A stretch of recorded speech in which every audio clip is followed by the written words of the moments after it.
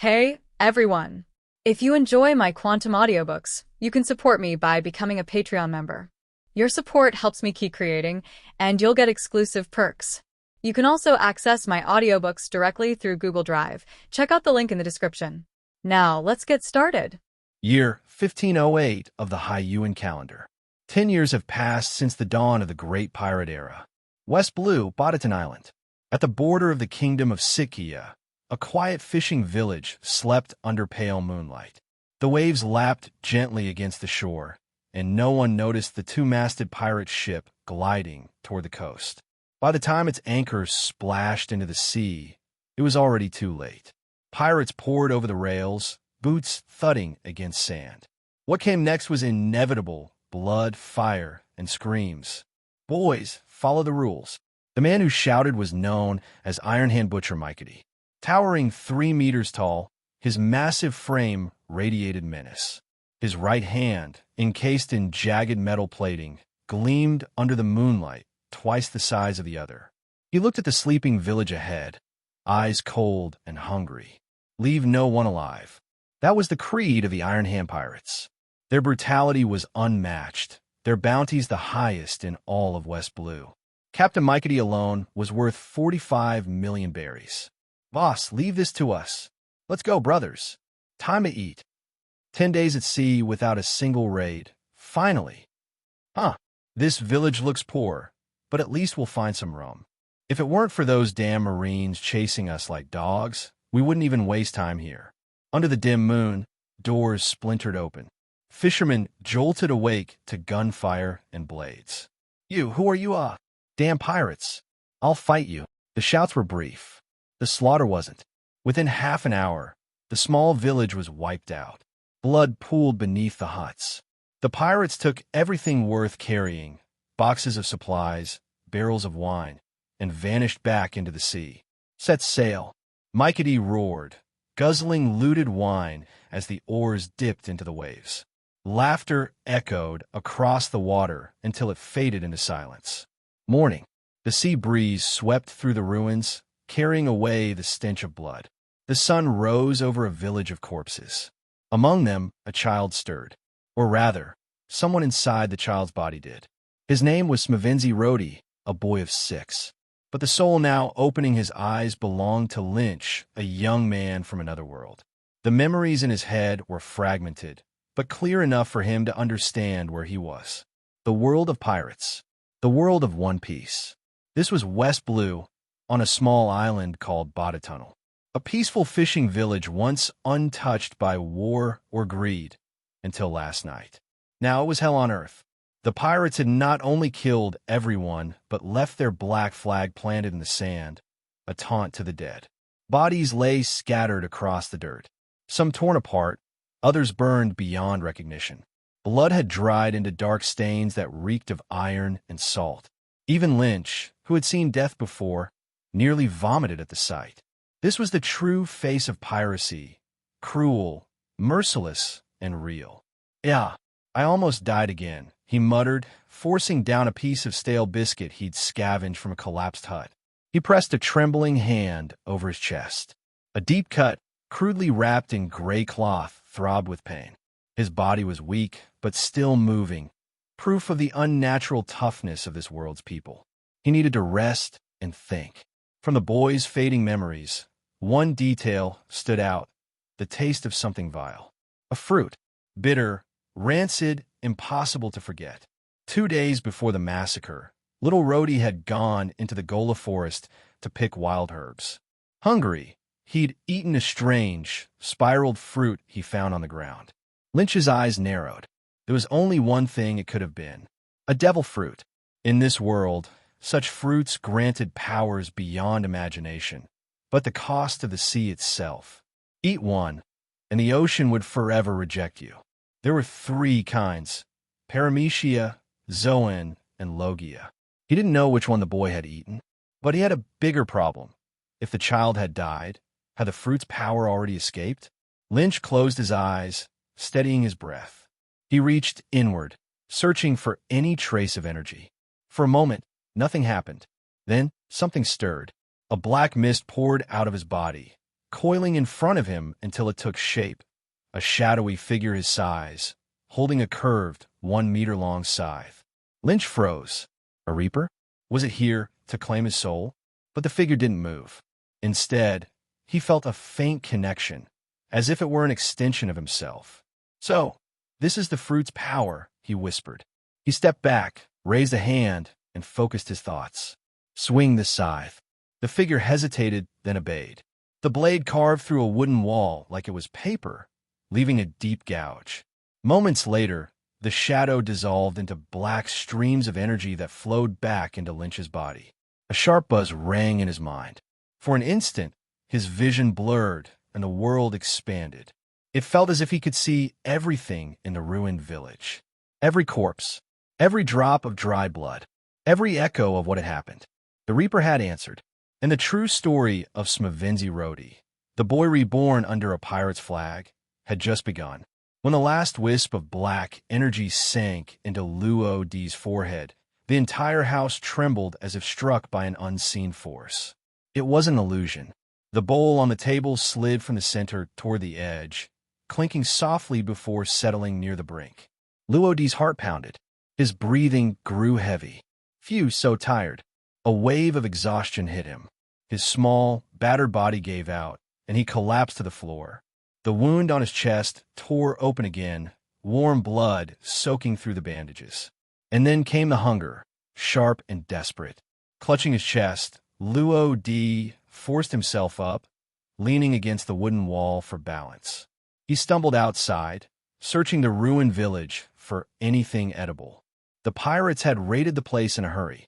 Surely they'd left something behind. After rummaging through a few abandoned huts, he found a small sack of coarse rice and 2 dried fish caked in salt. Water barrels still stood outside each door. It wasn't much, but it was enough. He lit a stove with trembling hands, boiled some water, and steamed the rice. The moment the dried fish hit his tongue, he devoured them in seconds. Warm food steadied him. The dizziness faded. He decided to test the devil fruit's power again. Closing his eyes, Luo D concentrated. This time, there was no shadowy figure, only tendrils of dark mist curling out from his skin. They floated around him, alive and responsive, almost protective. Then his hands began to darken. His short black hair grew wildly, brushing against his waist. A black vertical mark etched itself on his forehead, and faint dark lines spread around his eyes like war paint. A cold, heavy weight settled in his palm. Luo D looked down and saw a scythe. It was pitch black, the handle carved with ancient runes, the jagged blade glinting with a deadly edge. Just looking at it made his heart race. "Scythe of the Shinigami," he murmured. The truth hit him. Animal type, human fruit, mythical beast model, Shinigami form. A mythical Zoan, rarer even than Logia's. The kind of power that existed only in legend. As for the earlier shadow, he didn't understand it yet. But he didn't need to. The power was real, and it was his. He released the form, returning to normal. His body felt heavy, drained. Maintaining that state clearly demanded immense stamina. Barely a minute if he stood still, less than 10 seconds if he moved. Still, it was enough for now. The wound doesn't hurt anymore. He glanced down. The gash across his chest looked smaller, less inflamed. Curious, Luo D reactivated the Shinigami form. Black mist gathered again, drifting over the wound. An itching sensation spread. And then, he watched in disbelief as the torn flesh began to knit together. It's healing. Excitement flickered in his chest. But the energy drain was brutal, and he released the form again. The wound had closed further, enough to move without pain. Sitting back by the stove, Luo D ate the steaming rice straight from the pot, every bite returning a bit more strength. By the end, he was full for the first time since waking in this body. He untied the blood-soaked bandage and studied the scar. Half healed, smooth along the edges. Proof of recovery. This fruit, it really grants the power of death and life, he whispered. Then a memory returned. The strange vision from earlier, when he'd felt a faint pulse of life nearby. Not life exactly, more like emotion. A flicker of fear. Someone was alive. Could it be? Luo D stood, tracing the sensation through the ruins.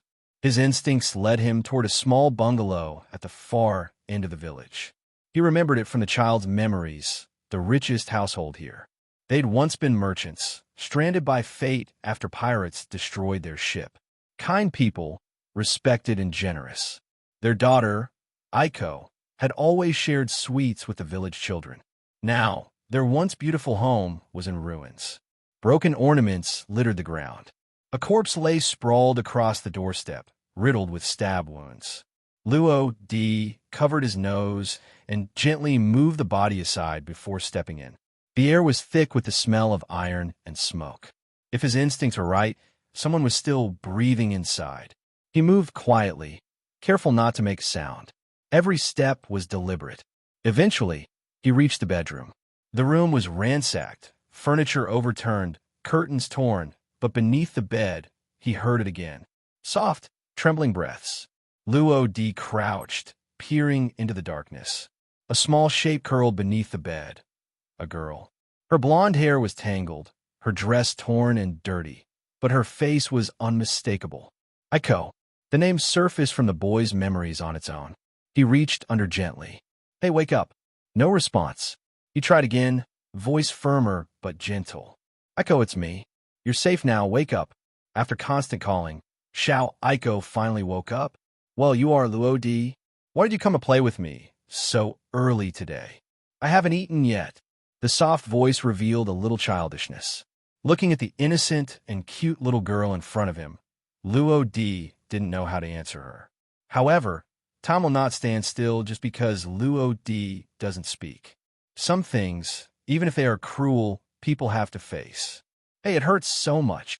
Little Aiko struggled to get up from the ground, and she frowned at the pain in the back of her neck. Mother, father, Aiko, who received no response, slowly walked out. Luo D watched her leave without stopping her, but just sighed deeply. The scene I will see later will probably have a great impact on the young little Aiko. Father, mother, what's wrong with you guys? Little Aiko fell on her father. Why? Why are you lying on the ground? It's cold on the ground. Get up quickly. You must be pretending to be asleep. Don't lie to me. Wake up quickly. Woohoo. Don't you want little Aiko? Little Aiko promises you that you will never snooze or steal food again in the future. Wake up. The childish cries almost spread throughout the small fishing village. But no one responded to her. The little girl, who was only 5 years old, felt despair for the first time. White clouds come and go with the blowing of the sea breeze. The sun gradually rises to the top of the head, and the temperature of the ground gradually increases. Luo D took Aiko, whose mood had stabilized, to the beach. There is a pirate flag planted here, which was left behind when the Iron Hand pirates left. Aiko, your parents knocked you out at the last moment and gave up their own lives to save you. They just hope that you can live well. However, I hope you must remember that it was the owner of this pirate flag who took away the lives of your parents. What they did must be engraved in your mind, and don't forget it. As you can see, this sea is so cruel. The weak can only cry helplessly, while the strong can take the lives of others. Aiko, do you want to continue like this? Luo D's series of words made the young Aiko not know how to answer, and there were some things that she couldn't understand. But she knows that she wants to become stronger, and she wants revenge. Luo D, I want to gain great power. I want to avenge my father and mother. The great changes brought about by the pirates made the young Aiko see what cruelty is, and also gave her her own goals. Okay, let's become stronger together and take revenge together. But first we have to let those uncles and aunts have a good sleep. Afterwards, Luo D took Aiko and walked towards the back mountain. Other side, a neat and orderly army slowly approached the small fishing village along the forest path. They are the 101st Marine Branch stationed in Dao's St. Valen, the capital of the Kingdom of Sitkaya. The leader is wearing a white coat, and the word justice on the back is particularly eye-catching. Lieutenant Colonel Blake of the Marine Branch has a Western knife on his waist and is a good knife user. At this time, he looked at the reward order in his hand with a headache. Damn it, McCarty, you're like a rat. Don't let me catch you. Beep beep. At this time, the phone suddenly rang. Moses, Lieutenant Colonel Blake. Colonel Dill, about that village, you must not let it out. So I hope you can completely erase everything there. Is it for that damn face again? Is this still worthy of the justice we bear? Bratch, remember, this is an order. Beep. The caller was hung up, and Blake slammed the reward order to the ground, looking extremely ugly. What a ridiculous justice. After standing there for a long time, until Marine behind him asked, Blake could only sigh helplessly and continue moving forward. He was powerless against orders from his superiors. That poor little fishing village could not escape the fate of being destroyed. However, if there are still people alive, Blake will also help, which may alleviate his guilt. An hour later, the sound of artillery fire began to spread, and Luo D and Aiko, who were working hard to dig a hole, stopped what they were doing and looked behind them. Thick black smoke rushed up into the sky from bottom to top. Even under the scorching sun, the firelight in the small fishing village could not be covered up. However, when Luo D and Aiko hurried back, all they saw were Marine's retreating figure and the remains of several burned-out villages. Cremated. This approach may be able to prevent plagues caused by rotting corpses, but is it too cruel for this village that was built with great difficulty? On one side, Aiko fell softly to the ground. After violent mood swings and more than an hour of exertion, her body finally couldn't hold on anymore, and she passed out directly. Luo D lowered his head to check and found that at the corner of Xiao Aiko's eyes, 2 lines of tears were flowing down unconsciously. What? Bending down to hold the little girl's petite body in his arms, Luo D walked step by step towards the mostly destroyed small bungalow at the back. After placing Xiao Aiko, Luo D discovered that the body originally left here was missing. It seems that Marine dragged him to a mass cremation. Luo D can't comment on Marine's behavior, but one thing is certain, he will not join Marine in the future. Marine's shortcomings are too obvious. The first level is suppressed by the first level, and at the top of the head are the celestial dragons who do all kinds of evil. Being a dog for the celestial dragons? Luo D, really couldn't do it. The house is burned down. What should we do with the food? Now, the most serious problem arises. That's food. After thinking about it, there was only one way. Hunt. In order to protect the safety of the small fishing village, the villagers set up several fences in the back mountains to intercept wild animals. And behind that fence is a land full of wild animals. Gora Forest. It has been untouched for many years and has given birth to countless wild animals. Luo D uses the power of the devil fruit as he walks. Enter the Shinigami state, release it, enter the Shinigami state, release it. In order to ensure that he can enter the Shinigami form as soon as possible, he tried again and again. Ouch! Suddenly, a wolf roared in the forest, and Luo D was instantly attracted to it. Through the trees, he finally saw its appearance.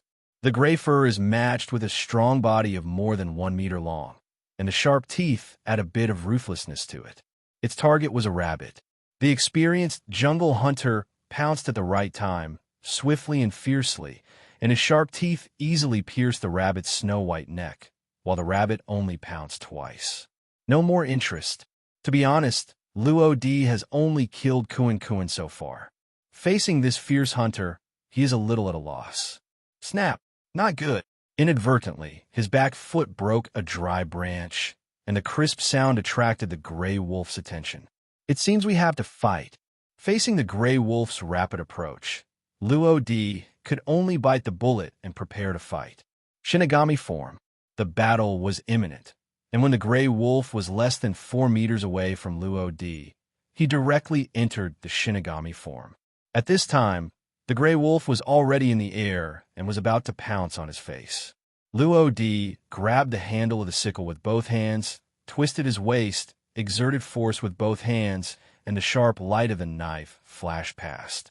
Hot blood splashed all over Luo D's face. He somewhat underestimated the power of Shinigami's scythe. The gray wolf's left leg was cut off directly, and his body fell heavily to the side. However, Luo D did not stop there. He gritted his teeth and step hard on the ground. His small body jumped more than 2 meters high. The Shinigami scythe in his hand cut off the gray wolf's neck due to its inertia. It's so easy, looking at the corpse of the gray wolf. Even Luo D himself felt incredible. Entering Shinigami form, his body functions have been strengthened to a certain extent. The Shinigami scythe is far sharper than he imagined, but it consumes too much energy when wielding it. But the devil fruit the original person ate seems to be more than that. It seems to have other effects. Recalling the moment when he killed the gray wolf just now, there seemed to be a warm current flowing down the handle of the knife to the whole body. The whole body became warm, and the physical strength was restored to a certain extent. Moreover, I wonder if it was his illusion. At that moment, his body was strengthened to a certain extent. Could it be that when I kill a powerful enemy with the Shinigami scythe, it can give me some strength back? Forget it. Let's forget about it for now. Let's continue to find a few wild beasts and try it, and we'll find out. With this in mind, Luo D first unlocked the Shinigami form and continued to go deeper into the forest. As for the dead gray wolf, we will deal with it when we come back later. Of course, it doesn't matter even if it is taken away. The power of the Shinigami form has been witnessed, and after that, food is not yet at hand. Not long after walking, Luo D met a big guy this time. Known as the king of the forest, the giant white tiger is more than 2 meters long. Without any hesitation, Luo D entered the Shinigami form directly. As the white tiger rushed forward, he quickly swung out the Shinigami scythe. But this time, he obviously underestimated the ferocity of the Forest King. Although the Shinigami's scythe struck the waist and abdomen of the giant white tiger, its sharp claws did not stop and hit Luo D's chest directly. The sharp claws covered the previous knife edge and left 3 deeper scars. Luo D himself also flew backwards because of the huge force, but was finally stopped by a big tree on one side, and then he was able to stop. Puff! After all, it was a child's body, and the bones were almost falling apart. Luo D vomited blood and stood up with force. Roar! A large gash was opened in the white tiger's waist and abdomen. The severe pain drove it into a frenzy, and it used its hind legs to fly towards Luo D again. This time it will definitely tear this human brat to pieces. Rise! Luo D kicked the ground with both feet. His body flew into the air, and he narrowly avoided the fierce attack. Immediately afterwards, his body reversed in the air again, and the Shinigami scythe in his hand followed suit. Die! The bloodstained knife edge cut through the sky, slashed hard, and embedded itself in the white tiger's neck. At the same time, Luo D released his Shinigami form, and the Shinigami's sickle disappeared instantly. The next moment, he entered the Shinigami form again, and the sickle returned to his hand, and then he slashed hard again. After switching like this several times, Baihu finally couldn't bear it and collapsed to the ground. Luo D gasped and gave Baihu the last blow. The familiar warm current flows from the handle of the knife to the limbs and bones and continues to circulate until it completely disappears. Luo D clenched his fists. Strength has increased. This can be felt intuitively. For example, if his original strength was 1, it is now at least 1.5. This growth can be said to be extremely terrifying. It's still a bit overwhelming. Fortunately, the Shinigami form can heal wounds. Otherwise, I might be the same as my predecessor. The tiger was so big that Luo D had to give up part of it and only took away 4 thighs. In order to leave here quickly, he did not release the Shinigami form this time. In Shinigami form, his speed is also extremely fast, 3 times that of his normal form. To be honest, the moment he saw the white tiger, at that moment, he wanted to escape. But who would have expected that it rushed forward without giving him this chance at all? Returning to the shabby little bungalow, Luo D casually threw the 4 bloody tiger legs aside, washed himself at the beach, treated the wounds, and then entered the room. However, what came face to face was a petite figure. Aiko jumped directly into his arms. A series of blows made her subconsciously rely on this childhood friend in front of her. Woo Luo. Luo D. I thought you were gone. I thought I was alone again. Luo D endured the pain in her chest, forced a smile, and touched her head to calm her uneasiness. Okay, stop crying, I won't leave. But my father, mother, uncles, and aunts in the village have all disappeared. Will you disappear too one day? I'm really scared, woo-woo. Uncles and aunts just go to faraway places. As long as you grow up, they will come back to see you. Really? Real. Aiko, who was only 5 years old, was very fragile. The fire brought her to the brink of collapse again. The vows she made during the day were discarded in an unknown corner. Only Luo D was her last straw. She wanted to hold on tightly. Aiko, you haven't eaten anything for a day. Let's go get something to eat. Looking at the young Aiko, Luo D actually found the shadow of his past in her. In his previous life, his mother passed away early, and his father raised him alone. Later, due to overwork, he became ill and died when he graduated from college. Although he left with a smile, Luo D cried very sadly that night. There is no doubt that compared to him, Aiko is even more miserable. This made him feel a twinge of love and pity. Moses, Lieutenant Colonel Blake, have you dealt with it? Blake was returning with Marine when the phone suddenly rang. He took a deep breath and suppressed his anger. Phew, it's done. There are no survivors. Dill laughed. Well done. Please come back soon. There are still things for you to deal with here. Blake agreed with a sullen face, and then hung up the phone viciously. Damn Dill. Darkness is everywhere, and even Marine, who claims to be righteous, has trouble escaping. Night approaches quietly.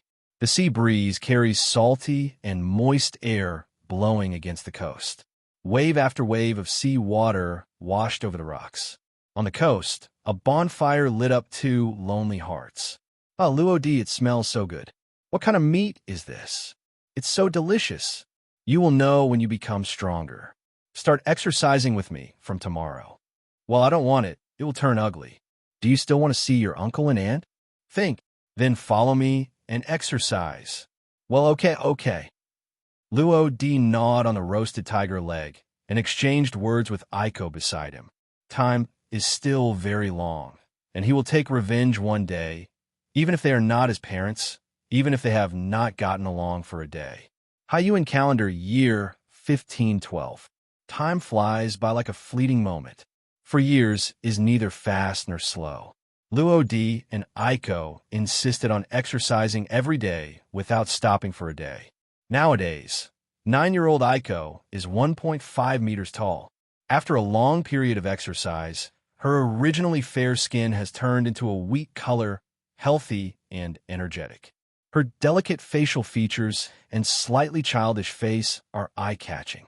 One light. For years later, although Aiko is still a little girl, her strength is no longer the same as before. Fighting against several wolves alone is no longer a problem.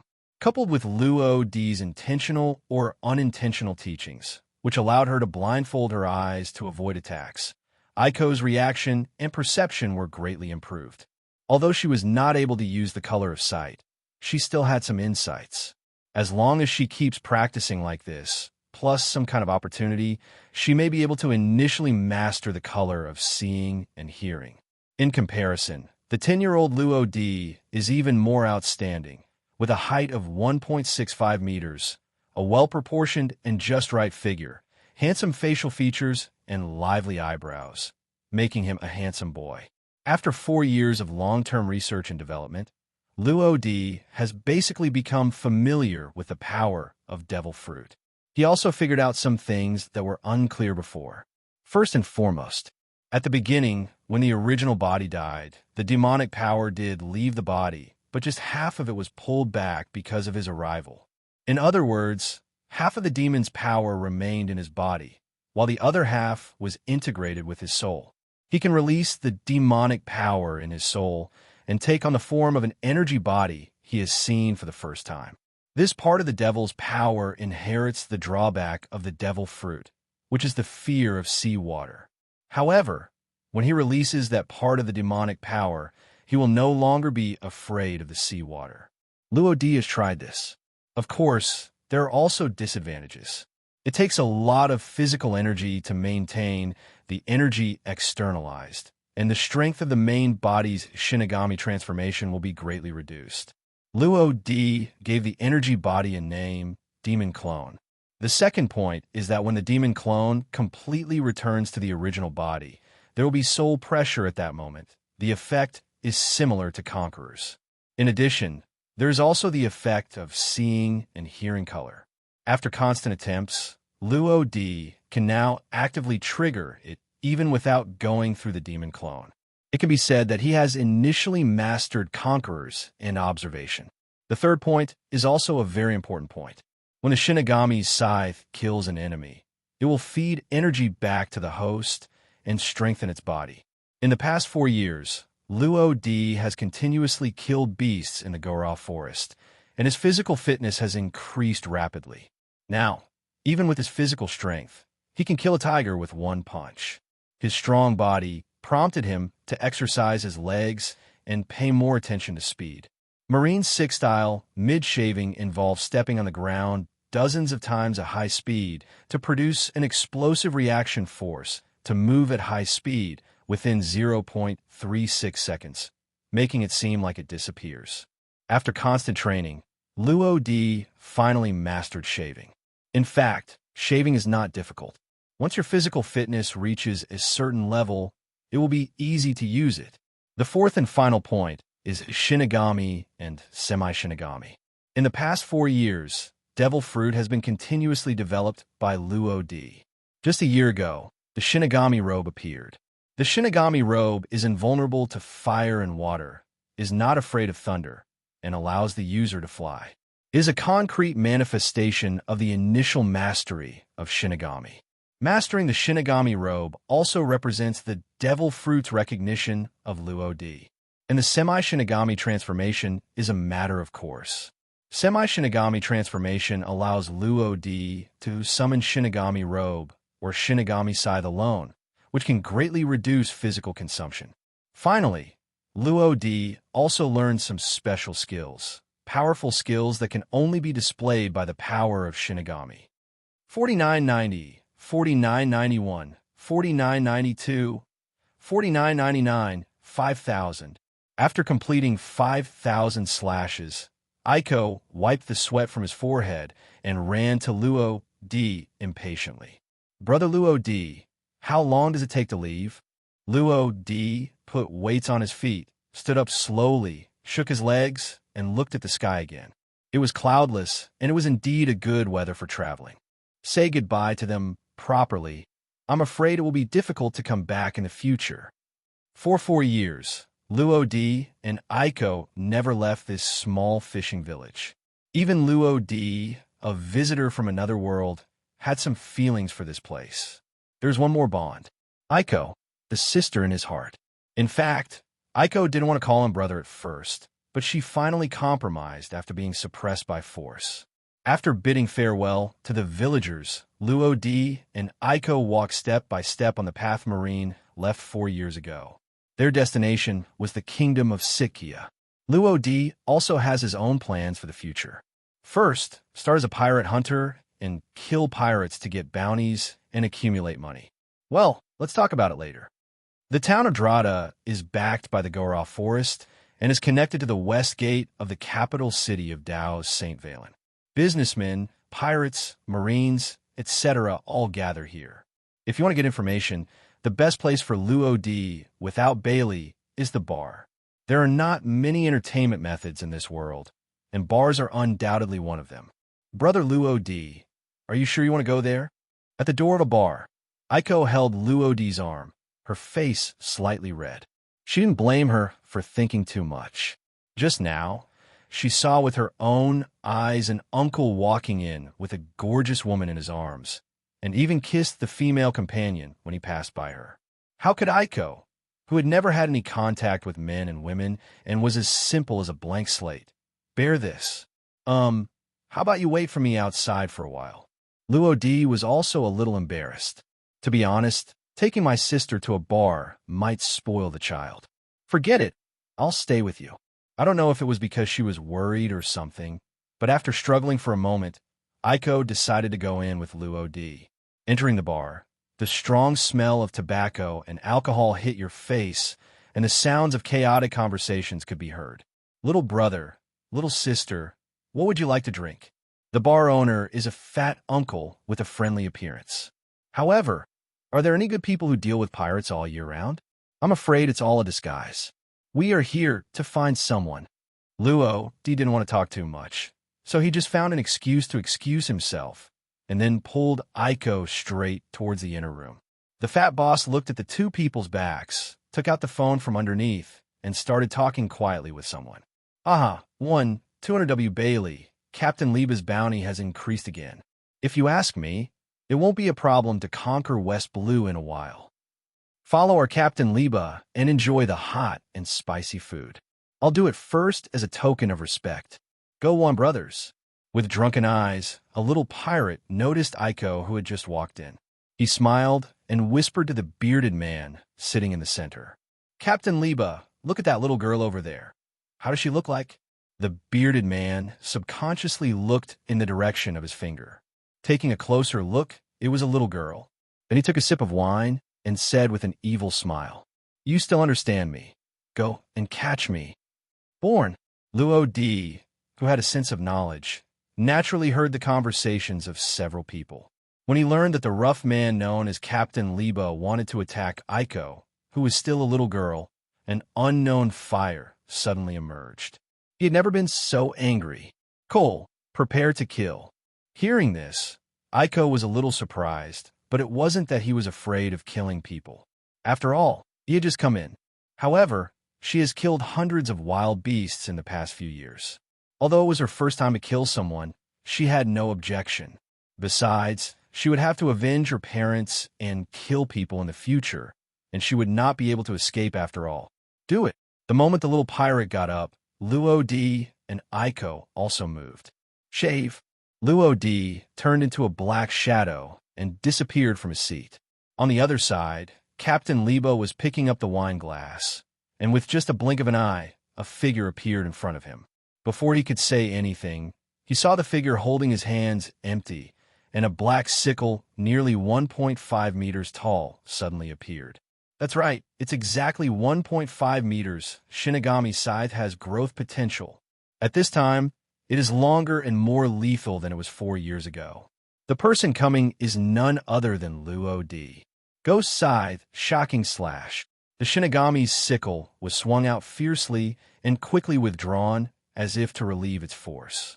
The instantaneous burst of power mixed with the power of Shinigami caused the air to vibrate rapidly, followed by another black slash at an extremely fast speed. As soon as the slashing attack arrived, Liba rolled his eyes and fell on the sofa as if he was unconscious. From the outside, Liba was intact, as if the slash had only a visual effect. But only Luo D knew that Liba was dead, and the blow just now shattered his brain. Then there was another instant, and Luo D returned to his original position. The whole process happened in less than 2 seconds, so incredibly fast that almost no one noticed. In comparison, Aiko is not that fast. Hey, little beauty, our captain asked you to come over and accompany us. As soon as the little pirate approached, he was greeted with a fatal knife edge. Aiko slashed and slapped her without any hesitation and solved it in an instant. Bang. Taboo, keep your voice down. Hey, Taboo, what's wrong with you? A pirate who was drinking was alerted by the loud noise. He was about to scold him, but he saw his companion lying in a pool of blood, and the harmless-looking little girl was holding a blood-stained knife in her hand. That's okay. The other members of the Raiba pirates were immediately shocked and furious. How dare you?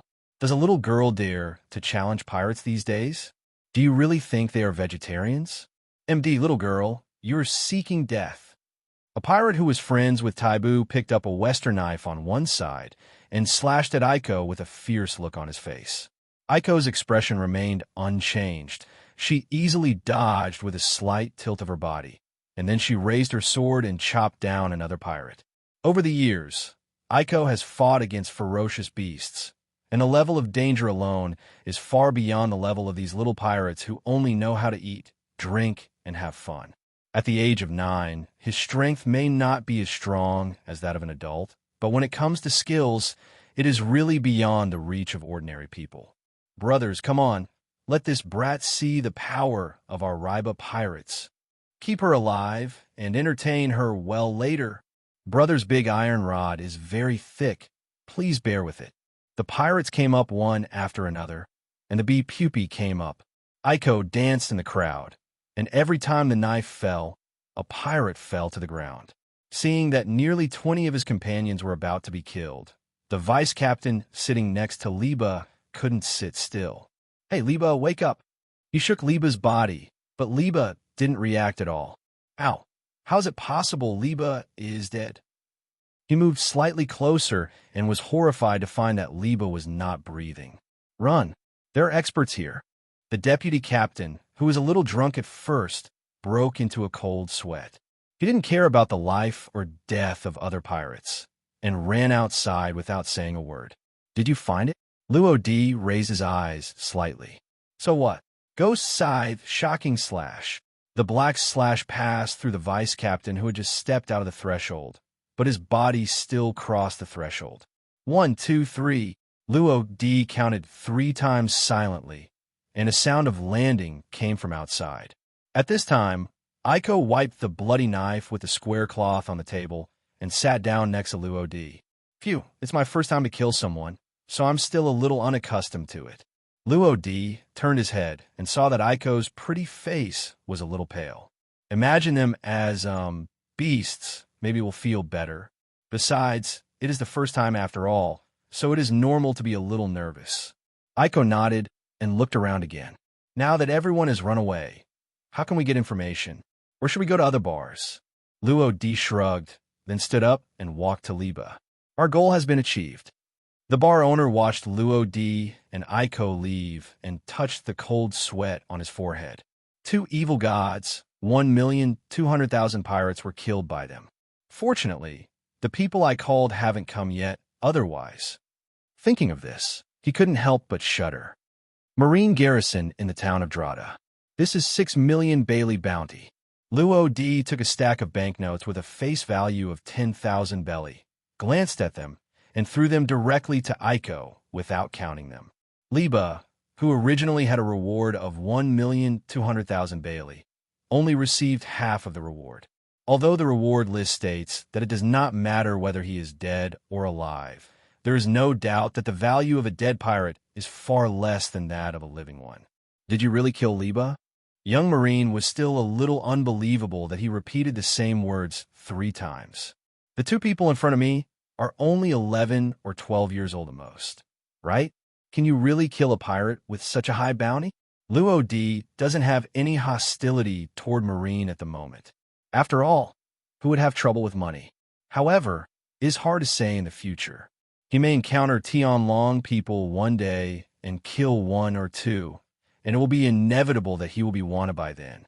Seeing Luo D nod, the young Marine rubbed his hands and asked tentatively, Then, do you want to join us, Marine? However, Luo D took Aiko and left without looking back. Hey, wait, I haven't finished speaking yet. After purchasing a few sets of clothes, Luo D couldn't help but ask Aiko, who was standing aside, thinking of what the young Marine said. Cole, do you want to join Marine? Luo D asked this question after thinking for a long time. Because he was used to being restrained in his previous life, Luo D yearned for the sea and wanted to go to different places to experience different scenery. This was often accompanied by great risks. If Aiko followed him, he would probably have to live a life of licking blood on the tip of a knife. In contrast, Marine is different. Although it is restricted by various regulations, safety can still be guaranteed during the recruiting period, and it can also master various abilities. As long as you have good talent, you can learn the 6 Marine styles and even hockey. After completing the course, self-protection can still be achieved during the first half of the Great Voyage. However, Aiko flatly refused. No, unless you go too. Well, I'm afraid this won't work. Didn't you say you would never leave me? Brother Luo D, couldn't you have lied to me? Is there any? Yes. You can't get rid of me anyway. Ahem. Just at this moment, a carriage came quickly. The driver was wearing silver armor. His face was completely covered by a helmet, and he was waving the whip in his hand. "Drive, get out of the way." Behind it, a group of men who looked like mafiosi were chasing after them quickly on horseback, their guns firing bullets all the time. Occasionally, a few unlucky guys would get shot and fall to the ground in pain on the roadside. "Get out of my way and stay out of the way." Suddenly, another burly man holding a giant axe rushed up from behind the mafia team. His huge size directly knocked a mafia man and the horse under his crotch to the ground. "Run quickly. They are betrayers." It turned out to be the giant axe Nitfa, the second in command of the underground force Betrayer. Rumor has it that he once killed a pirate with a bounty of tens of millions with an axe, and also destroyed a warship. No Marine on board survived. Why is he here? Who are they hunting for? That's the royal symbol. The icon on the back of the carriage in front actually belongs to the Sikia royal family. Oh my God, what happened? Big news. Betrayers are hunting down members of the Sikia royal family. Is this going to change? As the giant axe Nitfa and the royal carriage went away, people in the whole street became restless. "Kur, let's go and take a look." With the black robe on his body, Luo Di entered the semi-Shinigami transformation. Then he put one hand around Aiko and jumped onto the roof with a slight jump. Then his body turned into an afterimage and landed on another roof in the blink of an eye. There's a trail behind the town of Drada, which connects the town of Arata. Not good. The guard captain Cohen, who was driving the carriage, immediately felt something was wrong. The carriage was shaking violently and seemed to be about to fall apart. Immediately, he turned around and opened the curtains, and what came into view was a girl wearing an exquisite sky blue dress. The girl is wearing a white gauze, but her beauty cannot be concealed. "Princess, I'm sorry." Feeling that the carriage was shaking more and more, Cohen gritted his teeth, held the girl in his arms, and jumped out of the carriage. At this moment, the carriage suddenly fell apart, and the horses fell to the side of the road due to imbalance. Soon, the mafia caught up. Nitfa, the leader, turned over and dismounted. The giant axe in his hand glowed coldly under the sunlight. "Haha, Cohen, where are you going now? I advise you to hand over Princess Fina honestly. If I'm in a good mood, I might be able to spare your life." Swinging the axe, Nitfa laughed and approached slowly.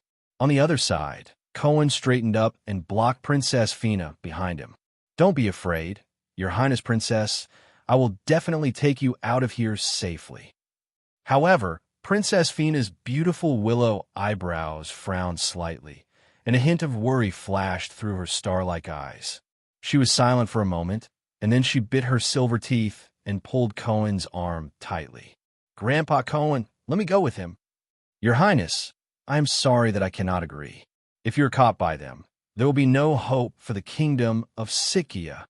Cohen shook off Princess Fina's hand, took out the sword from his waist, and rushed towards Nitfa resolutely. "Stop, let me come." Nitfa waved his hand to signal his men not to take action, then roared and rushed forward. The giant axe and the long knife connected, and the strength of the two was almost equal, and it was difficult to tell the winner for a while. No one knew that everything that happened here was under the eyes of two outsiders. "Brother Luo D, that person seems to be a princess. Do we want to help?" Aiko can't see and hear things yet, so naturally she can't hear the conversation between Fina and Cohen, but Fina is indeed dressed like a princess. "Princess? Hey, don't talk about princess, even if the king is there. It has nothing to do with us. Of course, if the guard named Cohen is good and can defeat Nitfa, what if we go to make up for it? I pick up a favor for free. Don't give it up for free." However, killing enemies can improve strength. For Luo D, this is the most important thing. Aiko nodded in understanding. Finally, the battle heated up. After hundreds of blows, Nitfa had 3 stab wounds on his body, while Cohen only had a hole in his armor. It was clear who was stronger and who was weaker. Snap! Suddenly, Nitfa snapped his fingers, and his strong body took a step back. Bang, bang, bang. As if they had received some kind of instruction, the mafia opened fire, and bullets were accurately fired at Cohen. Clang, clang, clang. Cohen also reacted quickly and blocked all the bullets with his long knife. At this time, Nitfa roared and rushed forward. The huge axe carrying great power slid down against the long knife. After blocking several bullets, Cohen caught the axe with great difficulty. Drink! Immediately, Nitfa raised his right foot and kicked Cohen's left leg. He raised the giant axe in his hand fiercely and then slashed it down hard. The sharp axe cut through the armor and continued to penetrate deeper, leaving a huge wound on Cohen's chest. Seeing this, Princess Fina could only let out a cry of sorrow. Grandpa Cohen! Oh! Cohen roared angrily, turned a long knife in his hand, and stabbed straight out. The blow with all his strength actually penetrated Nitfa's body. Damn it, shoot me! Nitfa endured the pain and kicked Cohen away, angrily yelling at his men. Just at this time, a sudden change occurred. Ghost Scythe shocking slash. The huge black slash almost covered the entire field and dissipated in front of Cohen with great accuracy. Bang, bang, bang. Nitfa and the mafiosi who were about to shoot fell one after another. Suddenly, there seemed to be conversations coming from a distance. Brother Luo D, I don't even know how many are left for me. Definitely next time. Next time, next time, and next time. Huh, you lie to me every time. A boy and a girl?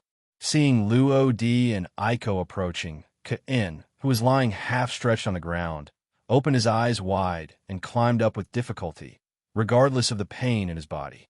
At this time, Princess Fina ran over and hurriedly helped him. Grandpa Cohen, you are injured. Cohen raised his visor, revealing his old face, with wrinkles showing the traces of time. Ahem, it's nothing serious. He shook his head. The scene before him left him a little confused.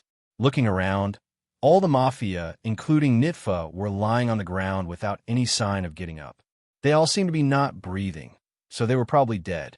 And the person who caused this scene is undoubtedly the young girl who is approaching. What was that black slash just now? Some are like flying slashes that only a swordsman can perform. Cohen had the privilege of seeing it when he was young. As soon as Luo D approached, he asked for payment. Hey, old man, we have taken care of these people. What can you give? Treasures or something more valuable? Princess Fina, who was only 13 years old, saw this young man who suddenly appeared in front of her speaking rudely to someone she respected and immediately scolded him angrily. What old man? Listen up, this is Grandpa Cohen, the captain of the palace guard of Sikia Kingdom.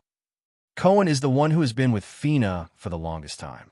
She already regards Cohen as her grandfather from the bottom of her heart, so naturally she can't stand others being rude to her. However, Cohen waved his hand, looked at Luo D, and accepted the words. Little hero, the princess is too young and ignorant. Please don't mind the rude words. Let me introduce you solemnly first. I am a captain of the palace guard of the kingdom of Sitkaya, Cohen. Next to me is Princess Sitkaya, Vladimir Fina. The two people in front of them showed extraordinary strength and seemed to have no malicious intent, so Cohen did not hide his identity. Aiko interrupted disdainfully. She is young? Can she be as young as us? Before, she thought about saving the princess in front of her, but now it seems that, I dare say Brother Luo D, she takes back her previous thoughts. Haha. Cohen ignored Aiko and the little princess and looked at Luo D closely. If I guess correctly, both of you use knives, right? The wound hurt slightly, and he paused for a moment before continuing. Actually, there are two extraordinary famous swords in the treasury of our kingdom of Sitkaya. The words were provoked, and Luo D was also a little curious. What knife? Cohen's face was solemn. A good sharp knife works 50 times blowing wind and flying snow. According to different levels, knives are divided into quick knives, good quick knives, great quick knives, and supreme quick knives. Knives of this level, like the Liang Kwai knife, are sold for upwards of 10 million belly, and they are often expensive but not marketable. It is not easy to encounter two good and fast knives in West Blue, so Luo D asked, "What are the conditions?" Got the point. A flash of light flashed across Cohen's cloudy eyes, but he hid it well. As a reward for killing these mafia gangsters, I can give you a hairdryer.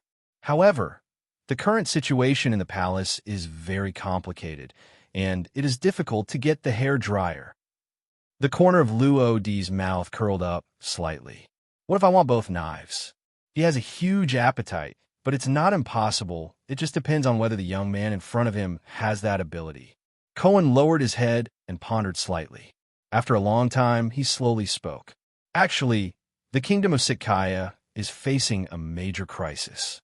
Minister Zhua, Rihaku, is preparing to steal the country. He secretly united with the underground organization Betrayers and kidnapped the family members of loyal ministers in the court to control them. After nearly 10 years of hard work, he has solved some unstable factors step by step, and his reputation among the people is getting better and better.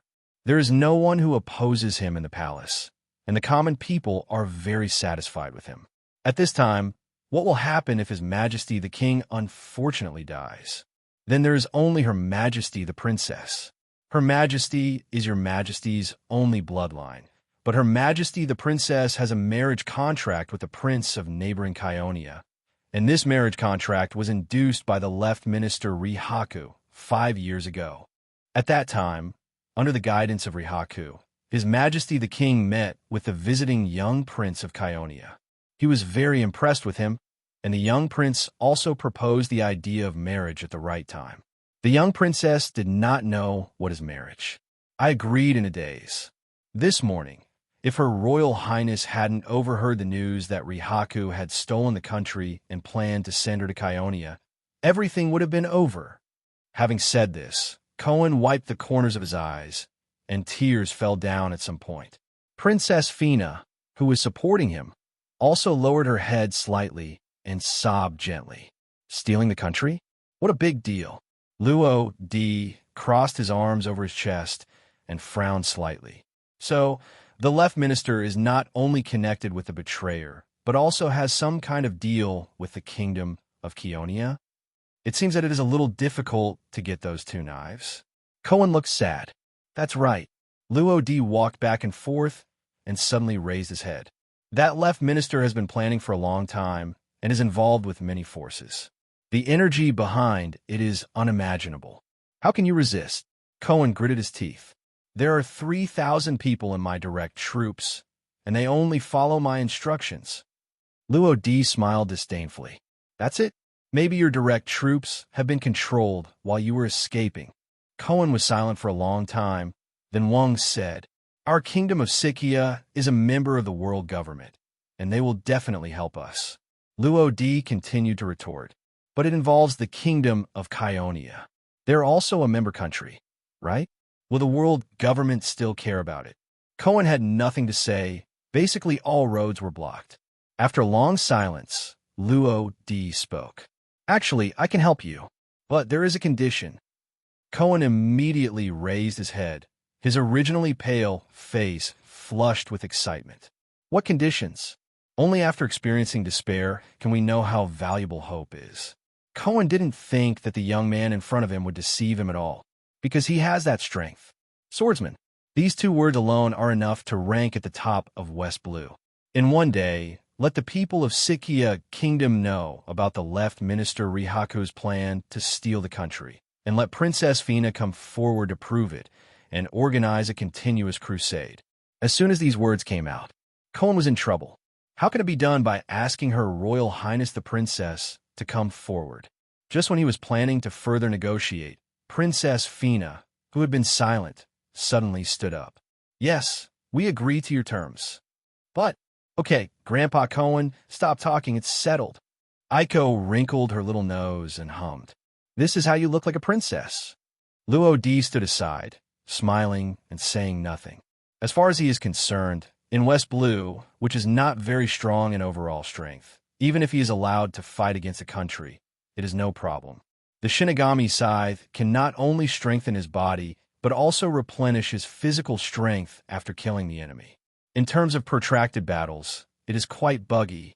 However, if you want to fight against the country's popular leftist ministers, it is necessary to occupy the righteousness. Although he didn't care, Luo Di didn't want to get an inexplicable reputation. Even if you have to carry it, You have to be a member of the royal family of this country. After all, they were the ones who asked him to take action. He wouldn't care what the consequences would be. He is only responsible for fighting to become stronger. Recently, his strength has basically stagnated. This sudden war can be said to be a timely blessing for him. Kingdom of Sikkia, capital city, Dao's St. Valen. Royal Palace. In a secret room, the dim light reflected two figures. The shorter figure knocked on the table, his voice rising and falling, and he was obviously a little irritated. Is there no news about Princess Fina and that old guy yet? The taller figure exhaled a plume of white smoke. Nitfa discovered their whereabouts and should be able to bring them back soon. The short figure slammed the table. Do you know how long I have been planning? 10 years, a whole 10 years. I've been groveling all day long and having to maintain my external image. I have had enough. At the critical moment, that dead girl actually came out to cause trouble for me. I really want to kill her with 1,000 knives. The tall figure flicked the ashes from his cigarette and said calmly, Lahaku, don't forget your identity. You are just His Majesty Lipland's dog. Even if you become the king of the Kingdom of Sikkia in the future, you will always be just a dog. Take a good look at yourself. Don't think too highly of you. His Majesty Lipland can lift you to this position. Correspondingly, he can also pull you down easily. Don't do anything too outrageous. Considering our many years of friendship, this is my last advice to you. The tall figure slowly stood up, pressed the unfinished cigarette but on the back of Rihaku's hand, and then walked straight out. Hiss! Lahaku took a breath of cold air. The cigarette but burned the back of his hand black, and the pain spread rapidly. After confirming that the man was gone, he kicked the table over. Damn it, damn it, damn it! Feasel, you dare to do this to me. Who do you think you are? One day, I will kill you all, just wait. The two people talking in the secret room were the left minister Rihaku and the leader of the betrayers, Feasel. There is an orphanage in the town of Arata, specifically for orphans. The dean is an old woman with white hair. It's hard to believe that she used to be Princess Fina's wet nurse. Grandma Agus, I'm here to see you. In the house, Princess Fina and Dean Agus, who were very affectionate, talked about the past. Outside the house, Aiko is playing with the children. Luo D drank tea. It's been a long time since I felt so comfortable. Looking at Aiko, who was smiling like a flower, he couldn't help but sigh. Aiko is still a little girl. On the side, Cohen also took a sip of tea. Aren't you only 10 years old? However, you are really mature. If you don't look at it, you are completely an adult. Luo D shook his head. You have no idea what I have gone through. An entire village was massacred by pirates. It's hard not to think about it. Although Luo D himself had not witnessed the massacre, the tragedy of the village was still vivid in his mind. Okay, let's not talk about this anymore. Have you figured out how to notify the entire country? Cohen never expected that the young man in front of him would have such a tragic experience, but he did not continue to ask further. It's already being implemented, just wait and see. Time passed quickly, and a conspiracy that had been woven for several years enveloped the entire kingdom of Sikkia. Outside the port town, connected to the south gate of the capital, a dozen ships quietly approached the coastal port. Mafia men in black suits stood on the deck, each equipped with sophisticated weapons, either knives or guns. There is no doubt that this is a well-trained team. On the main ship, the third leader of the betrayer, Simonton, jumped directly onto the port. From behind, the deputy hurriedly spoke out to stop him. Sir Manton, Boss Feasel told us not to act rashly. Simonton pressed the brim of his hat, and a slightly lazy voice came out. Oh, it's okay. I won't take action until tomorrow. I've been addicted twice. As soon as he finished speaking, the person disappeared. The deputy touched his forehead helplessly. Gamble again. On the other side, there is Duzva Shunglan, the capital of the Kingdom of Sikkia. Carter, are you ready? Kindness. Where's Xena? Everything is ready. Okay, I'll count to 123, and then we'll get through the projection phone together, and then we'll go straight to the dean's grandma for a meeting. Receive. 1, 2, 3, run. The projection phone placed in the shadow was suddenly connected, and small figures rushed into the crowd of people coming and going and soon disappeared. Virtual big screens appear in various places, streets, bars, squares. Is this a projector phone bug? I remember there was no such thing installed here. Above are Guard Captain Keen and Princess Faye. Fina. Two figures appeared on the screen. It was Fina and Cohen. Princess Fina and Captain Cohen appear together. Is something big going to happen? Who knows? There should be something important to announce. Princess Fina is so beautiful. GGG. Since she is a princess, she should be very valuable. On the screen, Fina turned sideways, as if confirming something, then nodded again, and then turned her head to face everyone. Dear citizens of the Kingdom of Sitkaya, I am Vladimir Fina, and I have several important things to announce. Almost all forces noticed this sudden change. 101 Marine Branch. Hearing a knock on the door, Colonel Blake, who was sorting out documents, stopped. What's up? A young man, Marine, walked in. Report, Colonel Blake. Princess Fina has appeared. Oyamo, a reporter from World Economic News, kept taking photos and looked excited. Stealing the country? Boss Morgans must be notified about this matter. Then he quickly took out the phone bug. Moses. In Sikia Palace, Rihaku answered the phone that was ringing very irritably. What's the matter? Tell me quickly. A slightly panicked voice came from the other side. Lahaka, no, something happened. Outside the port, pirate ships flying different pirate flags were slowly approaching. They had just received the news from their subordinates and were ready to take a share of the pie. More and more forces are involved. The entire kingdom of Sitkaya is in the eye of this storm, and a war is inevitable. TSK, I forgot about this. There is something called a projection phone bug in this world. Everything that happened on the roof and below was seen by Luo D. The purpose of coming here was to see how Fina and Cohen were preparing. Unexpectedly, he saw this scene. However, to ask a child from an orphanage to do such a thing is really a bit beyond my expectation. Nowadays, all the city gate guards in the kingdom must have been replaced. If you want to place phone bugs in the city, it will definitely not work to let Fina and Cohen come. Compared to adults, the probability of children being suspected is very slim, and they can easily sneak into the royal city. As for trust, there is no need to worry about this. The director of the orphanage is Fina's wet nurse, and they have known each other for nearly 10 years. Their relationship cannot be summed up in just 1 or 2 sentences. Under the circumstances, almost no one can escape Luo D's perception. He noticed that more and more people with powerful aura seem to be coming around. There are more and more people from the Mafia, Marine, and Pirates. It looks like there will be plenty to play with tomorrow. When Lodi gets the Shinigami Devil Fruit, killing is inevitable. The more you kill, the stronger you become. However, what he will carry out will be a righteous killing. Everything is under control. Tomorrow his strength will reach another level.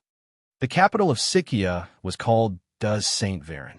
The capital has 4 gates, namely the East Gate, West Gate, South Gate, and North Gate. Each gate is connected to a small town.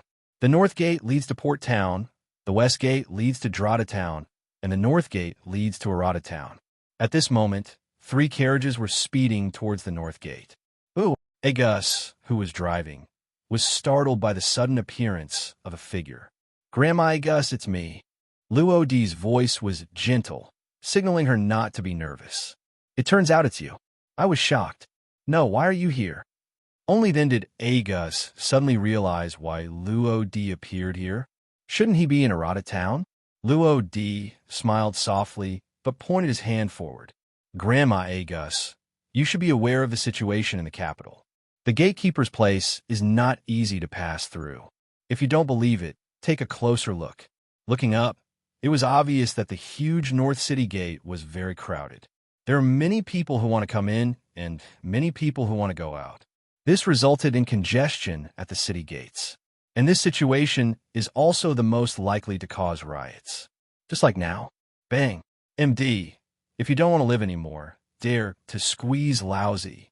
Someone couldn't help but shoot. One person firing a gun often triggers a chain reaction. Bang, bang, bang. More and more people opened fire, turning the city gate used for passage into a battlefield. Luo Di sat on the rear passenger seat and looked forward with interest. Grandma Agus, you'd better find a safe place to stop for a while.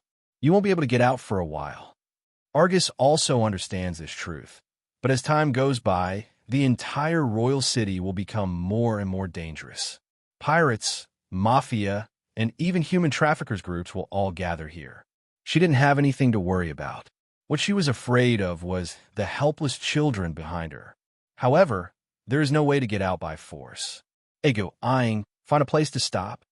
Agu and Aing are the temporary drivers of the other two carriages, and they are also the children adopted by Agus more than 10 years ago. Now, they have grown up and can take charge of their own business, but they have never left and have always been with Argus. Good. Finding an empty alley, Agu and Aing drove the carriage in one after another, followed closely by Agus. Finally, the three carriages stopped in a row. The sudden stop startled the children in the carriage. At Agus's signal, Agu and Aing helped comfort him.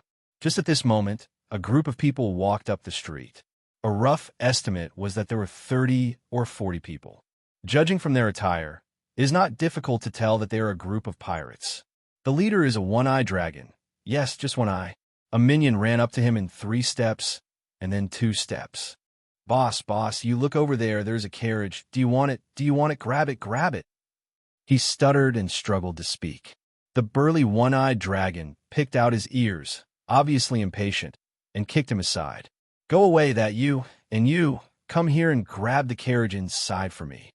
The one-eyed dragon pointed at 2 pirates casually. Yes, boss.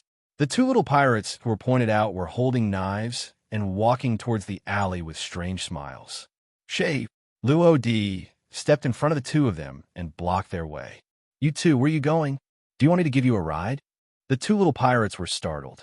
After taking a closer look, what appeared in front of him was a hairless kid, and he instantly became angry from embarrassment. If you dare to provoke us, kid, I think you're simply seeking death. Don't be too harsh. You won't get a good price if you are missing arms or legs. That's right, then take it easy. Luo Di couldn't listen anymore. He suddenly raised his right hand, bent his index finger, and then flicked it lightly, causing an invisible wave of air to rise in the air and splash forward like a bullet. Bang! The sound stopped suddenly.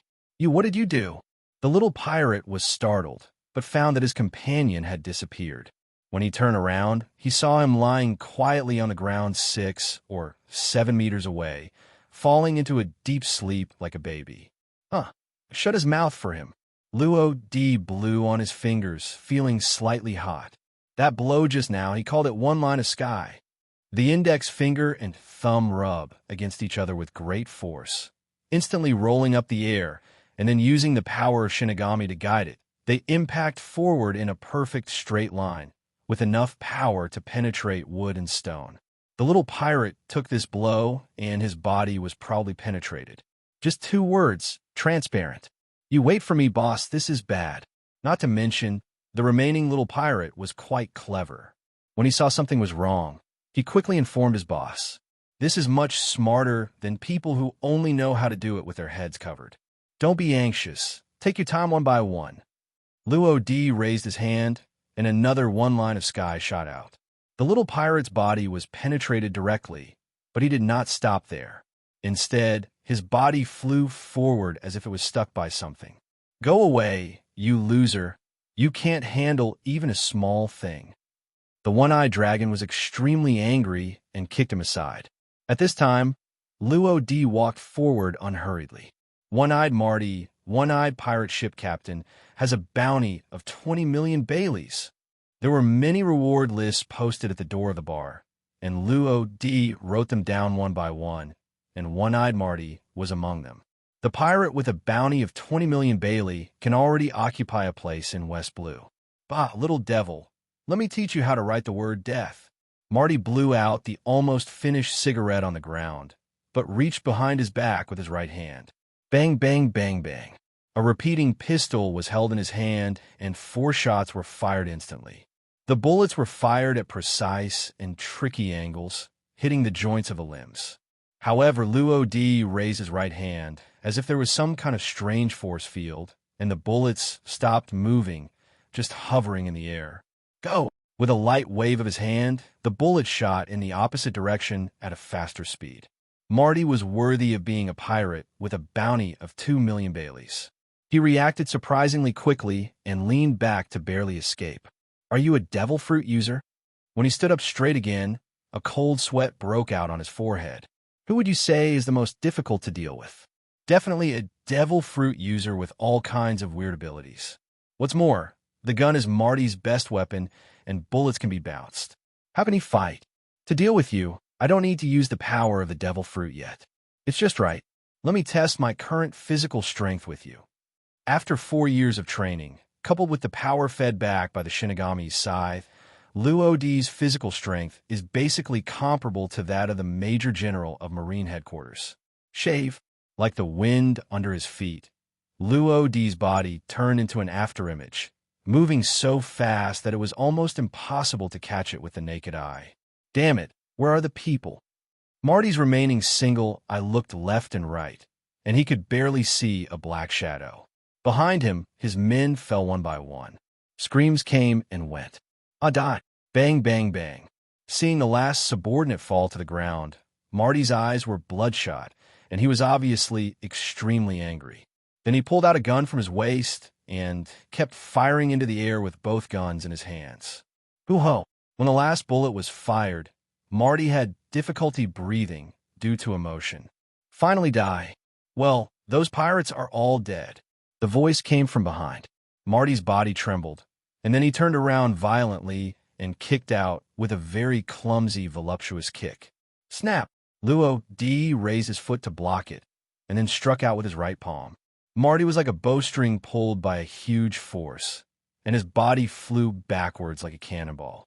When his consciousness completely dissipated, his body seemed to be still in place. It's not difficult to deal with a 20 million pirate, but I'm afraid it's hard to get the bounty. The Marine 101 branch, currently stationed in the Royal City, is probably in chaos. Back in the alley, Argus glanced at Luo Di, said nothing, turned around and walked towards the carriage behind. But Luo Di knew that Argus might have seen the battle just now. As to why not ask? This is probably related to the conversation between Argus and Fina.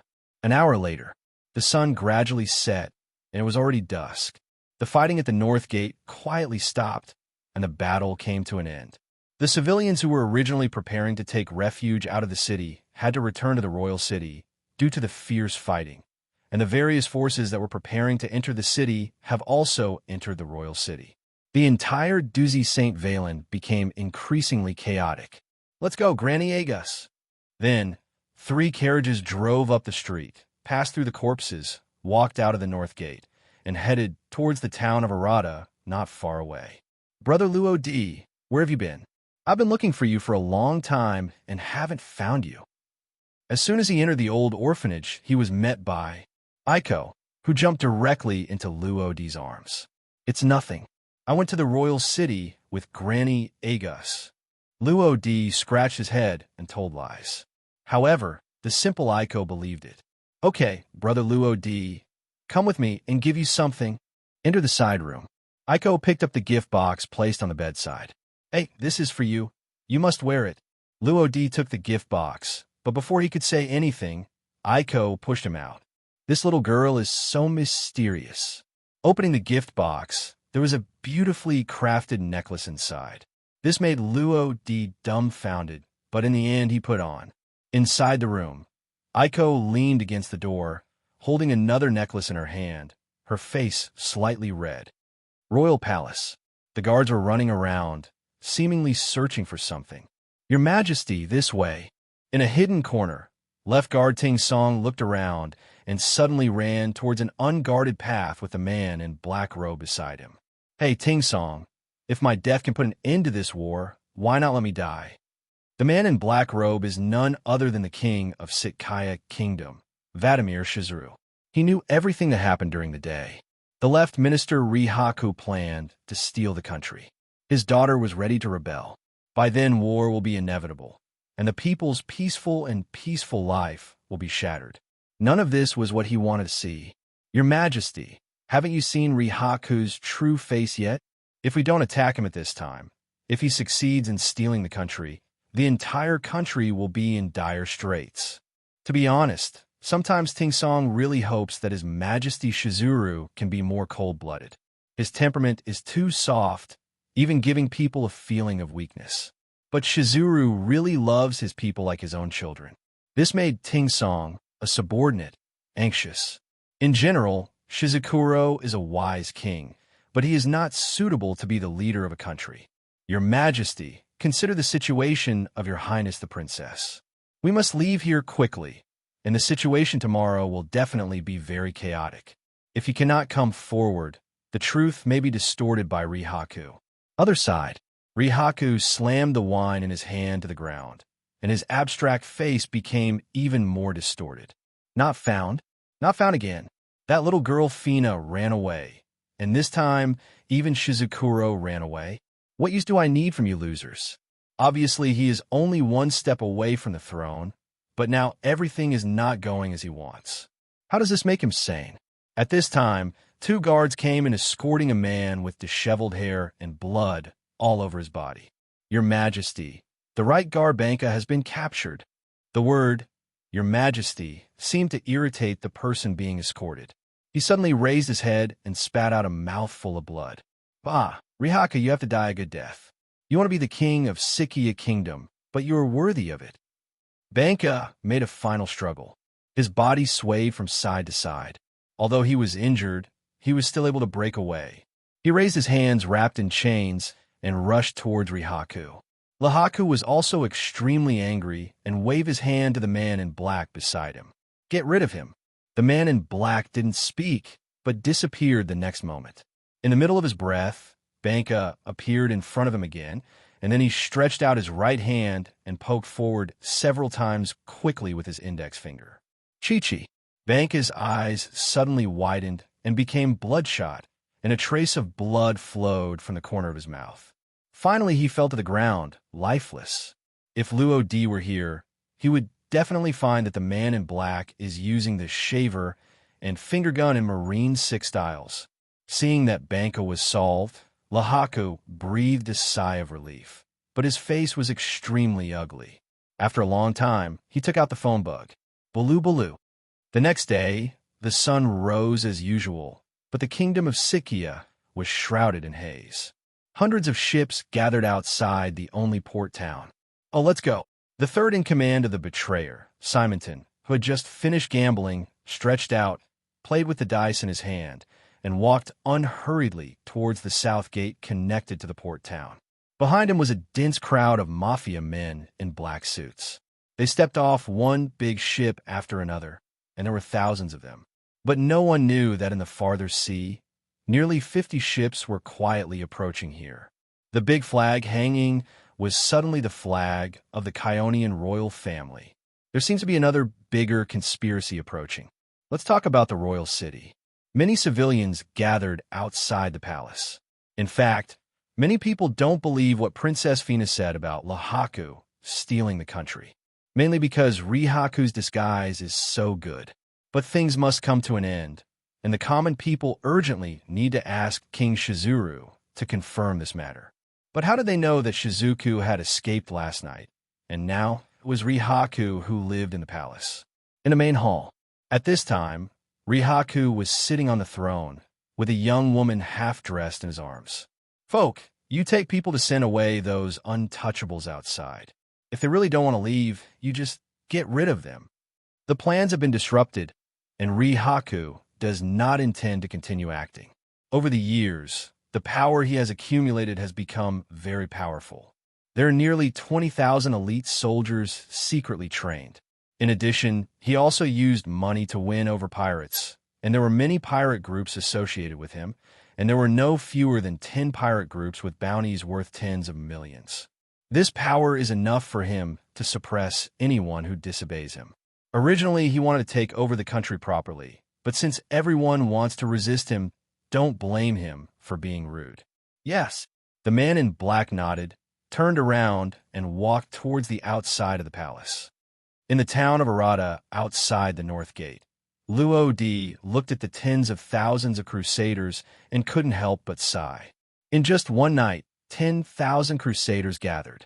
It's not easy, even though they don't have sophisticated equipment. Some of them only have hoes or shovels in their hands. Luo Di was also impressed. These people are not from the royal city, but from the three small towns of Arata, Drata, and Grata. Cohen was able to gather them here in one night, and his coordination ability and charisma are immeasurable. In response to Luo Di's exclamation, Princess Fina raised the corners of her mouth, unable to conceal her pride and pride in her words. Grandpa Cohen is so awesome. On the side, Aiko curled her lips. Humph. Although I don't want to admit it, Grandpa Keen is indeed very powerful. However, in the end, we still have to rely on Brother Luo Di. Brother Luo Di is the most powerful in the world. Princess Fina then started arguing with her.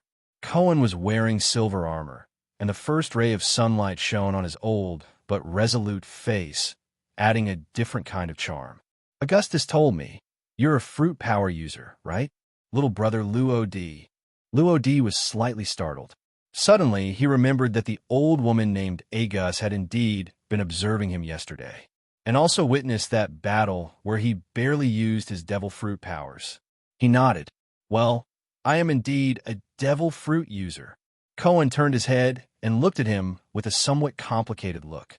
I have heard about the power of ability users before, but now that I have actually seen it, it is indeed a bit unexpected. Now he was basically certain that Nitfa, who was chasing him, and Princess Fina was killed by the 10-year-old boy in front of him. However, thinking about it now, that black slash might not have been unleashed by the powerful swordsman, but the ability possessed by the young man in front of him. With such powerful support, this crusade seems promising. But at the same time, Cohen still had a trace of worry in his heart. This worry was well captured by Cohen, so he made it clear directly. Captain Cohen, let me make it clear first that I don't have any thoughts about your country. All I care about are those two knives and the subsequent benefits. After the words fell, Cohen knew that he had been seen through, and a bitter smile appeared on his face. Sorry, I was overthinking it. The things I promised you before will not be less. Please rest assured. Strong strength can often intimidate others, and Cohen's words unknowingly revealed a little respect. After adjusting his mentality, he immediately began to rectify the somewhat scattered puniturs and made a plan. There are retired veterans in the crusade who have been with Cohen for many years, and these veterans have their own unique insights into deployment and leading troops. As a result, the crusade army of more than 10,000 people was divided into 6 groups. In Cohen's plan, 2 teams attacked the north gate, 2 teams attacked the west gate, and 1 set up an ambush outside. The last one went to contact the civilians in the capital city of Duzi St. Valen and let as many people as possible attack Rihaku. This way you have a greater chance of winning. Once the plan is finalized, the battle begins immediately. As a princess, Fina also put on armor, and this time, she will also participate in the battle. On the road, Fina felt a little uneasy. Grandpa Cohen, how do you think my father is doing now? Don't worry, Your Majesty. Your Majesty will be fine. Fina clasped her hands and murmured to herself, Yes, it will be fine. Rihaku is not stupid, although I'm very confident in the power behind me. Some basic planning is still necessary.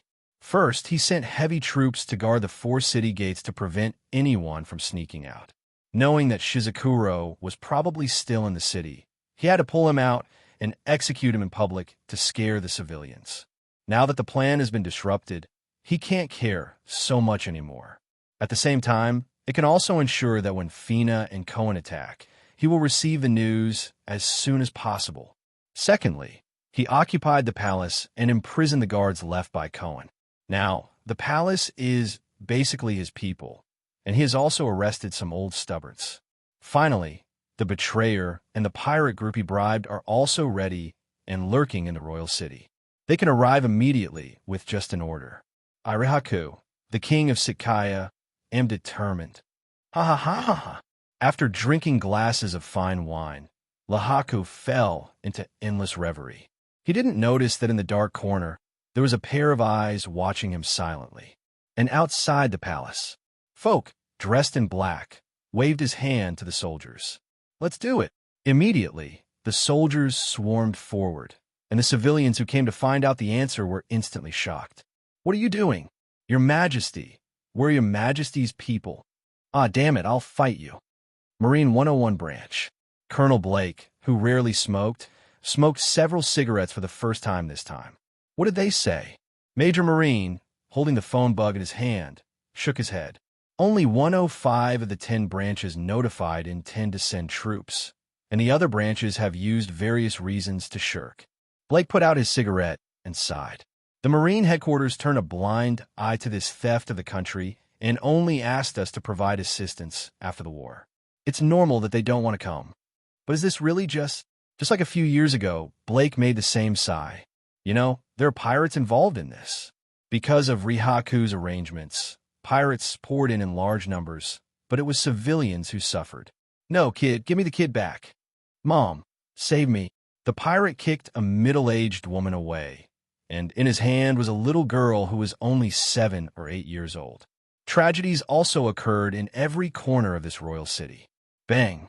"Damn Rihaku. You let the pirates do whatever they want." Shizukuro, who is in his 40s, looks very haggard because he didn't sleep all night. The screams and curses that came from outside from time to time aroused his anger and hatred. On the side, Left Guard Ting's song kept persuading. "Your Majesty, calm down. We have to wait for Her Royal Highness and Captain Cohen now.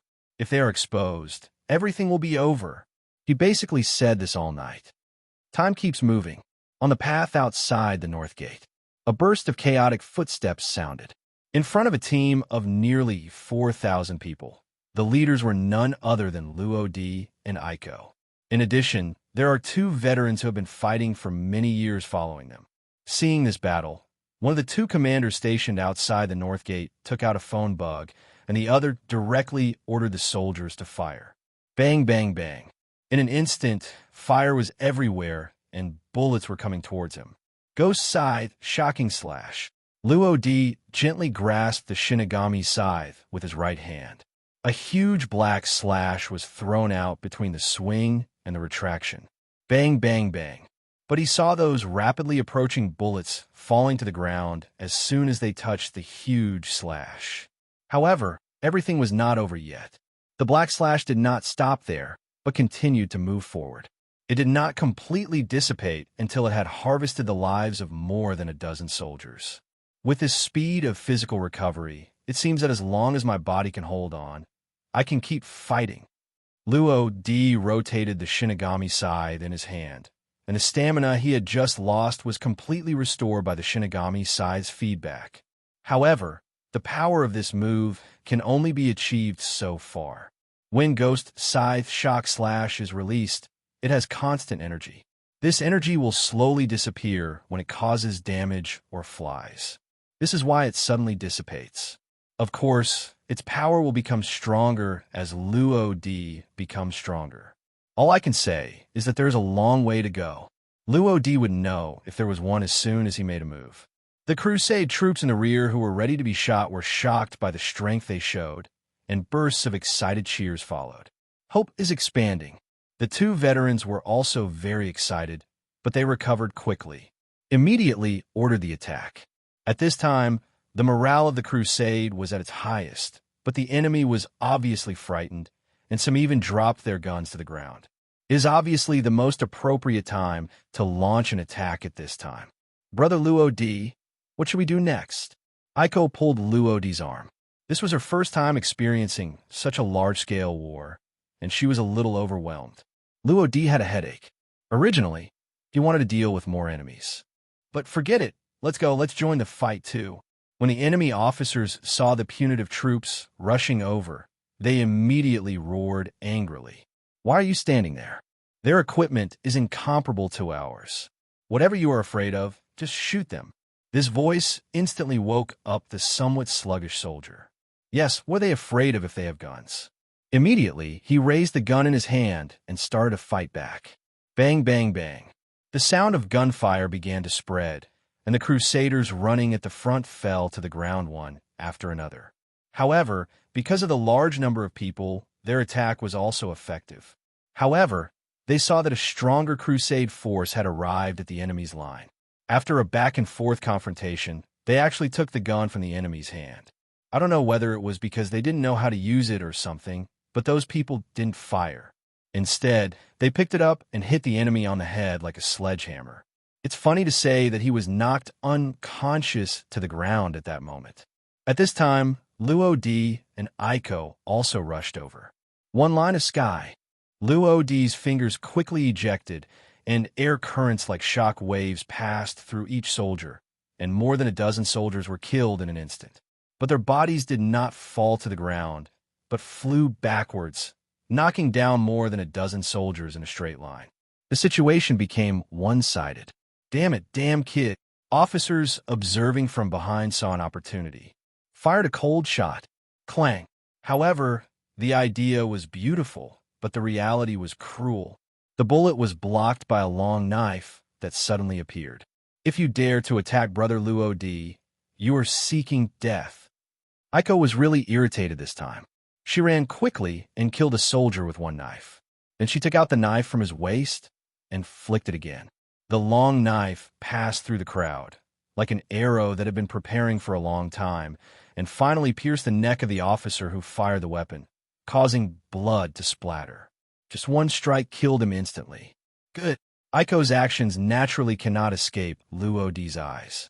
It looks like it has to be over soon, but there are a group of more powerful guys waiting behind us, so we can't keep them waiting any longer. Then, Luo Di waved the Shinigami scythe and drew a circle around him. Dark Realm, Shini. The pure black energy field quickly radiated outward from this center, and did not stop until it spread nearly 100 meters. Cut. As the last word fell, Luo Di slowly closed his eyes. Holding the handle of the Shinigami's sickle with both hands, he slashed forward. Almost at the same time, the semicircular dark realm suddenly collapsed and dissipated. When the sun sets again, bang, bang, bang. One by one, soldiers began to fall to the ground. If you get closer, you will find a shallow wound on their neck. Call! Luo Di leaned on the Shinigami's scythe, breathing heavily. In fact, the move just now did not consume much physical energy, mainly because Aiko and part of the crusade are also in the Dark Realm. In order to achieve accurate killing of enemies, his sense of sight must be used to the extreme, coupled with some subtle operations. This is why he is so tired. But soon, the feedback from Shinigami's scythe took effect. Apart from being a little mentally exhausted, his physical condition was not bad, and he even became stronger because of it. What the hell is that? The officer holding the phone bug almost lost his balance. God, is he dazzled? A moment. In just a moment, his men fell to the ground. Why is this different from what he thought? Soldiers armed with pistols and machetes, well-trained and physically strong. Unable to defeat a group of civilians holding scraps of metal? It's crazy. The world is crazy. Run. He doesn't want to stay here anymore. He immediately threw the phone bug in his hand on the ground, turned around, and squeezed away a soldier who was stunned on the spot, leaving only a figure running away. At this time, a soldier swallowed his saliva and asked blankly, What? What should we do next? The commander has run away. What else can we do? Run. Get out of the way. Don't block the road. I don't want to die yet. The less than 100 soldiers left were obviously frightened. They didn't care about anything and ran towards the city gate one by one. The expeditionary army was also a little confused. They only saw a black thing suddenly appear on the battlefield, disappear in the blink of an eye, and the war was over. It's over. It's over. So fast. It's so fast. What just happened? Didn't see clearly. What should we do next? Have no idea. The two veterans looked at each other and saw shock in each other's eyes. The next moment, the two men walked forward at the same time and picked up guns and knives from the fallen soldiers. Everyone come here. Those who can use a gun will each get a gun. Those who can't use a knife. That's all the equipment. While the two soldiers were distributing equipment, Luo Di led Aiko towards the north gate. There's stronger people stationed inside. It seems to be pirates and the mafia. Under the circumstances, everything around him could not escape Luo Di's perception. However, when he was about to enter the door. He frowned and stretched out his right hand to stop Aiko. Etc. Aiko looked at him strangely, but stopped. What's wrong? What she responded to was a bullet shot from nowhere. And that bullet hit just in front of Luodi's feet. If he took another step, the consequences would be disastrous. It turned out to be a sea-tower stone bullet. Seeing the bullet, Luodi frowned slightly, and then he raised his head. There's someone up there. The man seemed to notice that Luodi had discovered him, and stood up straight from squatting position. Oh my, you are indeed a young man. Your perception is really amazing. As soon as he finished speaking, the figure jumped down from above and landed steadily in front of Luodi and Aiko. This is a middle-aged man wearing a black suit with a thin face. He has thick lips, a pair of sunglasses on his nose, a sloppy beard, and what's even more surprising is that he is wearing a checkered hat. How about we play a game? If you win, I'll let you go, and I won't care about what happens next. If you lose, just stay here and gamble with me. How about that? As he spoke, he turned around in a circle. The gun originally held in his hand disappeared and was replaced by a small dice. Did you just fire the shot? Aiko's pretty face turned red. She was obviously angry, and she asked directly, A gun? What gun? The middle-aged man scratched his head, somewhat confused. I saw everything just now. You must have hidden it. Seeing him pretending to be stupid, Aiko became even more angry, pulled out the knife from his waist, and slashed at him. Facing her fierce attack, the middle-aged man just turned his body slightly and dodged. Oh, girls, don't be so angry. You'll get acne on your face. As he spoke, he stretched out his left hand and patted the blade of the sword gently, but, strangely, there was no movement. Oops, that's not right. What's wrong? You should fly out with a bang, and then shout. The middle-aged man tilted his head and frowned, as if he was not satisfied with the result. Suddenly, he withdrew his hand again, raised his feet, and took 2 steps back, and the person he was looking at turned into Luodi. You did it, right? He was no longer as casual as before, and this time he spoke clearly with some seriousness. In response, Luodi shrugged and did not answer. He first signaled Aiko to take back the knife, and then pointed to the middle-aged man's right hand. Don't you want to play a game? You'd better hurry up. I'm in a hurry. The middle-aged man yelled, Ah, and stretched out his right hand as if belatedly, holding the dice in his hand. Yes, how about we play Guess the Size? Luodi raised his eyebrows. Okay, I'll set the rules. Okay, let's do this. I count 3, you throw the dice into the air, and then we say big or small at the same time, and the one who guesses correctly is the winner. Okay, let's get started. 1, 2. When the dice was rolled out, Luodi guessed the small number, but the middle-aged man guessed the big number. With a bang, the dice fell to the ground, showing 2. Okay, you win. I won't interfere in the next thing. The middle-aged man picked up the dice, wiped it, and put it carefully into his pocket. Luodi looked at him carefully and then nodded. When he was about to leave with Aiko, the middle-aged man spoke again. Oh, by the way, my name is Smanton, and I'm the 3rd in command of the Betrayers. But I may have to wash my hands of him in a golden basin soon. Luodi paused slightly and said his name. At this time, Smanton came over, and Luodi knew that he meant no harm and did not stop him. After a short while, there was a brief conversation between the two. Even Aiko didn't know the specific content of the conversation. However, Aiko would not go out of his way to investigate these private matters. She believed in Luodi unconditionally, and that was enough. However, there are some things she can't stand. The moment she stepped into the North Gate, she finally couldn't help but ask, Brother Luodi, why did you stop me just now? That person has obviously taken action. That shot almost hit Luodi. How can Aiko tolerate this? Luodi reached out and rubbed Aiko's little head. An unknown emotion flashed across his eyes. That person is very dangerous. I'm afraid you will get hurt. And, if he read it correctly, at that moment, the man named Smanton used his arm domineering force. Even the simplest armor color hardening. However, you must know that this is West Blue, not the new world where everyone is armed with S*X. But having said that, if Luo Di and Smanton were to fight. Luo Di may not lose. However, if you want to win, you will also have to pay some price. Therefore, Luo Di had no idea of fighting Simonton. What's more, they might have other intersections in the future. The North Gate has 2 lines of defense. The first line consists of more than 600 soldiers who are fully equipped, holding swords and guns, and wearing heavy armor.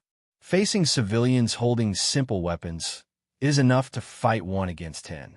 However, because Luo Di single-handedly eliminated nearly 400 soldiers, the first line of defense was quickly broken. Of the more than 4,000 crusade troops, only a few hundred were injured and dozens died. The second lane is composed of 2 pirate groups with a reward worth tens of millions and 200 mafiosi. In addition, there are strong men sent by Rihaku to guard it. The person sent from the North Gate was Smanton, the third in command of the betrayer. But this information was revealed to Luo Di by Simonton. Bang, bang, bang. As soon as Luo Di and Aiko walked through the main entrance, hundreds of bullets hit their faces. The firepower is very concentrated, and any ordinary person will be beaten into a sieve. Luo Di twisted his body and held Aiko in his arms, and immediately entered the Shinigami transformation in the next moment. The bullets landed on Shinigami's robe as if they were touching hard diamonds. Instead of penetrating them, they were bounced away and fell to the ground. Cole, I'll leave the rest to you. Can you do it? Can. Okay, let's try that one. Under the black robe, as the sound of Luo Di fell, some strange changes occurred in Aiko. Her long golden hair turned into pure black, her eyes were dyed a dark red, her hands were wrapped in a strange power, covered with a layer of dark lines, and she was also covered with a layer of black robes. However, compared to Luo Di, the black robe on her body was obviously much thinner. If I had to use 2 words to describe it, it would be monstrous. In fact, this is another use of Luo Di's devil fruit power that remains in his soul. Taking out a small part of it and giving it to someone who has never eaten a devil fruit can cause that person to enter Shinigami transformation in a short period of time. The length of time that Shinigami transformation can be maintained depends on the physical strength of the recipient. When the physical strength is exhausted, that part of the demonic power will return to Luo Di's body. Entering the low-end version of Shinigami, Aiko felt the full power in her body, pulled out the knife from her waist, and then the power of Shinigami wrapped around her. At this moment, she could cut through steel. Luo Di asked, "Can 10 minutes work?" Aiko nodded, her words full of confidence. "Can." Then she tapped her toes on the ground. Her body seemed to be weightless, and she walked several meters away in an instant. Aiko's own strength is comparable to that of pirates who have a bounty of 10 to 20 million, but at this time, her strength has increased several times, and it is easy to deal with those little minions. However, the Shinigami state has its limits. I tested it some time ago, and it took about 30 minutes. On the street, Aiko is dancing, like an elusive spiritual snake, wandering among pirates and mafia. Everywhere he passed, people fell to the ground. The screams never stopped for a moment. Where exactly?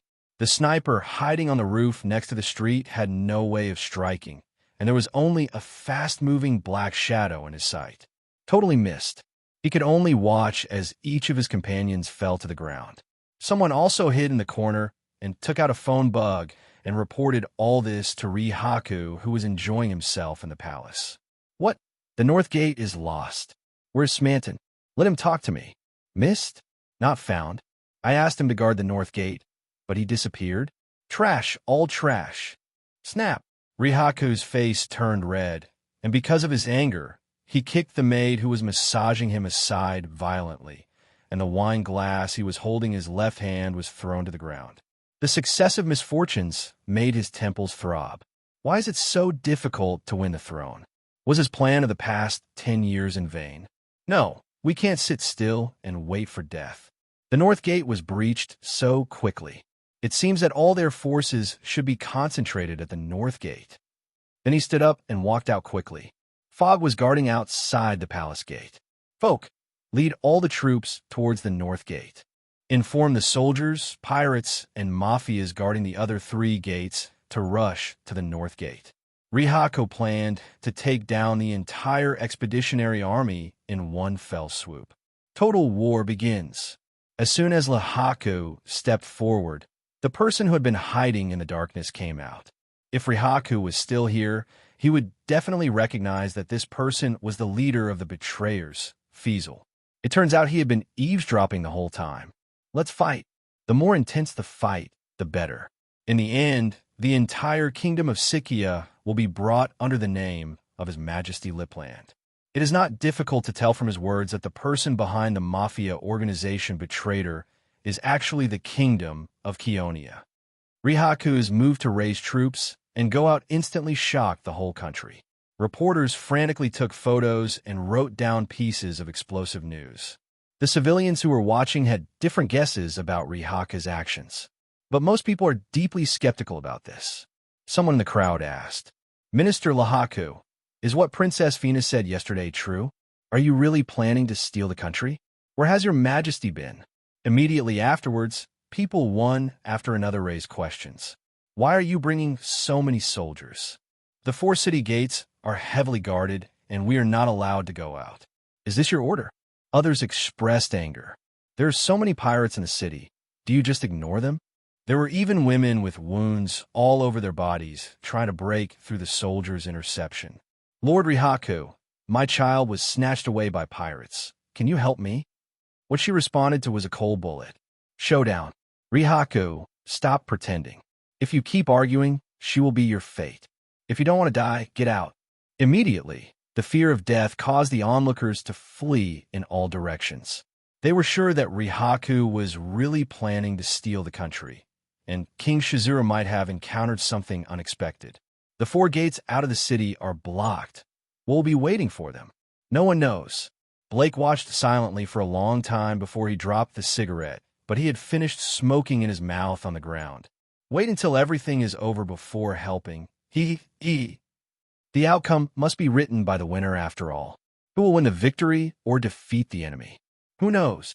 Even though he was used to seeing filth and darkness, Blake still couldn't hide his sadness.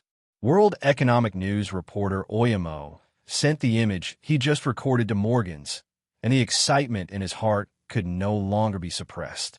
Follow me. There must be bigger news. Oyamo feels lucky to have come to this country. The battle at the North Gate is over. It took Ikoto 5 minutes to completely eliminate all the pirates and mafia. At this time, nearly half of her physical strength was consumed. The power of Shinigami left her body, and her body returned to its original state. However, despite being tired, her physical strength had increased slightly. That's the effect of the Shinigami robe. Killing enemies can also provide rewards to a certain extent. Even if the effect is less than 1% of Shinigami's scythe, it is still very rare. And this is why Aiko is so strong at only 9 years old.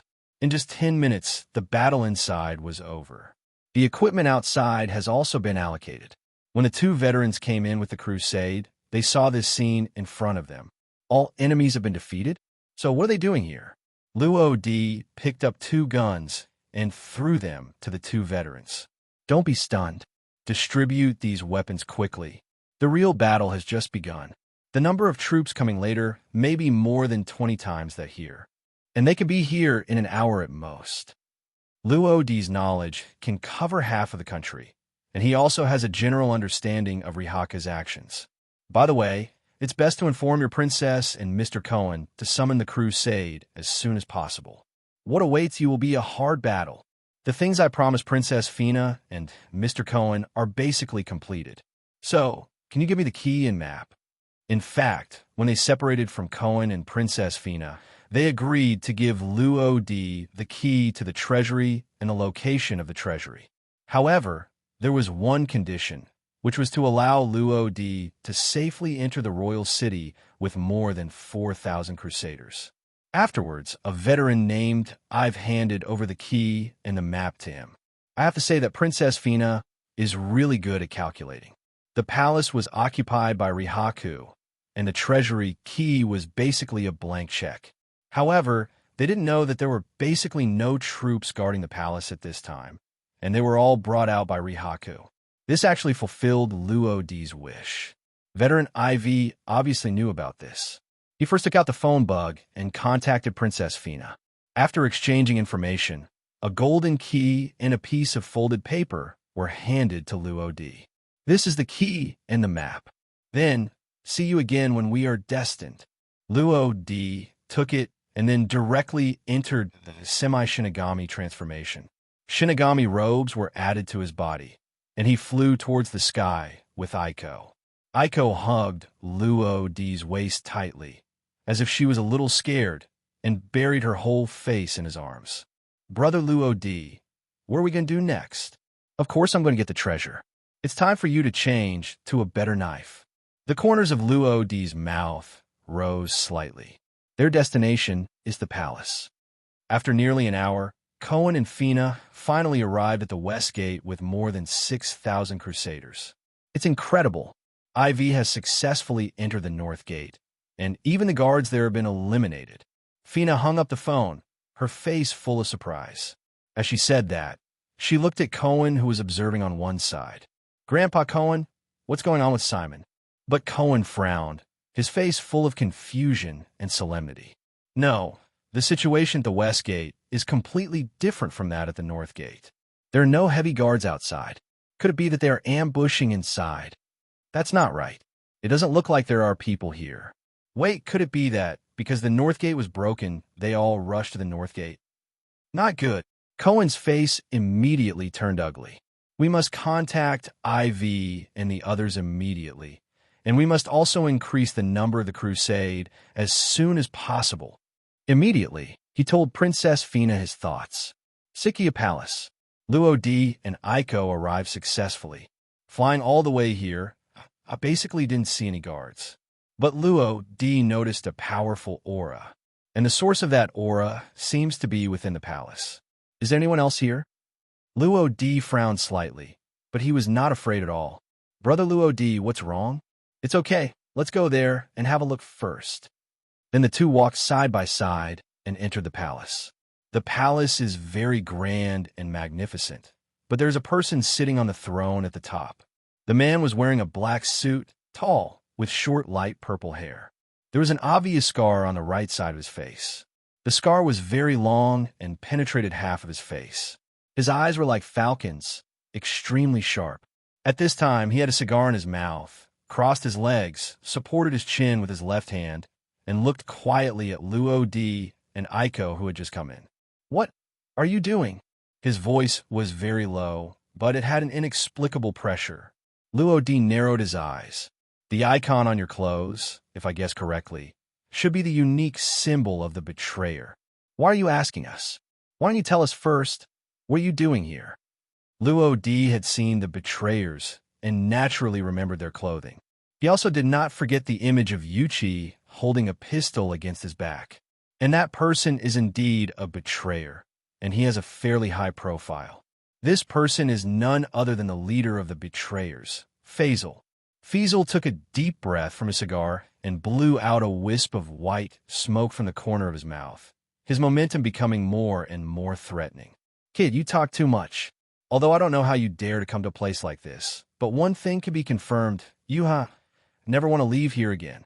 As soon as he finished speaking, he stepped forward fiercely, and his body was like an arrow from the string, carrying a strong wind and attacking Luo Di.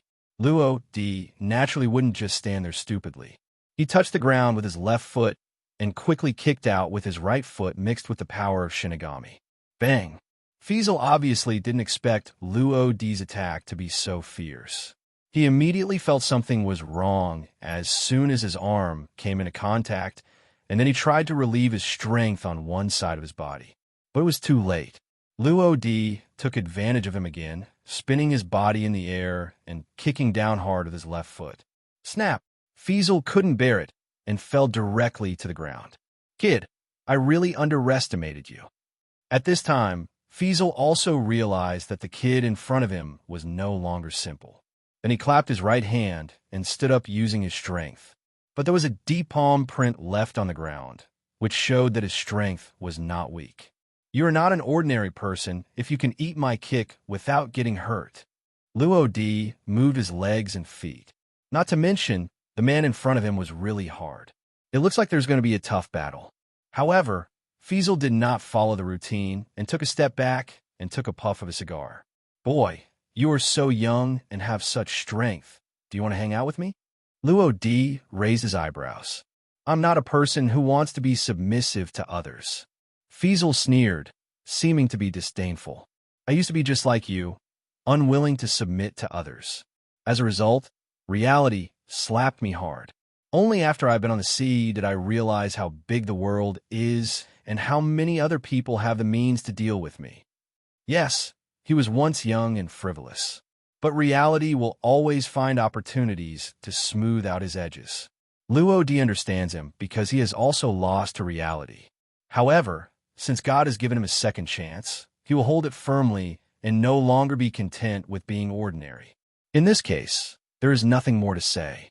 Come on, let me bury you today. Next, I will use my full strength. Immediately, he went straight into full Shinigami transformation. This was the first time since he left the village that he fully demonstrated his powers. The power of Shinigami surrounded him. The air seemed to solidify, and even the ground began to slowly crack. Cure, you go and wait outside. Next, there will be a battle between me and him. Aiko nodded. Okay, Brother Luo Di, be careful, I'll go out first. With that said, he walked out. Although she was very confident in Luo Di, it was the first time for her to see him in this form, which showed that he was also very powerful. Oh, it's not simple. It seems that you are a fruit power user. Is this your confidence? Fiesel saw the clue at a glance. However, you're not the only one with fruit abilities, and I also ate the devil fruit. It is the animal type, the canine fruit, and the jackal form. As the fruit's ability was activated, Fiesel's body twisted and his bones crackled. Eventually, it turned into a 3-meter-tall, half-humanoid monster.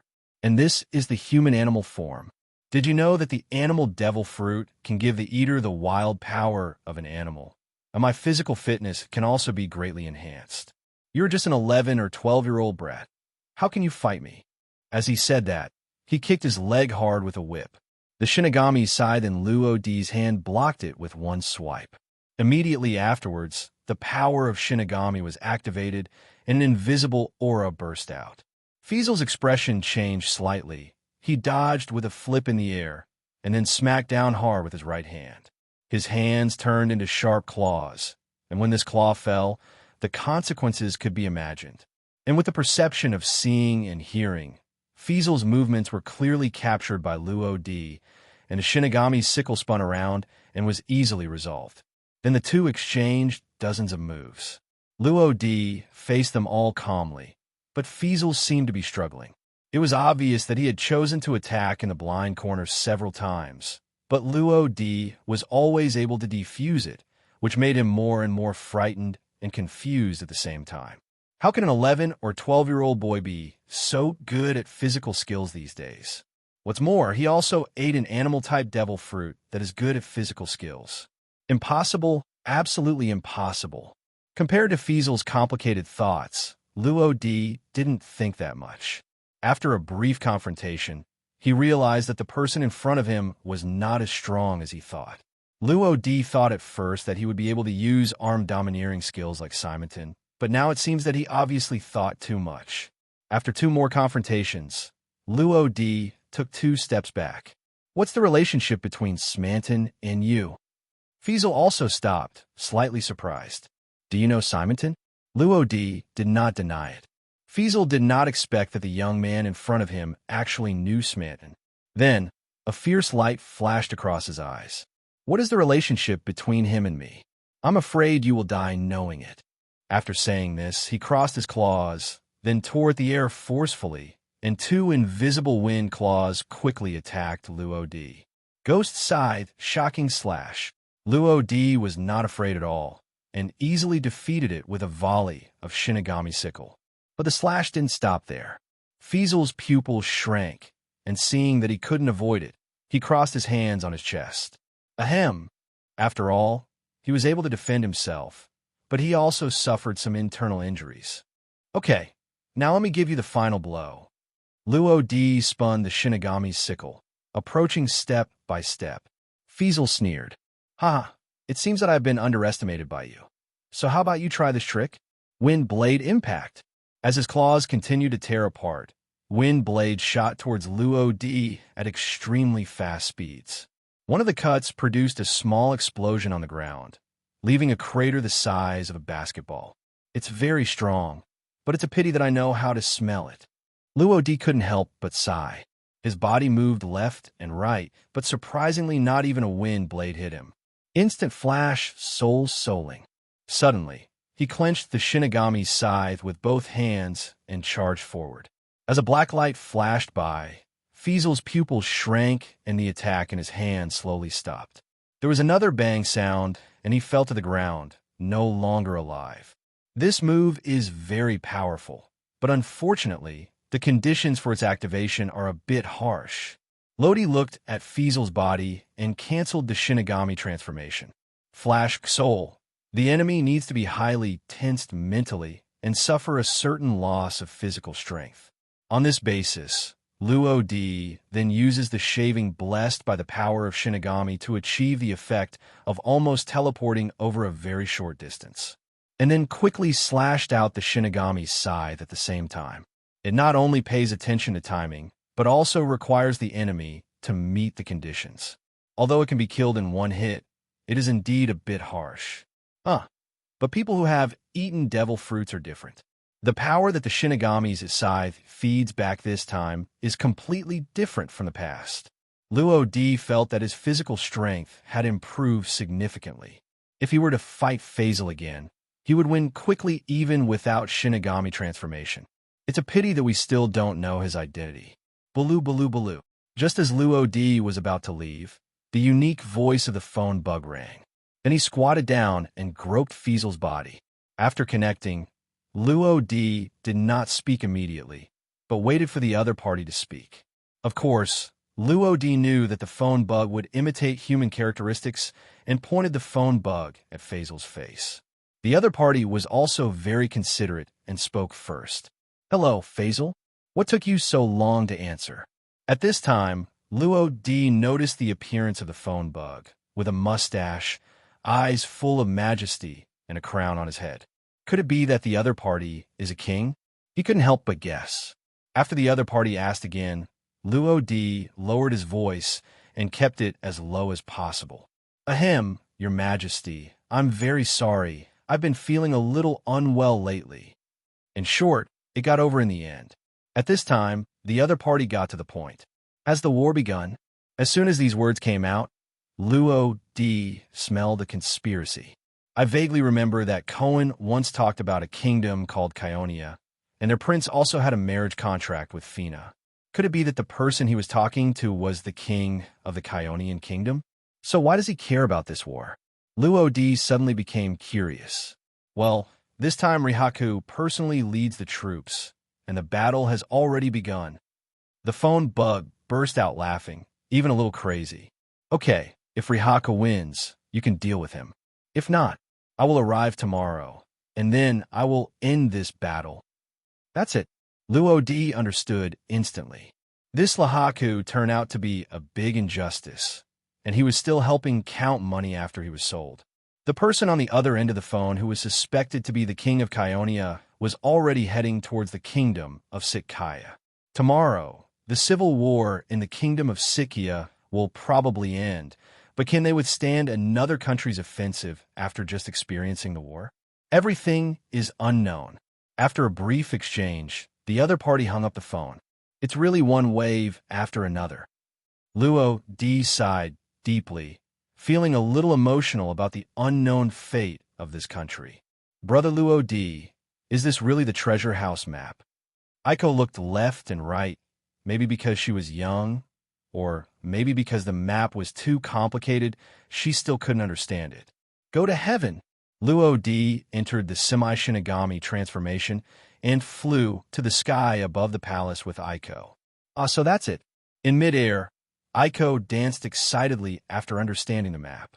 then the treasure house should be at that location.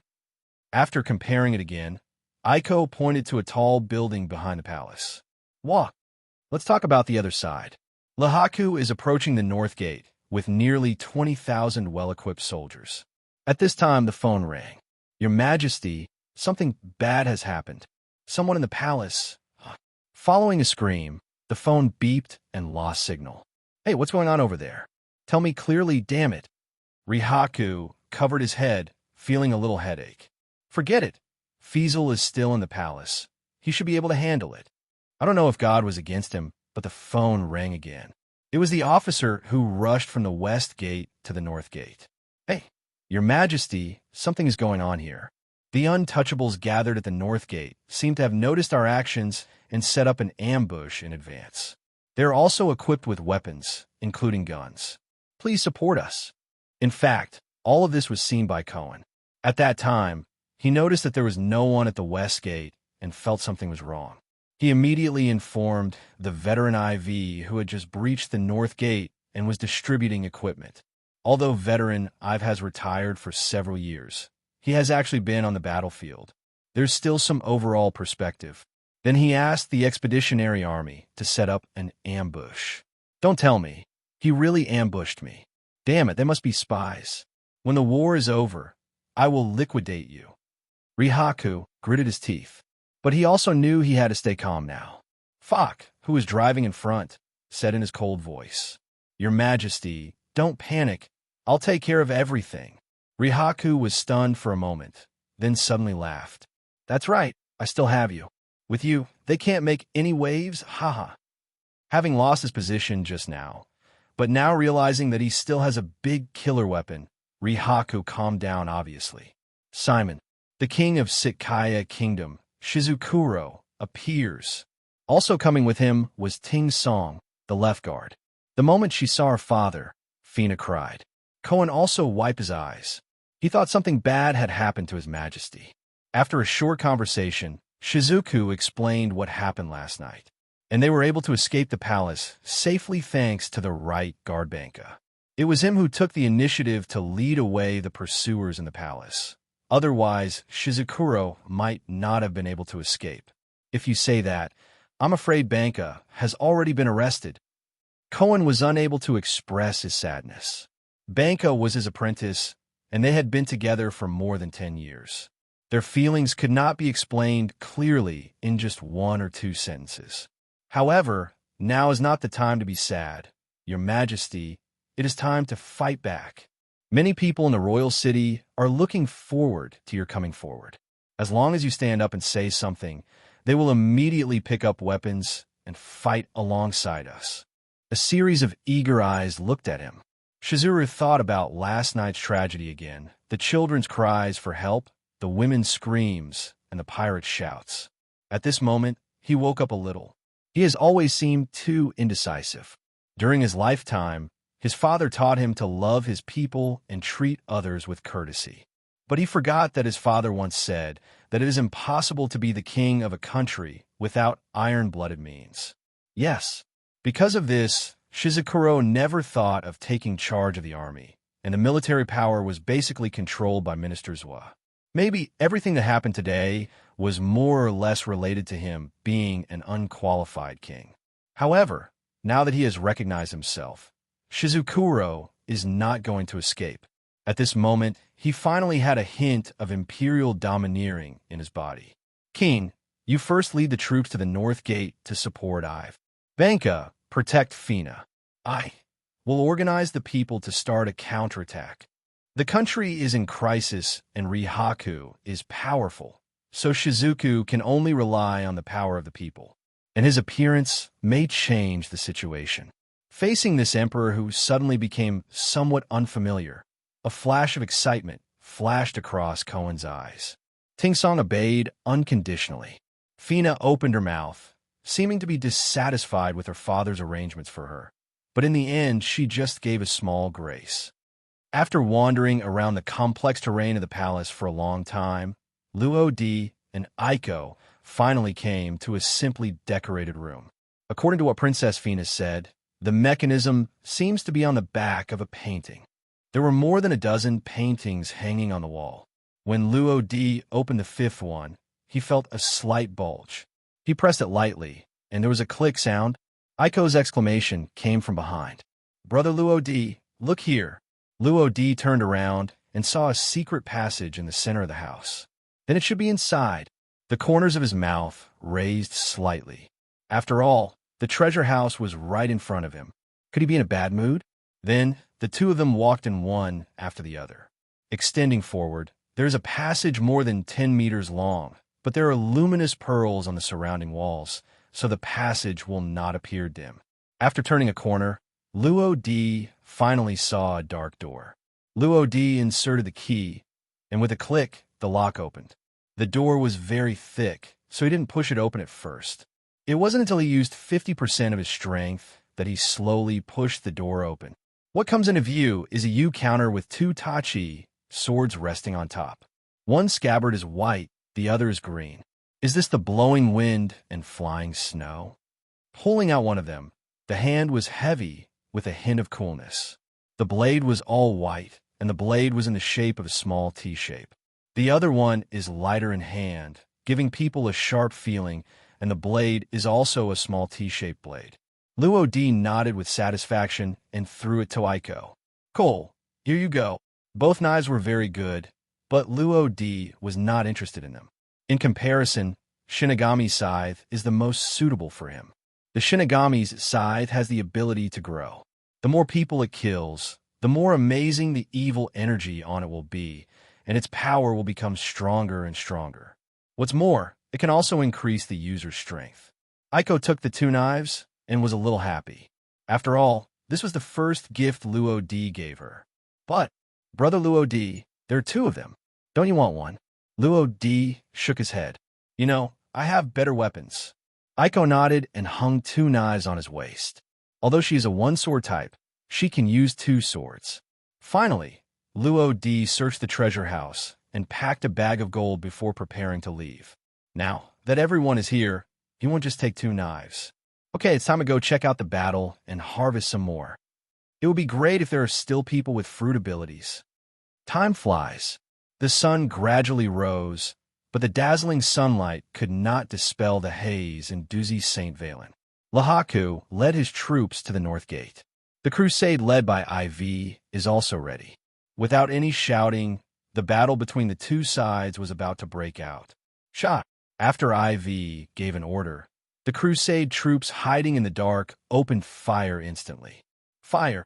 And Rihaku came straight to the point without talking about martial ethics. The cannon is used as a shotgun, and the shot is suppressed by firepower. Bang, bang, bang. Under the bombardment of more than a dozen cannons, there were waves of painful whines from the crusade. 30 or 40 crusaders were hit by artillery shells, and the violent explosions left them covered with wounds, and several even died on the spot. War is so cruel. In the next few minutes, hundreds more people died. Most of them were on the side of the conquering army. "You untouchables dare to resist me?" Rihaka laughed, but it was covered up by the huge sound of gunfire. Ivy looked at the one-sided situation on the field, and he, who had always been calm, became a little desperate. The gap is really too big. What made him even more sad and angry was the tragic death of those crusaders. Some of them were people he knew well. "Okay, I believe in His Majesty the King." Alf turned around. The person who spoke was none other than his old partner, Chad. "Well, hold on." Alf shook his head and forced himself to cheer up, raised the gun in his hand, and shot out a lead bullet, which instantly penetrated the throat of a soldier. "My marksmanship is still the same as before." Chad raised his gun and shot another soldier. The two encouraged each other, persisted, and waited. The battle at the North Gate became increasingly intense. The number of troops in the expeditionary force was reduced to almost half. At this moment, the earth suddenly began to shake. "Those are footsteps. Lots of footsteps." Fogg turned his head first and saw streams of dust in his eyes. People, lots of people. They attacked from the rear of the army in countless numbers. However, they basically have no equipment. Fogg saw that the leading men only had simple sticks and sticks in their hands. Damn untouchables. They all want to die, right? Come on, kill them. Rihaku also noticed the movement behind him. He turned around and saw a group of civilians who seemed to unite to resist him. He was immediately irritated. Upon hearing the instructions, some of the soldiers in the rear fired, while others drew their swords and faced them. The scene became increasingly chaotic for a while. Damn it! Where are Fina and Shizuku? Looking at the north gate again, Rihaku became more and more irritated because he still hadn't seen the escaped Princess Fina and King Shizuku. Without killing them completely, he would not be able to be king with peace of mind. Let's talk about the other side.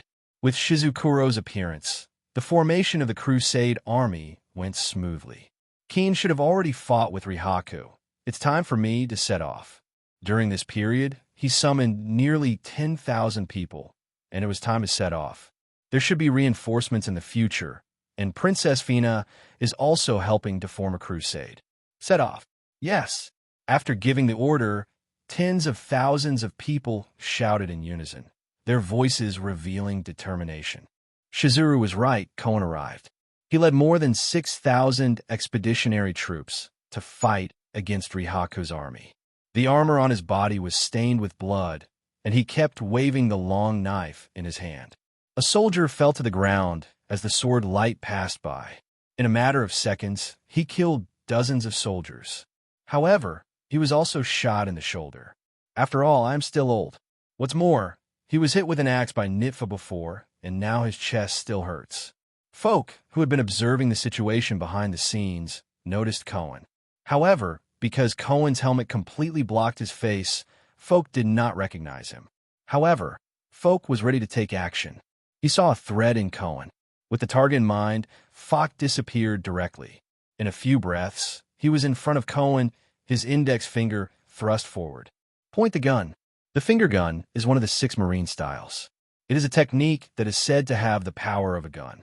All the power is concentrated in the index finger, and the fingertip has bullet-like attack power. Although Koen was old, years of fighting made him subconsciously raise his sword to resist. Clang! The finger hit the blade, and the huge force directly caused Koen to take 2 steps back. So strong, he noticed that the blade had an obvious dent. It was obviously caused by the finger just now. At this time, he also noticed the appearance of the visitor. It's Fork. Fork was Rihaku's bodyguard, and Koen knew this, but he didn't expect this guard to be so strong. Falk on the opposite side didn't stop there. Shave. With another dodger, he came behind Koen and kicked out his right foot at an extremely fast speed. The one he used turned out to be one of the 6 Marine styles, Erishur Ko. The power of the feet rolled up the air like a sharp slash. When Koen saw Falkerer disappear in front of him, he knew something was wrong. As soon as he heard the movement behind him, he was ready to turn around and fight back. But it was obviously too late. The slash released by Lan Jiao left a huge gash in his armor, and blood remained on the ground along the edge. Folk added 2 more kicks until Koen completely fell to the ground, then turned around and left.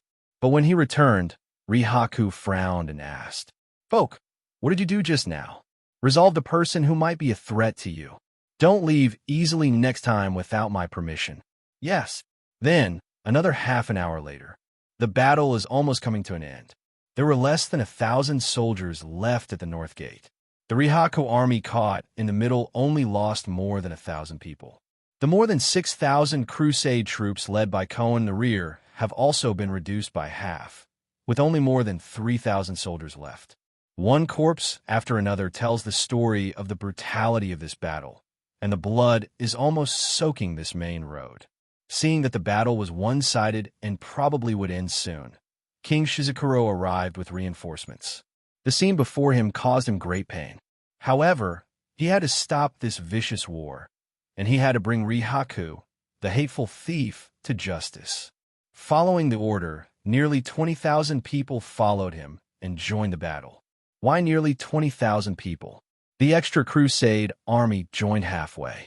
Many of them had seen Rihaku let soldiers kill civilians. If this kind of person succeeds in stealing the country and becomes king, it is already foreseeable what will happen to the entire country in the future. Noticing the commotion behind him, Fok naturally turned around immediately and observed silently. "Your Majesty Rihaku, I saw Shizukuro, and he brought many people with him." Rihaku turned his head and saw Shizuru as expected. A flash of blood suddenly appeared on his face, and his voice was full of excitement. "Go and capture him. As long as you control him, those untouchables will naturally not resist." Yes, of course, Fok would not refuse, and directly used Xiao, turning his body into an afterimage, and shuttled among the crowd. Soon he came to Shizukuro, and without saying anything, he raised his hand and grabbed him. At this moment, a figure suddenly appeared and stopped him. "Oh, you actually know how to shave in the 6 Marine styles. Are you a Marine?" The voice was full of teasing. The person who came was none other than Luo Di. As for Aiko, he hit at Luo Di's request, so he didn't come. Besides, there's also gold taken out from a treasure house, so it is impossible to bring it over. "Who are you?" Fok took a step back. He didn't realize how the young man in front of him came here. Moreover, this young man actually knew the moves he used. What's more, Marine 6 form is Marine's secret.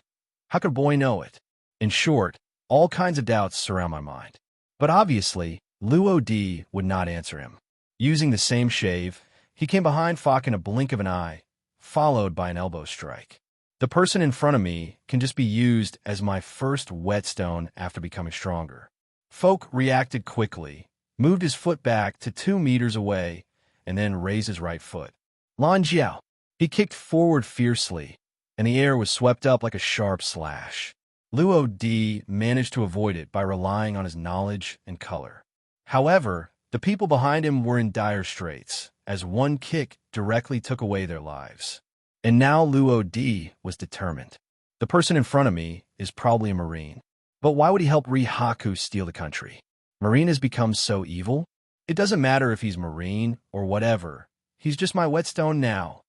Luo Di shook his head slightly. His body turned into an afterimage, and he attacked Fok again. Just like that, both sides are going back and forth, punching each other hard, and the speed was too fast for the human eye to catch. Finally, Fok seized an opportunity and pointed his index finger at Luo Di's arm. "Point the gun." However, how could Luo Di, who possesses knowledge and color, be attacked by him? I saw him withdraw his left arm quickly and kick out his right leg quickly. The huge force kicked Fok on the side of the waist, sending him flying several meters away. 2 unlucky guys who were fighting happened to be hit by him and pinned under him. Ahem, what a scary little devil. Fok spat out a mouthful of blood, his face gloomier than ever before. "In the past 10 years, except for that damn Sakaski, you're the first person to hurt me." Sakaski? Akainu? Luo Di was a little surprised. He obviously didn't expect that the person in front of him actually knew Akainu. According to what he said, Akainu even beat him up. However, before Luo Di could think about it, Fok tore off the black clothes on his body. What came into view was a piece of skin that was slightly wrinkled due to excessive burns. There is still a dent on his chest that has not healed. However, your attack is still far behind that damn Sakaski. The information revealed in the words made Luo Di instantly understand that Akainu might have killed him when he hit him. However, for various reasons, he survived in the end. Could it be that the man in front of me is a Marine trader? Could this man be a Marine trader? This strange thought occupied Luo Di's mind. The person in front of me knows the shaving, Arisher kick, and finger gun among the 6 Marine moves, and he is quite a grandmaster. As for the other moves, it is not yet clear. But one thing is for sure, this person has received special training, so he can master 3 of the 6 moves so skillfully. And apart from Marine, the only other organization that can do this is the CP organization. Finally, Luo Di asked, "Are you a Marine trader?" Hearing this, Fok was obviously stunned for a moment, then suddenly covered his face and threw his head back and laughed. "Rebel General? Marine? Haha, yes, I used to be a Marine, but that lunatic Sakaski executed me for the reason of my escape. Fortunately, I was lucky enough to survive. Looking back now, the burn on my chest still hurts. Damn Sakaski, now he has become a Marine general, and I can only stay here in West Blue. Everything is because of him, everything is caused by him." As he said that, Fox's emotions were a little out of control. Shave. His body disappeared from the spot and appeared behind Luo Di the next moment. Boy, you deserve to die too. Luo Di was already prepared. The muscles in his right hand tensed up. He turned around and punched out, causing the air to roar slightly. Bang! Damn it! Fox, whose body was constantly falling back, straightened up. As his whole body exerted strength, he stepped on the ground with both feet and stopped in an instant. Cough poof! A mouthful of blood flowed from the corner of his mouth. Luo Di clenched his fists. You are strong, but only for West Blue. The next moment, Luo Di appeared in front of Fox like a ghost as soon as he started shaving. With the power of Shinigami, his speed is significantly faster. Okay, I won't play with you anymore. I just tested my physical strength. Next, I will really deal with you. As soon as he finished speaking, the Shinigami's scythe appeared. Ghost scythe, shocking slash. Fox wanted to escape, but as soon as he took a step, he was overwhelmed by a huge slash. His body trembled, his eyes rolled, and he fell limply to the ground. Luo Di glanced at him, and then took back the Shinigami's scythe after the repayment was completed. This person has great potential, but it's a pity that he met a Kainu who pursues absolute justice before. Luo Di didn't know that his battle with Fox fell into the eyes of many people. But even if he knew, he wouldn't care. Somewhere on a street corner, Oyamo kept taking pictures and finally pointed the camera at Luo Di. Ho ho, this young man is incredible. Is he a fruit power user? What is that sickle? All kinds of doubts gathered in the mind of this war reporter. But he knew that in the near future, there might be a place for that young man in this sea, whether as a pirate or a marine. However, that is not important. He must record all of this. On the other side, Rihaku naturally noticed this battle. He never expected that such a powerful Fox would lose. Although he could not see clearly during the battle, it did not prevent him from seeing the final result. There was no doubt that it was Verk who fell to the ground. What to do? What to do? This time he was completely panicked. Folk is his strongest trump card. If he dies, what should I do? Suddenly, he noticed the dozen forts surrounding him. By the way, all of you, aim your turret at that man and kill him. When several gunners heard this obviously panicked sound, they all looked in the direction Rihaku said. After they all adjusted the fort, the main gunner had some difficulties. Your Majesty, there are many of our soldiers there. Do you really want to do this? Rihaku yelled and cursed a little crazily, telling him to fire quickly. The main gunner no longer objected and made a gesture, and then a dozen gunners opened fire at the same time. Bang, bang, bang. Luo Di suddenly raised his head and frowned slightly. Notice yourself? Immediately afterwards, he directly entered the full Shinigami transformation, holding the Shinigami scythe in one hand, and slashed hard. Suddenly, a black light flashed, and a huge slash engulfed all the cannonballs. Like the remote control of a time bomb, all the bombs detonated in midair, and none of the soldiers who were shooting below were spared. Monster! These two words appeared in the minds of more than a dozen gunners and Rihaku at the same time.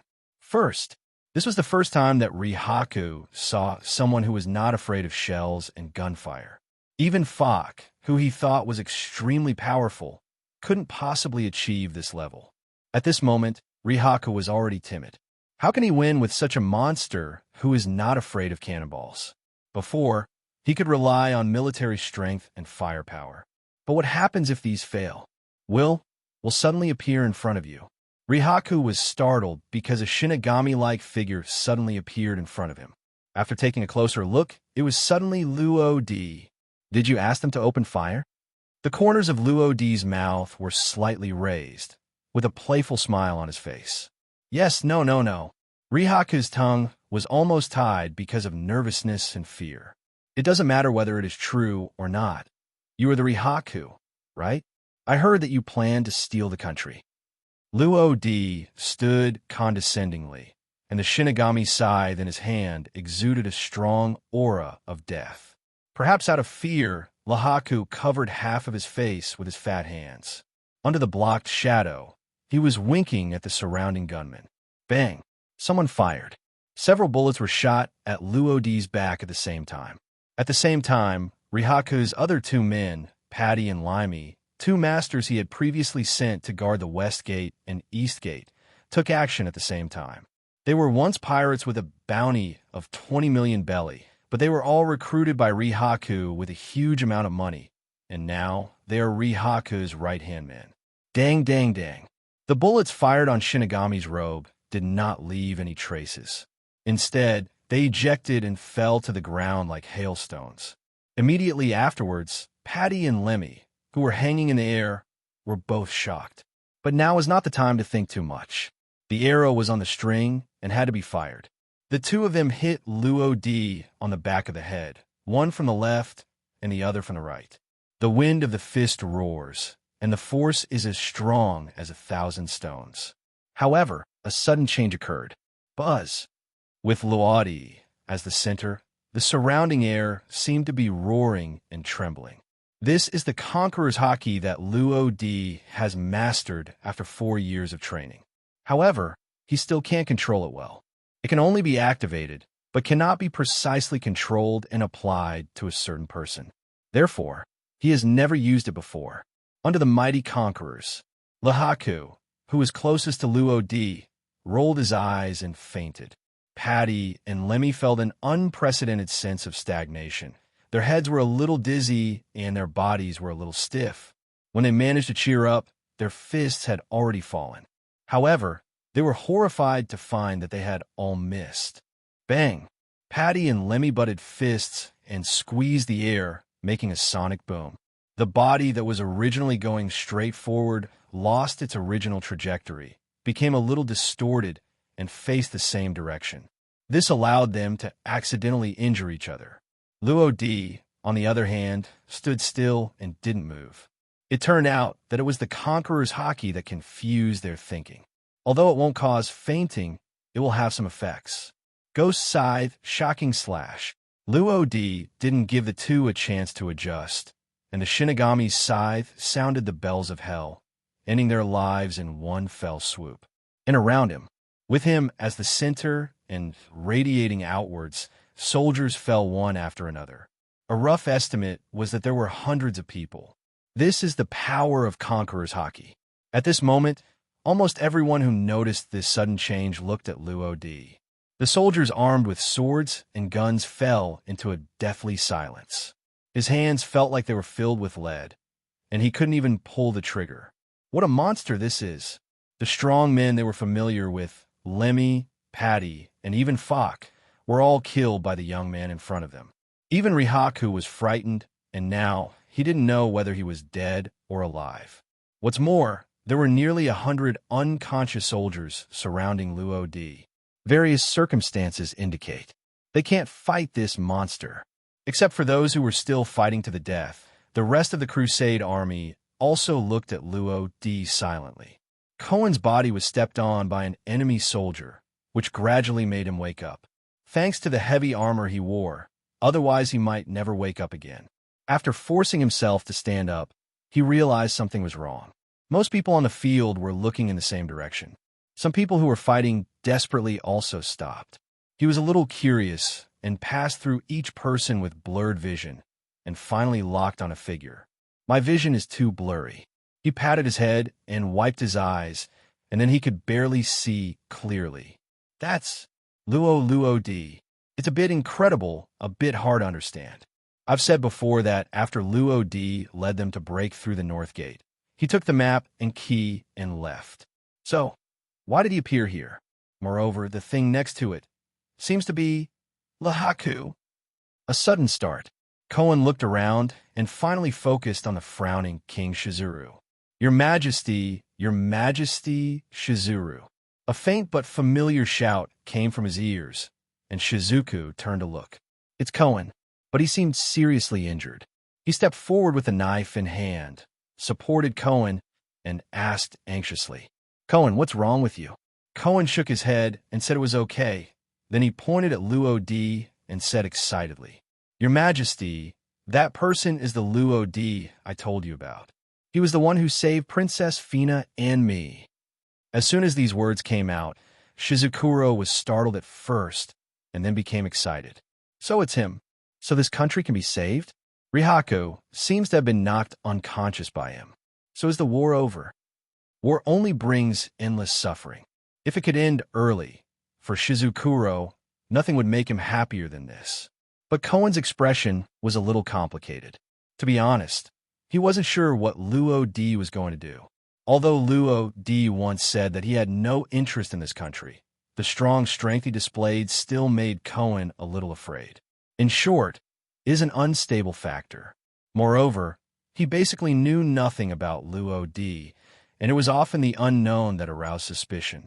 In fact, Luo Di really has no interest in this country. He looked around and could see many corpses in the distance. This reminded him inexplicably of the tragedy that happened in the small fishing village. The same misery, only on a much larger scale. What? With a slight sigh, Luo Di lifted Rihaku up and placed the Shinigami scythe around his neck. The war is over. In an instant, the entire venue became silent, with only the words shouted by Luo Di echoing continuously. At this moment, the blazing sun hanging in the sky seemed to dispel the haze lingering on Duzi St. Valen. Bang, bang, bang. Everyone laid down their weapons. The outside crusade troops hugged each other and cried. Rihaku's soldiers also unloaded their guns and lowered their heads with a final sigh. There seems to be relief and twitching.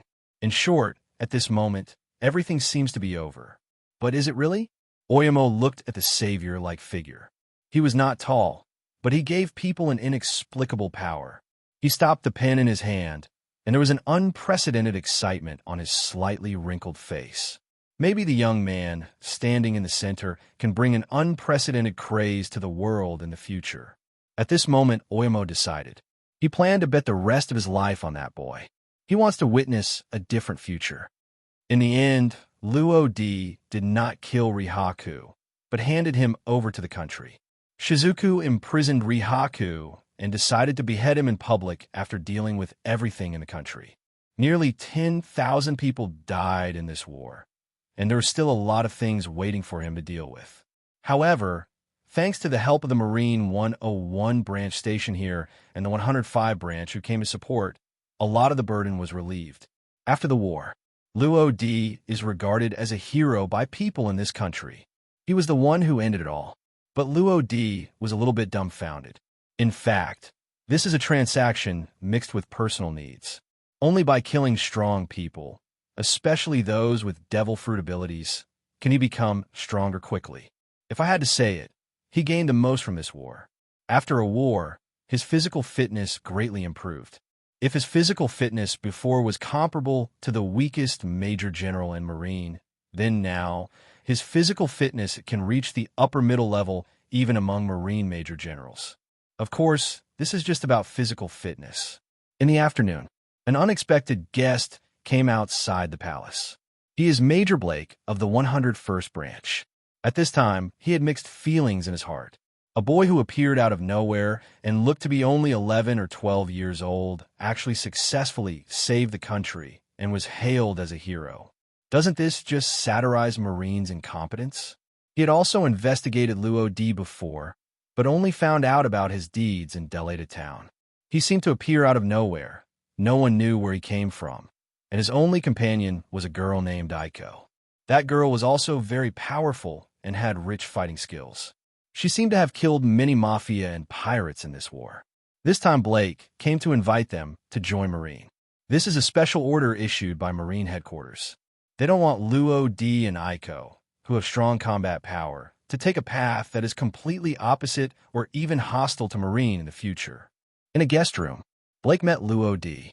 After a brief self-introduction, the gate of opening extended an invitation straight to the point. Luo Di, I wonder if you have any plans to become a Marine? Luo Di shook his head without any hesitation, expressing his refusal. No, of course, don't try to persuade me.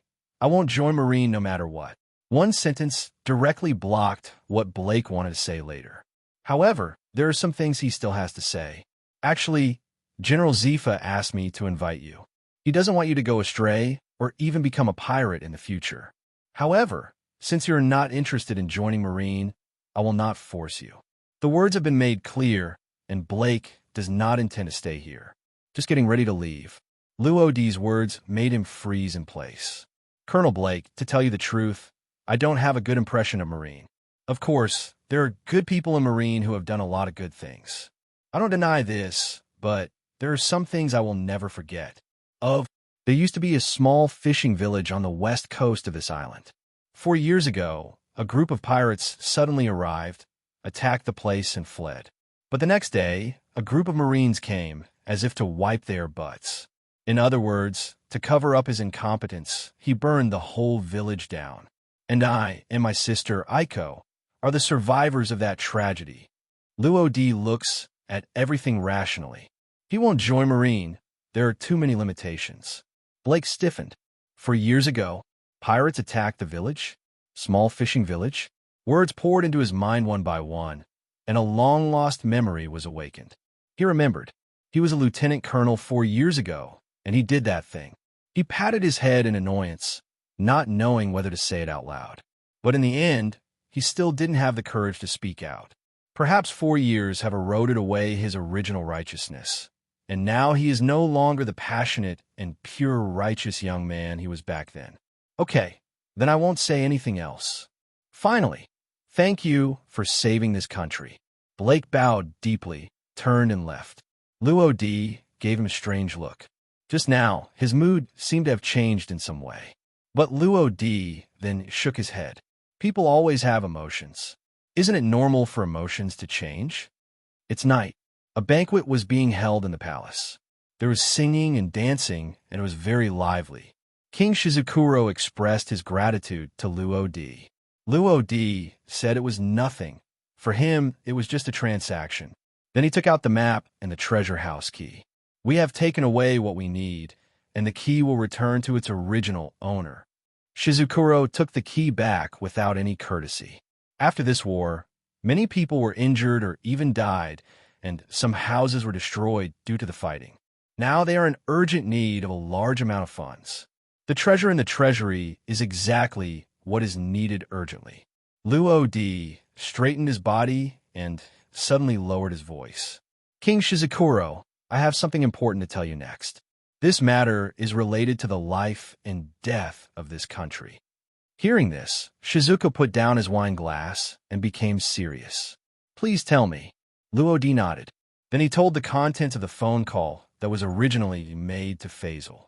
Shizuru listened quietly, but his face became increasingly ugly. What? Let us fight among ourselves? He will come to attack the kingdom of Sikia tomorrow to reap the benefits. Luodi stretched out her hand to signal him to calm down a little. If my guess is correct, that person should be the king of the kingdom of Kionia. As soon as these words came out, Shizukuro frowned, somewhat disbelieving. Impossible. Lipland is a gentle and kind-hearted person. How could he do such a thing? The Lipland he spoke of was the king of Sionia. But Luodi shook his head. There's a saying that knows people but not their hearts. There is also a kind of person called a smiling tiger. Maybe the king of Kionia is that kind of person. Of course, I told you all the information I heard. It's up to you whether you believe it or not. To be honest, he didn't have any friendship with Shizukuro, only a relationship of interest. He was able to tell everything, and he was already doing his best. In fact, he can also help Shizukuro figure out the logic, but it is not necessary now. MD, I'm calling you now. Who's still talking about logic with you? Shizukuro was silent for a long time. Fina, who was talking to Aiko, was the first to notice something was wrong, so she walked over. Father, what's wrong? I've always been looking sad. Isn't the war over now? It's time to be happy. Shizuru came back to her senses and touched her head lovingly. Fina, let me ask you a question. Answer me seriously. Are you satisfied with your engagement with Prince Kionia? Fina puffed up her face, a little angry. Father, I still want to ask you to terminate this engagement. That Rihaku actually wants to send me to the kingdom of Kionia. There is obviously some kind of deal between them. Shizuru was shocked for a moment. Is there such a thing? Why didn't you tell me earlier? Fina patted her head, a little embarrassed. Well, I accidentally forgot it. She indeed forgot.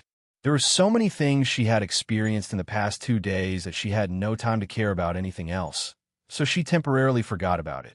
Shizukuro's face turned livid with anger. Damn Lipland. At this moment, he knew that he had been fooled.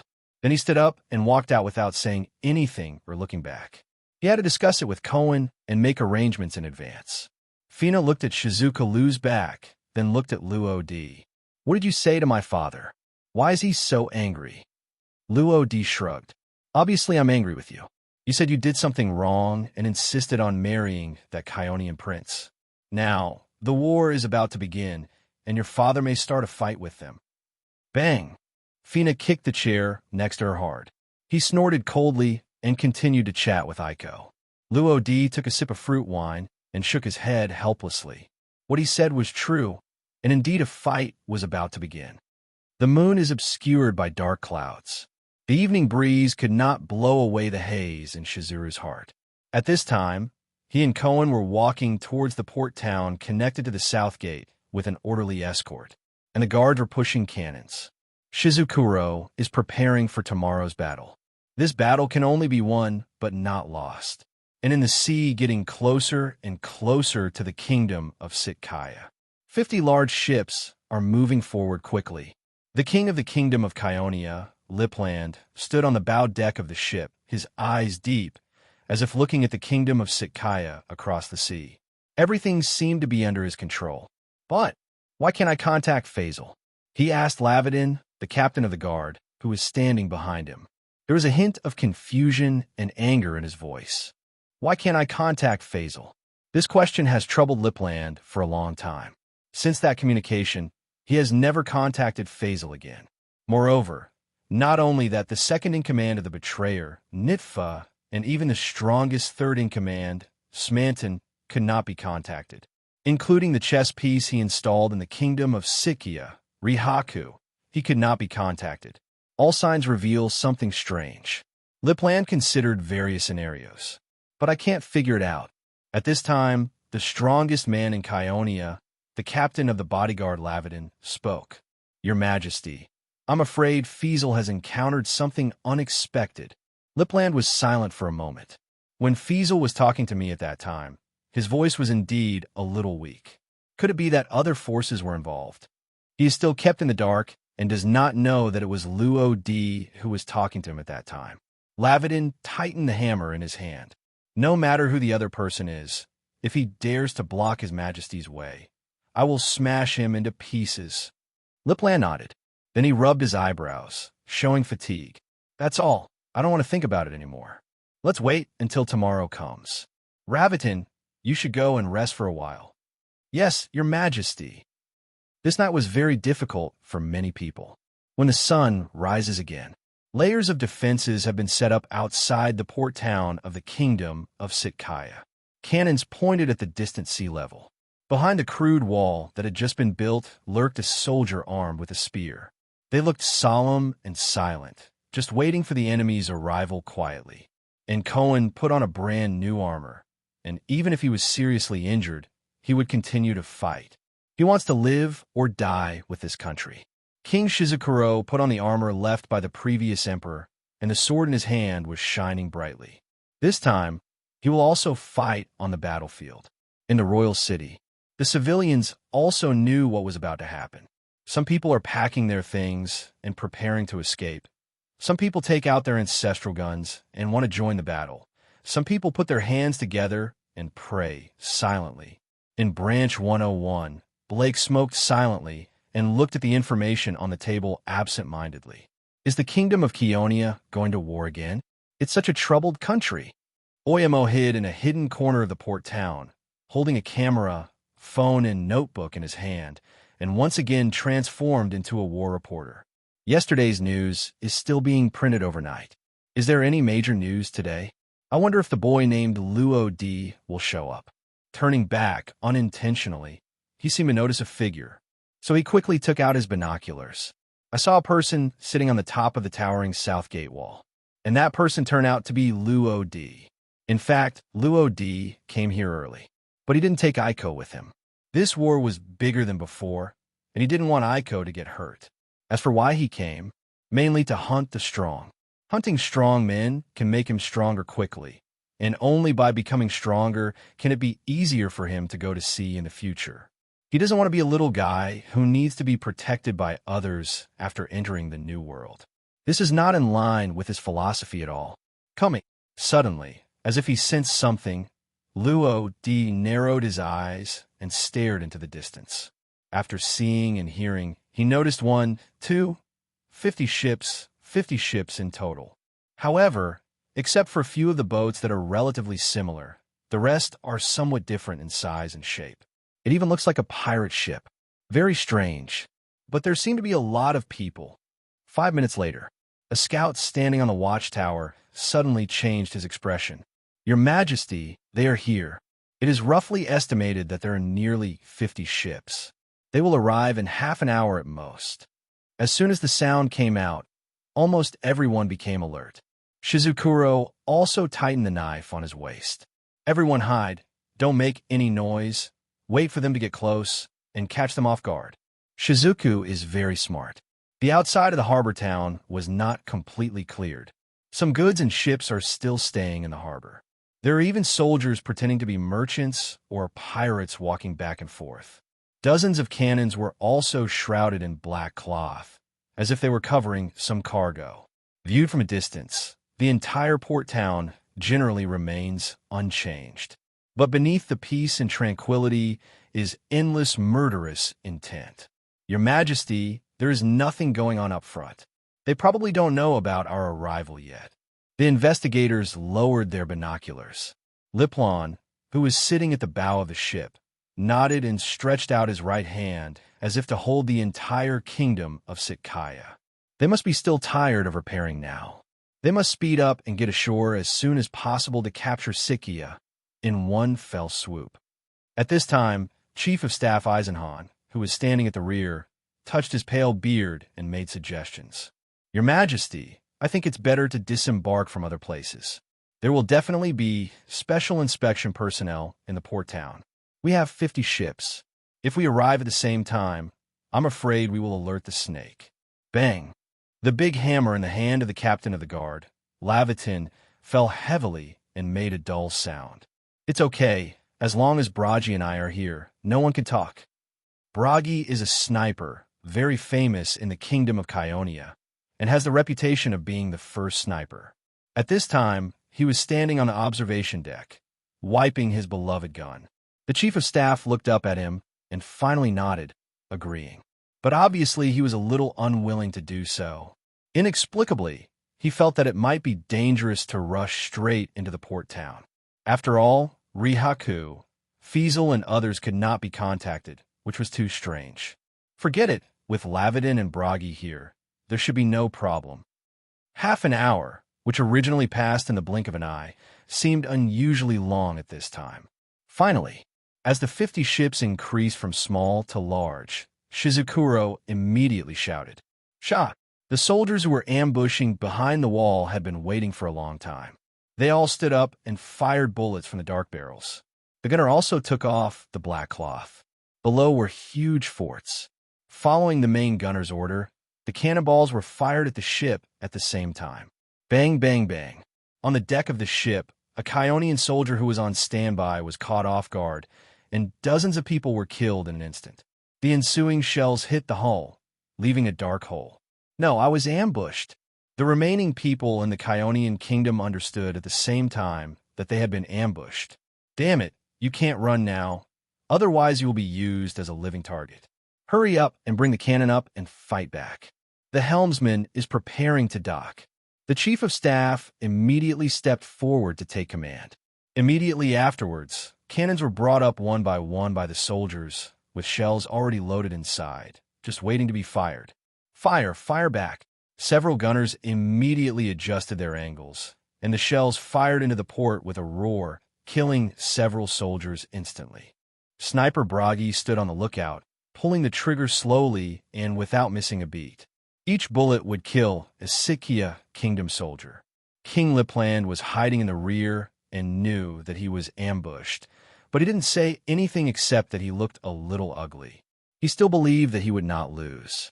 When a main ship was only 10 meters away from the port, the captain of the guard, Lavitin, finally couldn't help it. "Your Majesty, let me deal with them." "Go for it." Lipland did not refuse Ravidin's request. He knew how powerful Ravidin was, and ordinary swords and guns could not hurt him at all. Bang! Lavidin came to the bow of the ship, carrying a huge hammer, and kicked hard with his feet. The wooden deck was directly crushed. The next moment, his body soared into the air and arrived at the shore more than 10 meters away. The soldier who was shooting was startled and quickly adjusted the muzzle of his gun to shoot at Lavidin. But, just hearing the clanging sound, the bullet did not cause any harm to him, but fell to the ground mockingly. "Ah!" Ravidin laughed ferociously, swung the hammer in his hand, and the guns aimed at him were directly smashed, followed by another heavy hammer. Several soldiers died on the spot, and some of the soldiers who were affected were knocked to the ground. "So powerful! You're no match for him. Get out of the way and let me fight him." At this time, Cohen rushed over, dragging his injured body. However, as soon as he appeared, a bullet passed through the crowd and was shot with a sonic boom. Clang! Although Cohen reacted quickly and barely blocked the bullet with the edge of his knife, he was still shot in the left shoulder. The opponent has a very powerful sniper. When he realized this, his face turned extremely ugly. He thought of a person, Bragi, who was known as the first sniper. Just when he didn't know how to respond, a familiar voice came from behind. "Mr. Cohen, leave him to me. It's Luo D." For some reason, Cohen breathed a sigh of relief. He didn't refuse, just said, "Be careful," and then retreated. He knew how powerful Luo D was. Moreover, he also wanted to tell His Majesty Shizakuro about Lipland's combat power. "Just you? Haha, kid, this is the funniest joke I've ever heard." Lavidin swung his hammer to deal with a few more soldiers, grinning almost to his ears. The corners of Luo D's mouth raised, and he didn't care. He tilted his head slightly and dodged a bullet that was fired at high speed. And this was also Bragi's first bullet that missed. But Lavitin in front of him didn't know. "Do you like to laugh? I will make you smile when you die."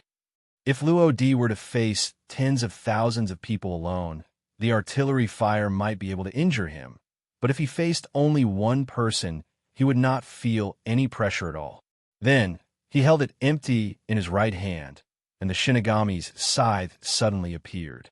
At this time, Lavidin frowned slightly.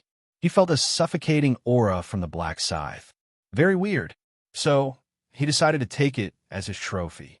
Immediately afterwards, without any further nonsense, he stepped forward with his front foot, and his huge body of more than 3 meters high moved forward at a high speed. The next moment, he raised his hand and swung the hammer. The huge hammer completely blew away the air, and Luo D fell into tinnitus for a short time. But he didn't panic. He could sense it when he saw it.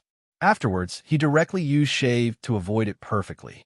A flash of surprise flashed in Lavidin's eyes.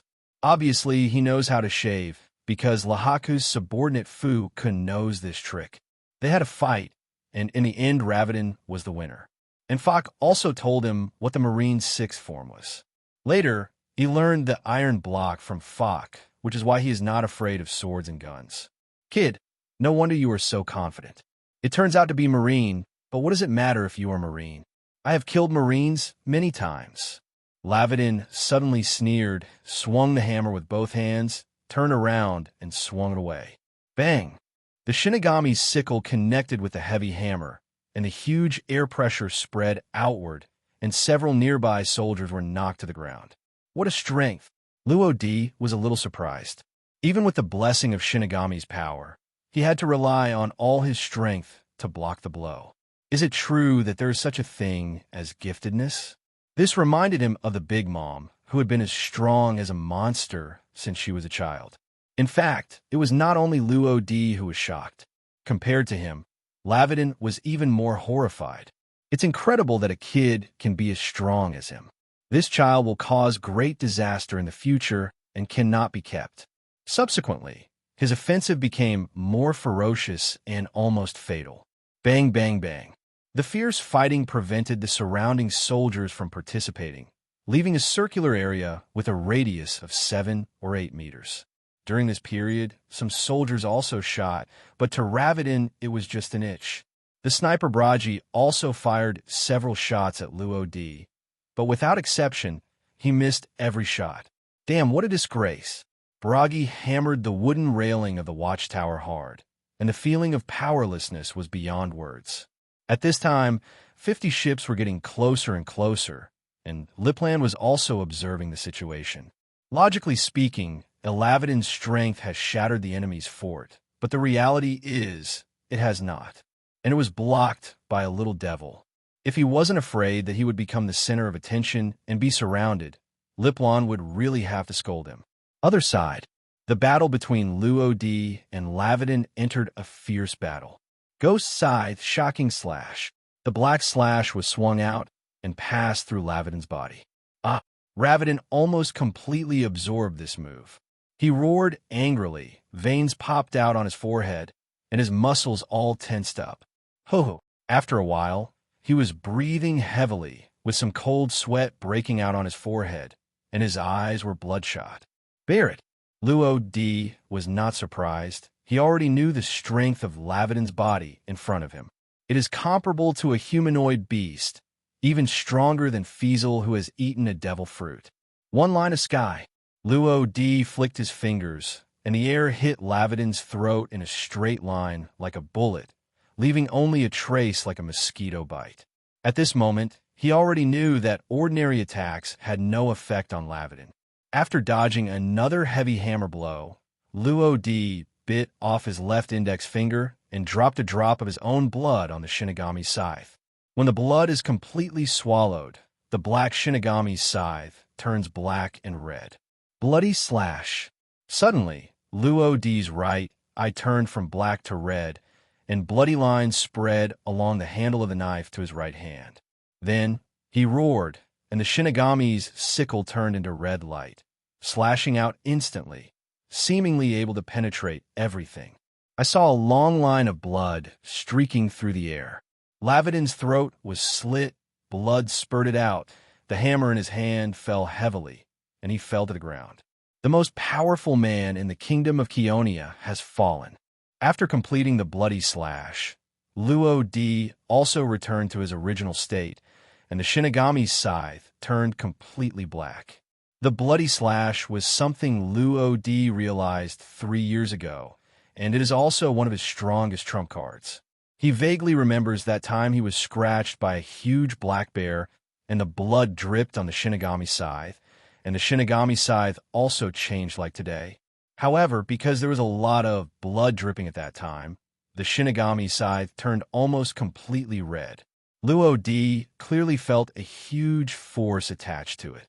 However, after completing a slash, the Shinigami scythe will return to its original shape and can release bleeding red slashes. That said, this is a one-time thing. Luo D calls this special change a liberation, also called Shirkai. Luo D's strength made the surrounding soldiers stunned. Of course, some people recognized him as the hero of this country. They all cheered. Koen, who was hiding behind, and Shizuku, who was dissuaded by him, also breathed a sigh of relief. Because of his face, Shizuru actually didn't ask Luo D for help last night. Moreover, Luo D had already helped them enough, so he couldn't be shameless enough to ask for help. However, Luo D's appearance also surprised him, and he also solved the most difficult enemy. They had seized the opportunity and caught the enemy off guard. Now that the enemy had lost another general who could equal 1 to 1,000, the subsequent battles would be much easier. The war did not stop. 50 ships have docked, and soldiers poured down from them, densely packed. They shot while walking, and when they approached the soldiers of the kingdom of Sitkia, they would draw their knives and quickly deal with them. Its combat effectiveness is obviously not comparable to that of the kingdom of Sitkaya. At this time, Luo D didn't pay attention to them. Instead, he looked up at the observation deck of the main ship. The long-haired man who shot him several times, but failed to hit him, Bragi. Bragi seemed to have noticed Luo D's gaze. He frowned slightly. It was impossible to say he was not nervous. It was that kid who killed Lavidin. It's incredible, but it's true. To be honest, facing this kind of enemy, there's probably no other way but endless artillery fire. Without waiting for him to think about it, he noticed that Luo Di threw something, which turned out to be Lavedon's hammer. This time he was completely stunned. Clinging to the fence with his left hand, he used his strength to throw it. Then he hugged the mast and slid down. But the watchtower was penetrated by the huge hammer and smashed to pieces. It's terrible. Looking at the wood debris all over the sky, Braji completely lost the confidence to fight back. He has to run. He doesn't want to die yet. Then he carried only his sniper rifle and ran towards the back of the ship without caring about anything. There was a spare boat there for his escape. After Luo Di threw out the hammer, he had no intention of continuing the pursuit. The rest of them were of no interest to him and would not bring him much value. He only seized the strong. However, it's time to end all this. Later, Luo Di summoned the demon clone and then took it back. At the moment of fusion, he exerted Conqueror's domineering power to the extreme. Under the double power, few people could withstand it, especially the soldiers closest to him. They fell one after another. In just a short moment, nearly 90% of the soldiers of the Chionian kingdom fell to the ground. A few unlucky ones were walking on the steps connecting the ship to the port town. The huge pressure made them pass out and fell headfirst into the sea. On the other hand, on the Sikia kingdom side, only nearly 50% of the troops were unconscious and fell to the ground. Those soldiers hidden in the port town rarely fainted. Conqueror's domineering spirit is indeed a weapon for clearing small soldiers. Luo Di rubbed his temples, feeling a little tired. Using Conqueror's haki with all his strength not only consumed physical strength, but also consumed mental energy. Relying on his knowledge, he found Koen and Shizuru, who were obviously a little angry at this time. But Luo Di was very calm. Don't worry, they're not dead. They're just temporarily unconscious. There should be less than 1,000 troops left in that group. We can completely deal with them with your strength. By the way, as a reward, just remember to prepare a boat for me with more supplies in it. Once again, I really have no interest in your country, and I will leave tomorrow. After saying that, he waved his hand and disappeared in an instant. After Luo Di left, Koen looked at the soldiers who fell on the ground. Sure enough, they were still breathing. It seemed that they were just unconscious. Shizukuro on the side smiled bitterly. It seems we left a bad impression on him. When he saw the soldier falling to the ground, he almost lost his mind. It wasn't until Luo Di finished speaking that he remembered that he had seen the same scene yesterday, but the scale was not as large. And those people were indeed still breathing and woke up at night. Koen also smiled bitterly and shook his head. I'll go to him later to express my apology. At present, there are still important things that have not been resolved. Then he raised his arms and shouted, and the soldiers hiding in the port town swarmed out and rushed out. The battle seems to be starting again. Enemy. On the battleship of the kingdom of Chionia, King Lipland was almost frightened. Is that still a human being? 90% of their troops were eliminated in an instant, so how could they fight? At this time, Chief of Staff Eisenhahn walked over quickly, wiping sweat as he walked, his face full of horror. Your Majesty, please quickly order a retreat. We don't have enough troops left now, and this is still the enemy's main battlefield. If we don't evacuate, it will be too late. Lipland woke up from a dream and hurriedly ordered a retreat. The soldiers who were still on the ship breathed a sigh of relief after hearing this. Some steered the ship, some pulled the sail, and some took out the anchor stuck in the water. In almost less than a minute, 30 or 40 warships sailed in the opposite direction of the port town. It can be said that things come and go in a hurry. The slower-moving ships were surrounded by the approaching Sikian soldiers, and they tried to escape but were too late. The soldiers on board were quickly brought under control. The Chionian soldiers who fell into a coma on the shore were also tied up. The war seemed to be over again. So sudden. Such a simple victory would have been unthinkable in the past. But it really happened. Among them, there were several soldiers who were supporting their unconscious companions and marching towards the royal city, talking quietly. It turned out to be the little hero Luo Di who did it again. Looking back on the scene just now, It seems like a miracle has come. Hey, I heard that the little hero Luo D doesn't seem to be from the kingdom of Sitkaya. Really? So where is he from? I don't know. I just know that he suddenly appeared in Delata town the day before yesterday. Since he is not from our country, will he leave? This is hard to say. The war is over. There is joy, sadness, and, of course, suspicion. Snap! Oyamo closed the notebook. Recalling the shocking scene just now, the excitement in his heart could not be suppressed. Oyamo is a wise man. He was almost 100% sure that what Luo D displayed was Conqueror's domineering force. According to legend, only one person among millions of people can possess it. It is a kind of king's qualification, and it is also the rarest among the three domineering powers. I didn't expect that I would meet such a person. I'm afraid Boss Morgans will be very interested. 101 Marine Branch. Blake hung up the phone, and Marine, who was in charge of the investigation just now, relayed the situation to him. The content of the message shocked him. In just half an hour, the war was over, faster than ever. What a magical boy. In the end, he could only leave a sigh. In the sea outside the port town, Braji was driving the boat, swinging the oars quickly. At this time, behind him, more than 30 warships were traveling side by side, traveling at high speed, splashing waves. Bragi was startled. Did you follow me? As soon as he turned his head, the huge ship coming towards him made him ready to move. It would explode at just one glance. Ah, help, Gorilla, help, Gorilla. When the people of the entire kingdom of Sikio were in a state of carnival, Luo D took Aiko and left the palace, leaving only a note on the table. He didn't really want to face that group of overly enthusiastic people. Of course, there's another reason. Smanton made an appointment with him.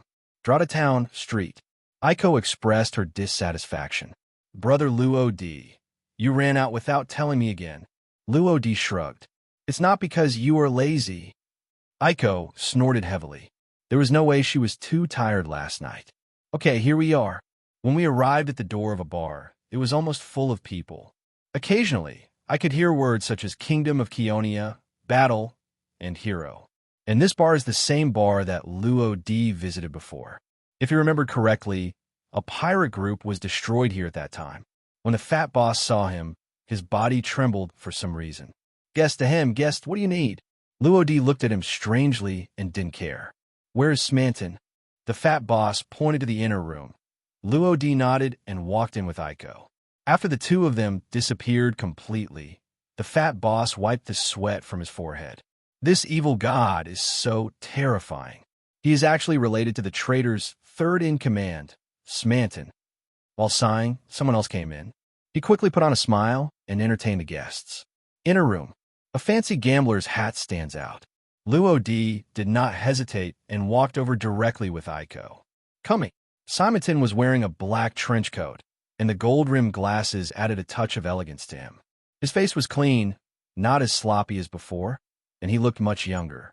In fact, he is not too old, only 26 years old. Luo D sat down and poured a glass of juice for Aiko. Well, what do you want from me? Simonton pushed up his glasses. I watched the battle this morning. Luo D turned his head. Oh, what then? Do you know about the Grand Line? I heard a little bit. What's the matter?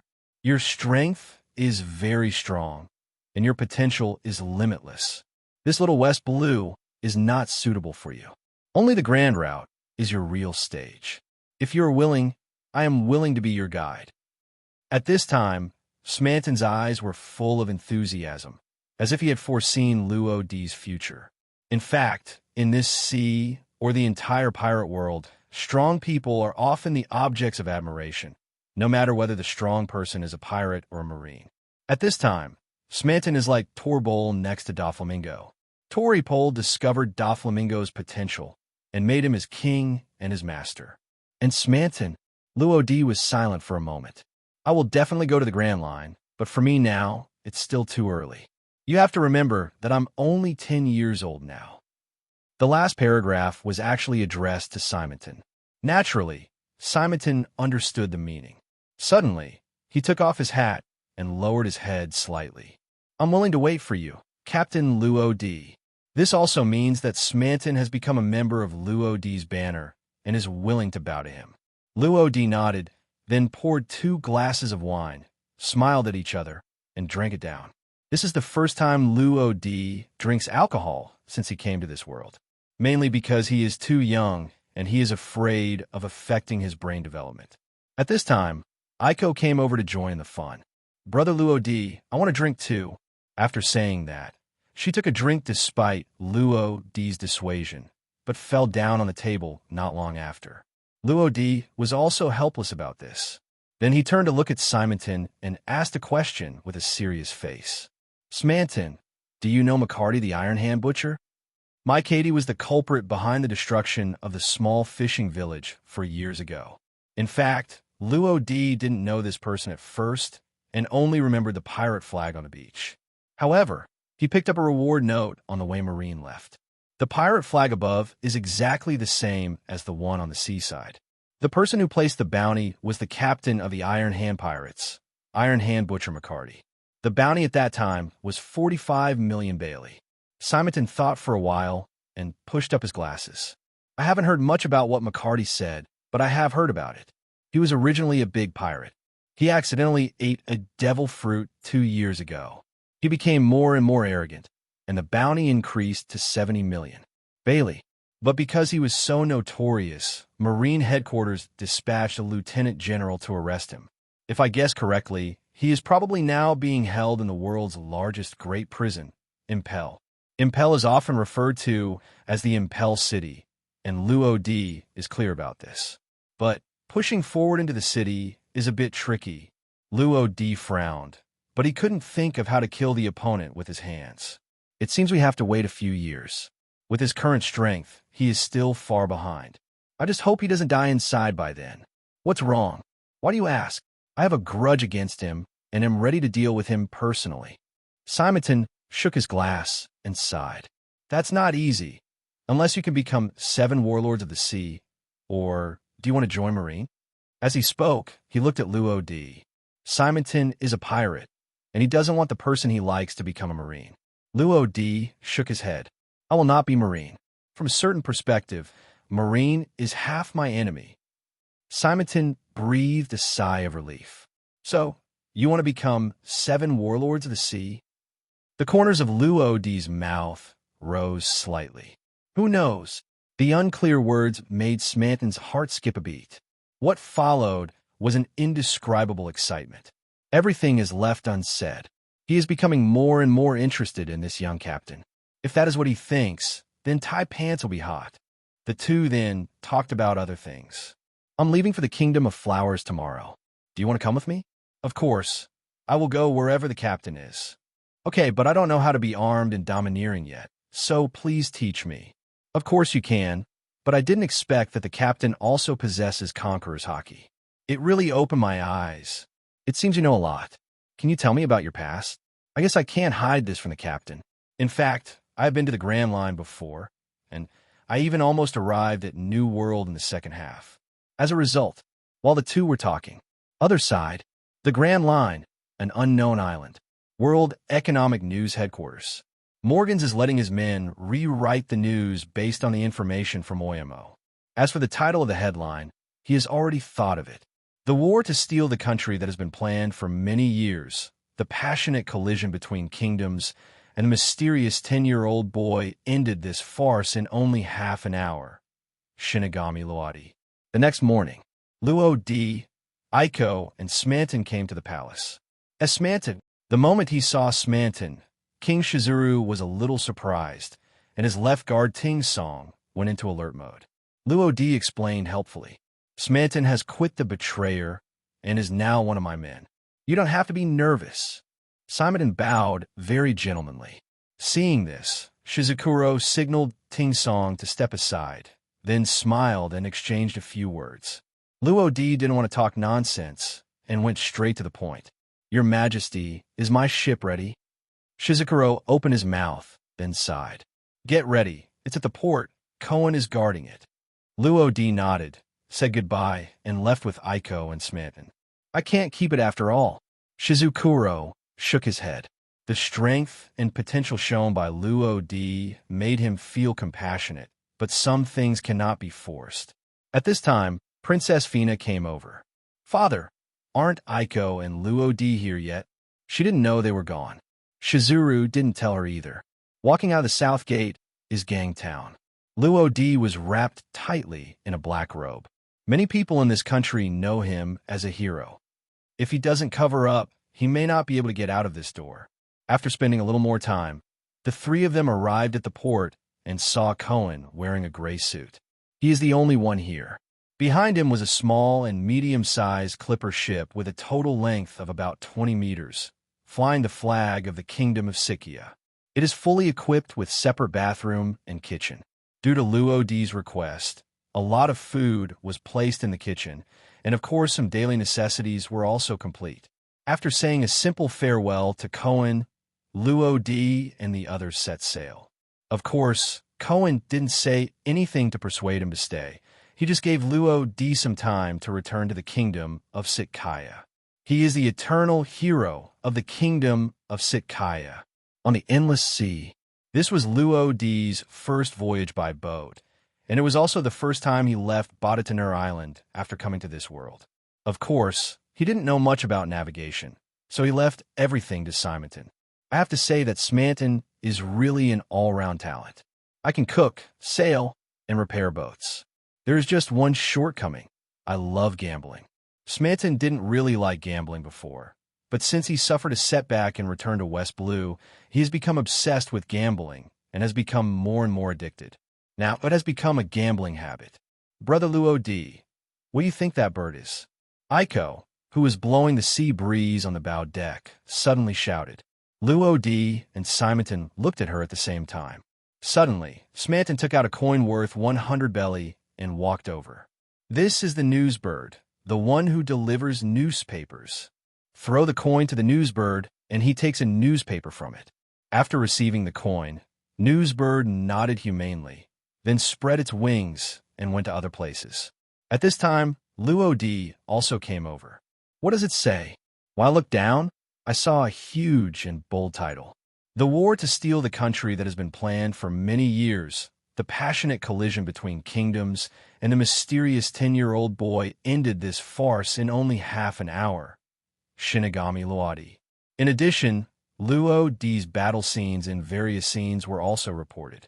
There is even Luo Di in Shinigami form on it. I saw him holding the Shinigami's scythe in one hand, his black robe fluttering slightly, and black mist surrounding him, giving people a hazy and mysterious feeling. Except for being a little short, everything else is good. Wow, Brother Luo Di, this is you. Aiko exclaimed, and her excitement could not be concealed. Compared to Aiko's shouting, Smanton was relatively quiet. He read the newspaper carefully. The above introduces the story of this major event. The left minister Rihaku of the Kingdom of Sikkia stole the kingdom. The Kingdom of Kionia attacked the Kingdom of Sikkia, and the 10-year-old Shinigami Rodi turned the tide and saved the Kingdom of Sikkia. In addition, there is a column above, which contains some strong men that Luo Di killed. The pirate Liba, the leader of the betrayers Fiesel, and the second in command Nitfa, the strongest man in the Kingdom of Kionia, Ravadin. There is one person who is the most conspicuous among them, Captain Fook of Marine Headquarters. Yes, although he was executed by a Kainu, he still has the word Marine written on him. Seeing this, Luo Di seriously suspected that the person who wrote the newspaper was up to something. Captain, it seems you are officially going to become a pirate. Simonton pushed up his glasses. His eyes shone with a brilliance called wisdom, and he seemed to see through everything. Ah, Brother Luo Di, are you going to be a pirate? Aiko covered her mouth, but her eyebrows looked a little disappointed. She hated pirates because they were the ones who took away her parents' lives. Luo Di touched her little head and sighed. Some things are beyond my control. But Luo Di didn't know that Marine Headquarters was already deciding whether to position him as a pirate. At the same time, this newspaper published by the World Economic News Agency flew to the world. Marine Headquarters. Malin Vando. Akainu looked at the newspaper in his hand and frowned. Fuck. Wasn't he killed by him in the name of a traitor a few years ago? Why are you still alive? Moreover, the newspaper actually gave him the title of Colonel of Marine Headquarters. However, what Fokker did was not reported. That's all. But he was killed by a kid who appeared out of nowhere. Where's Marine's face? Being slapped in the face by a 10-year-old brat like this? Damn World Economic News Agency. Damn Luadi brat. Akainu slapped the table hard, which showed his anger. At this time, Marine Fleet Admiral looked serious.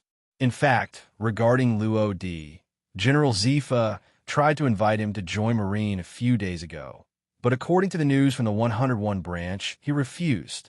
Akainu was already prejudiced against Luo D and suddenly became even more unhappy. After hitting Marine in the face over and over again, do you really think they don't dare to arrest him? Sengoku took out another letter and placed it in front of Akainu. This is a letter from the Kingdom of Kionia. Because Luo D killed their country's captain of the guard, they asked us to offer a reward for him. The Kingdom of Kionia is one of the more than 170 participating countries, and it pays a large amount of heavenly gold every year. It is difficult for us to refuse their request. Finally, the 5 elders also issued an order just now, asking us to treat Luo D as a pirate.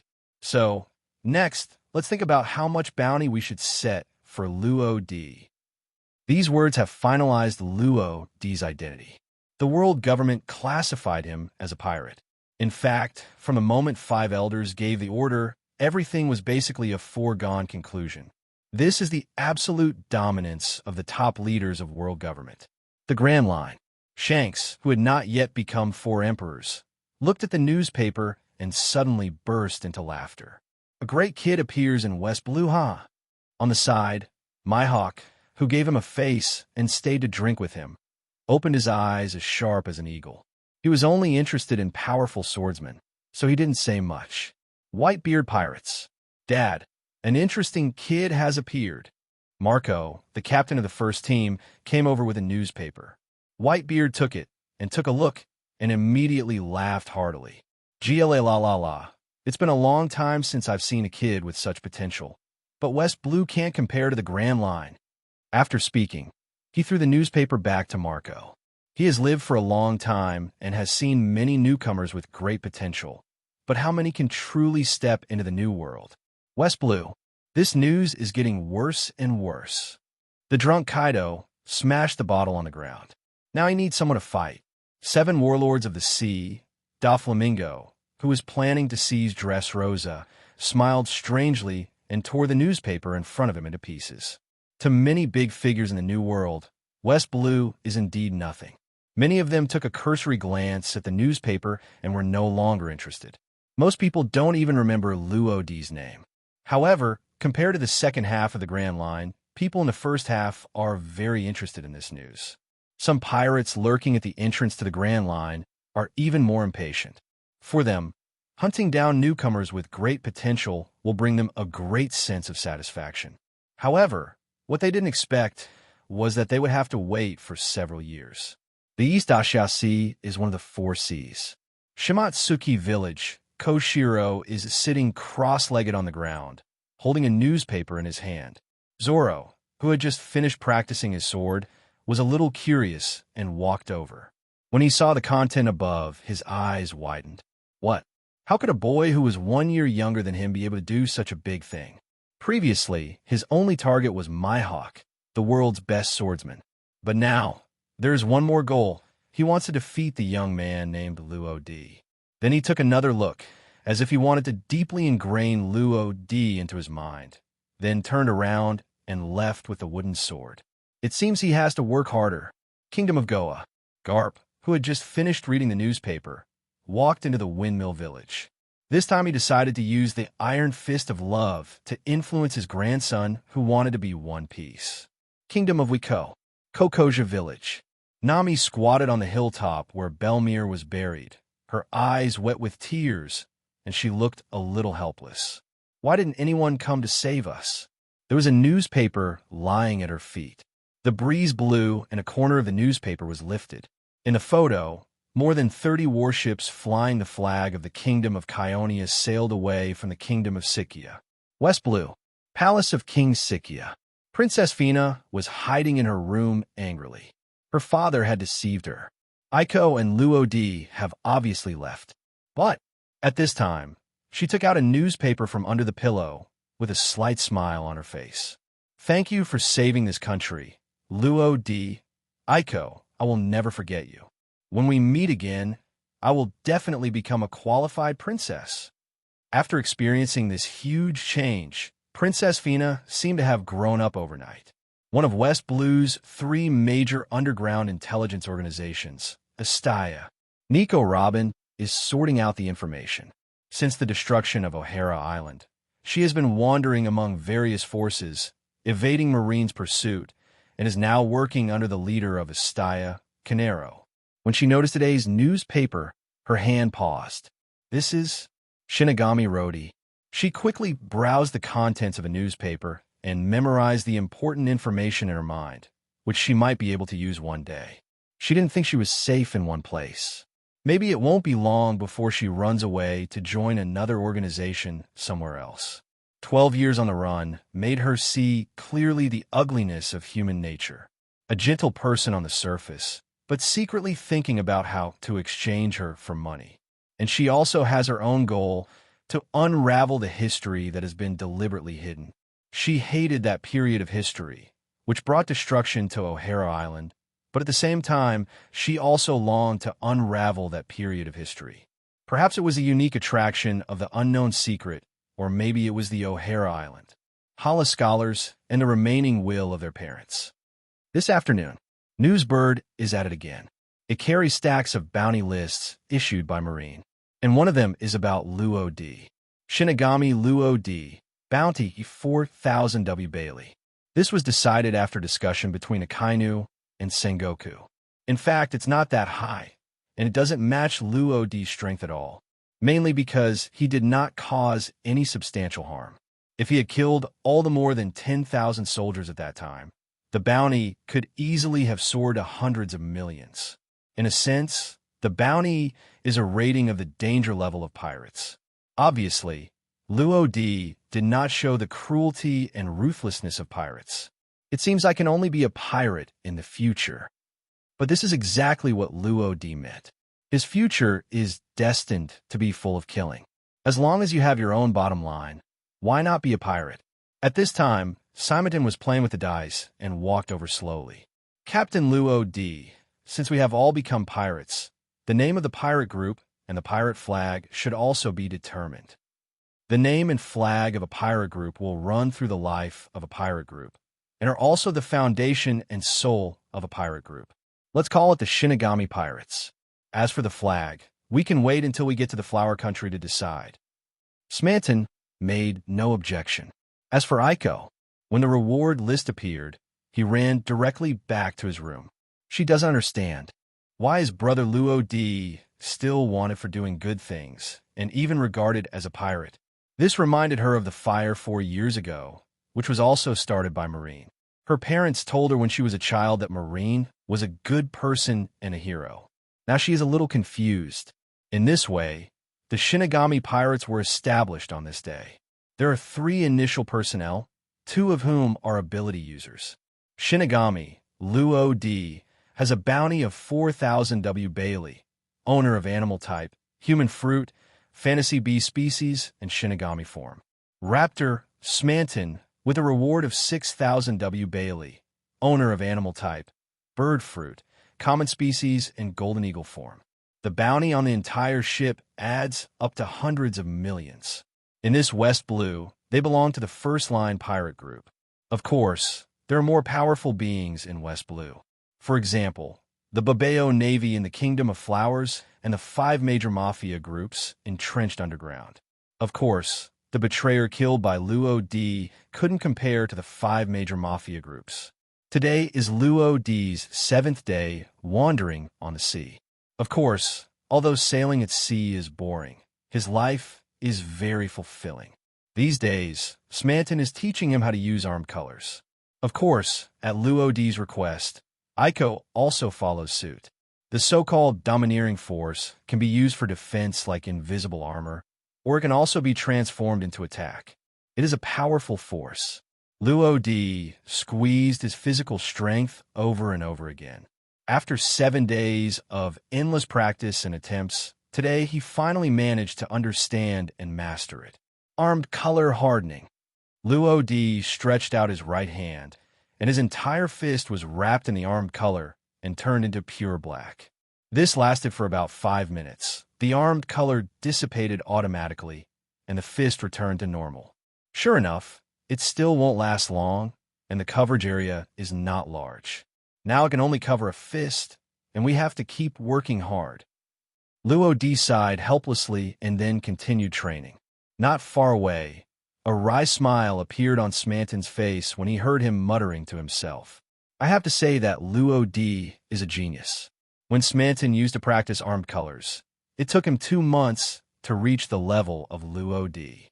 At this moment, Aiko suddenly came over. Brother Luo Di, Uncle Smanton, there is a boat ahead. She was adjusting to the blowing wind and snow on the bow deck when she accidentally saw 2 small black spots.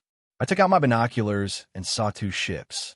Luo Di stopped, and as soon as the color of sight and hearing opened, it instantly covered the outside.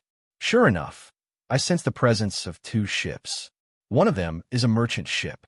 The other ship hung an unknown black flag with 2 crossed pistols painted on it. So, it was definitely not a pirate ship. At this time, there's a group of people wearing black windbreakers and holding pistols standing on the deck. They were attacking the merchant ship in front. Let's go over and have a look. As the distance got closer, the sound of artillery fire became louder and louder. Boss came. There's a ship approaching from behind.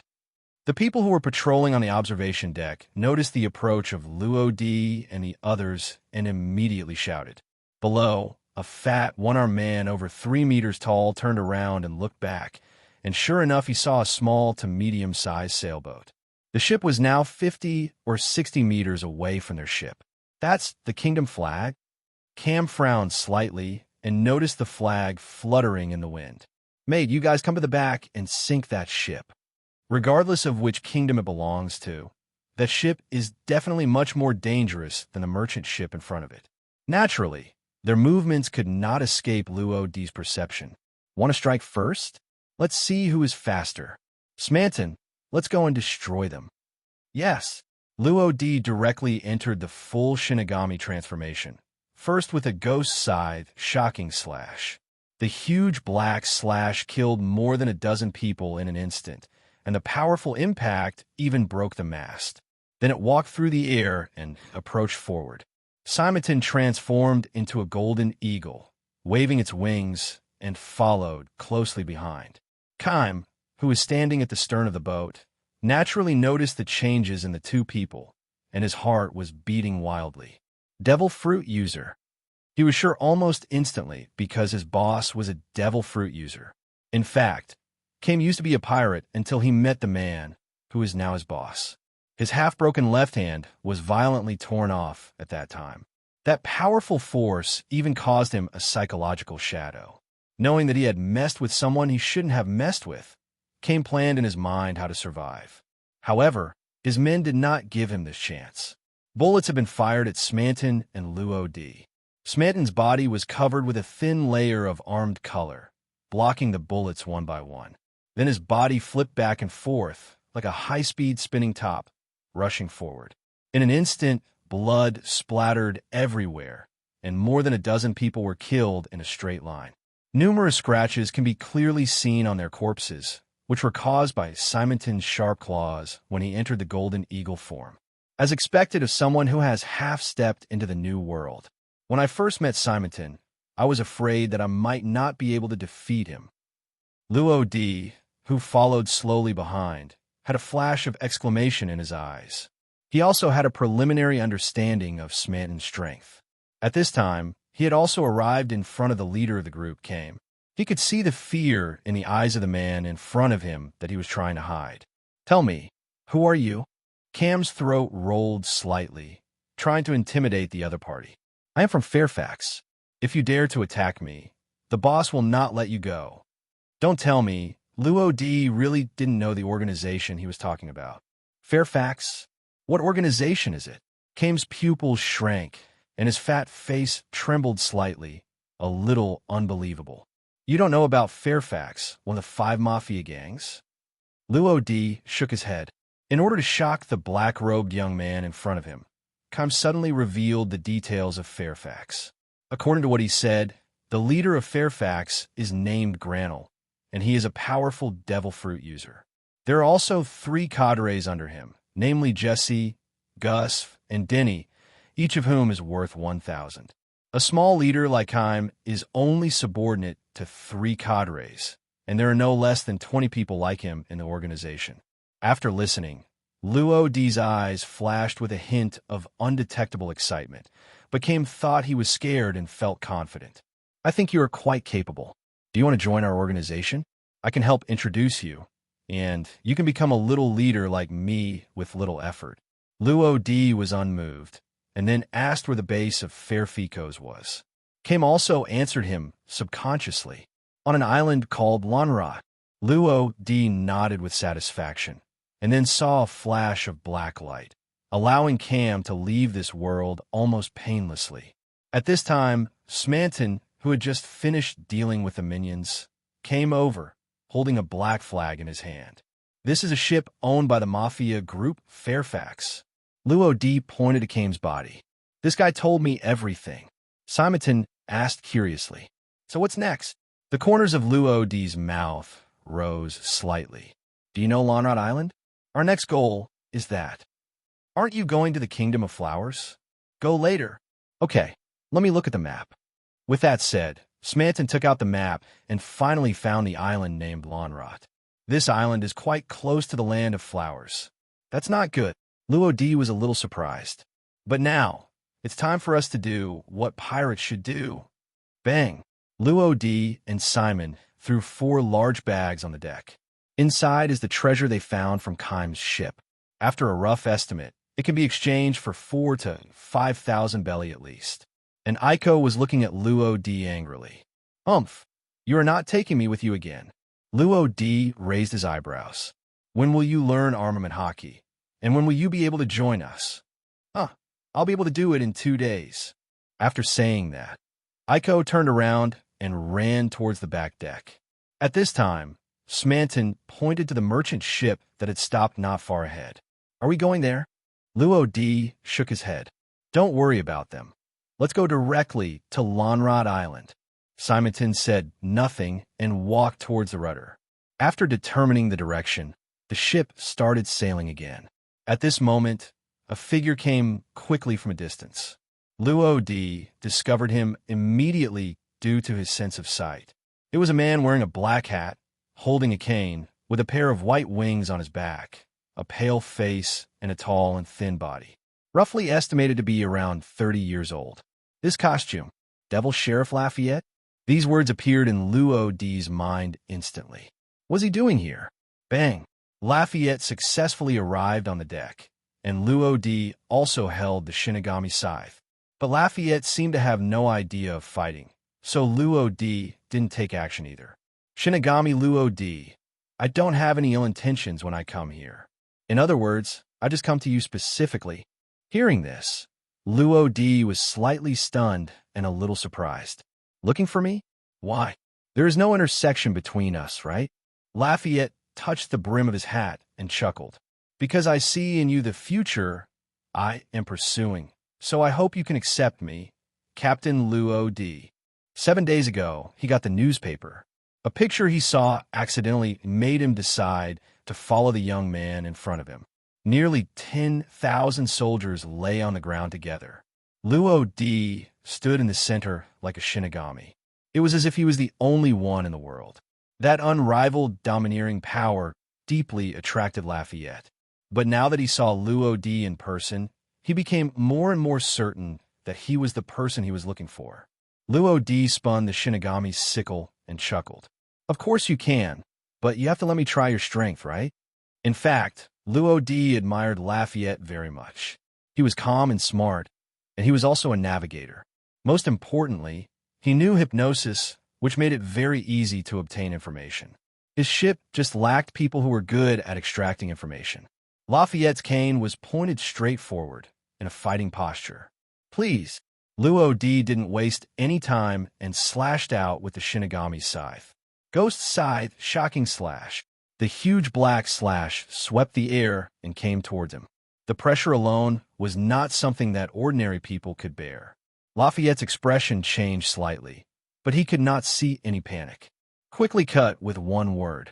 With a flash of white light, the black slash broke in the middle, causing no harm to Lafayette.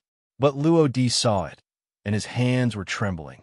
"From now on you will be a member of the Shinigami Pirates." Luo Di probably tested the opponent's strength, so he stepped forward and extended his right hand to welcome him. When Smanton learned that Lafayette had joined the gang, he proposed a fight with him. In the end, they were quickly defeated because they were not familiar with the opponent's abilities. When Aiko faced Lafayette, who suddenly appeared, she only felt that the man in front of her was tall and fair, and then she said welcome. In short, Lafayette has successfully joined the gang and is also the fourth member of the Shinigami Pirates. And the job of navigator was also given to him. Smanton suddenly felt a lot more relaxed and had no objections to Lafayette's joining. After replanning the route, we had only been driving for half an hour. A giant Poseidon bursts out of the sea. The sailboat Luo Di and the others were riding and was not that big to begin with, and was almost overturned by it.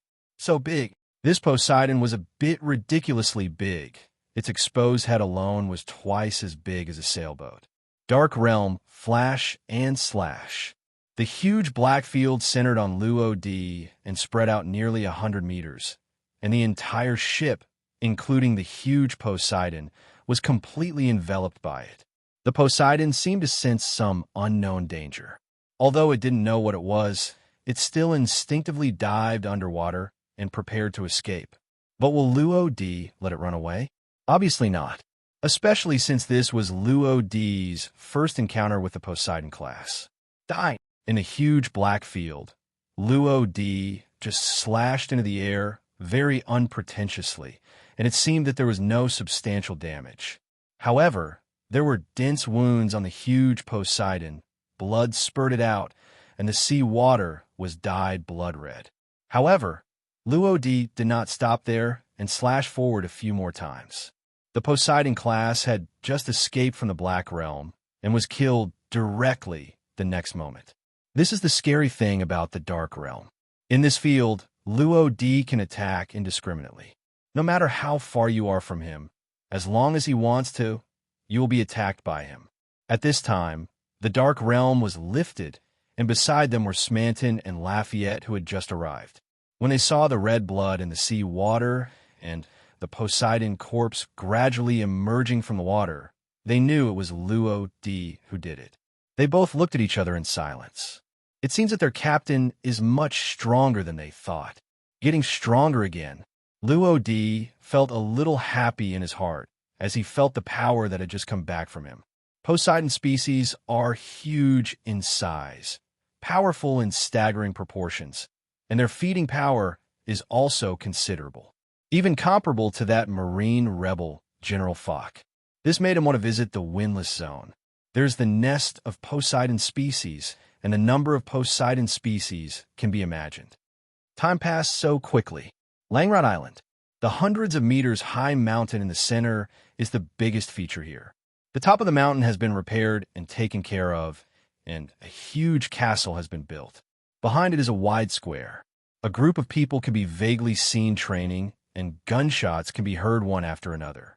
There are many forts installed around it, like carefully built military fortresses. At the foot of the mountain, there is the only small town. The town of Langrod is named after the island. Pedestrians on the street are all dressed in the same style. They are all wearing black trench coats with a gun on their waist. On the right chest of the trench coat is a sign of 2 pistols standing crossed. Fairfax, one of the 5 major mafia groups. This is their base. Everyone in front of you, get out of the way. The sudden shouts stunned the passers-by, and they all looked back. However, when they saw who it was, they moved to both sides at the same time, and the street became empty. At this time, What came into view were a dozen dark boxes, each box being carried by two mafiosi. Behind them were more than 20 female slaves in handcuffs and leg irons. Their clothes were ragged, some looked numb, and some looked desperate. There was a ring of mafia surrounding them, apparently to prevent them from escaping. The person at the very back was a short old man who was estimated to be only 1.5 meters tall. Looks emaciated, but even so, the people around him didn't dare to look directly at him. In the waters where Lonrod Island is located, a ship carrying the flag of the Kingdom of Sitkaya is slowly approaching. When the ship approached the only port, dozens of people wearing black windbreakers were already standing on the shore. The leader pointed his gun directly and scolded. "Who are you?" Because he didn't know whether the other party was friend or foe, he didn't fire the first time. "Captain, do you want me to take care of them all?" Lafayette touched the brim of his hat, his bloodthirstiness unmistakable. No wonder he is called the Devil Sheriff. Because of excessive violence, he was expelled from the country not long ago, and the initial reward was 20 million Baileys. But his strength is definitely more than that. Go and ask where their leader is. Their lives will be saved for the time being. Luo was not interested in these small miscellaneous fish, mainly because there was no profit from killing them. And his targets are only those 3 cadres and the leader here. Lafayette nodded and jumped to the shore. Then he got closer step by step. The mafiosi were not afraid at all. After all, this was their base camp, and their guns were pointed at Lafayette. The leader was a little angry. "If you dare to take another step forward, I will kill you right now." Lafayette had a smile on his face. His skin was originally very white, but now it gave people a strange feeling. 1, 2, 3. Snap. "Okay, now tell me, where's your leader?" The leader slowly put down the gun in his hand. His eyes were dull, and he looked a little dull. He has been hypnosis, along with the dozens of subordinates behind him. There is a castle in the back mountain, and the leader is inside. At this time, Luo and 3 others also came over. "Let's go." As the 4 people walked away, the dozens of mafiosi still stood there blankly, seeming to be waiting for some kind of order. Walking through the port, you can enter the town of Langrot. Why are those people standing on both sides? Aiko was a little curious. I saw that the street in front of me had been specially vacated, but the surroundings were crowded with people. The person we were looking for is there. The corners of Luo's mouth rose slightly. Through seeing and hearing, he learned the identity of the group from the people around him who were talking in low voices. Boss Denny is back. I don't know what weapons he brought this time.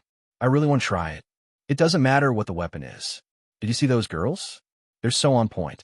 I wonder if the boss will reward me for a few days to play with.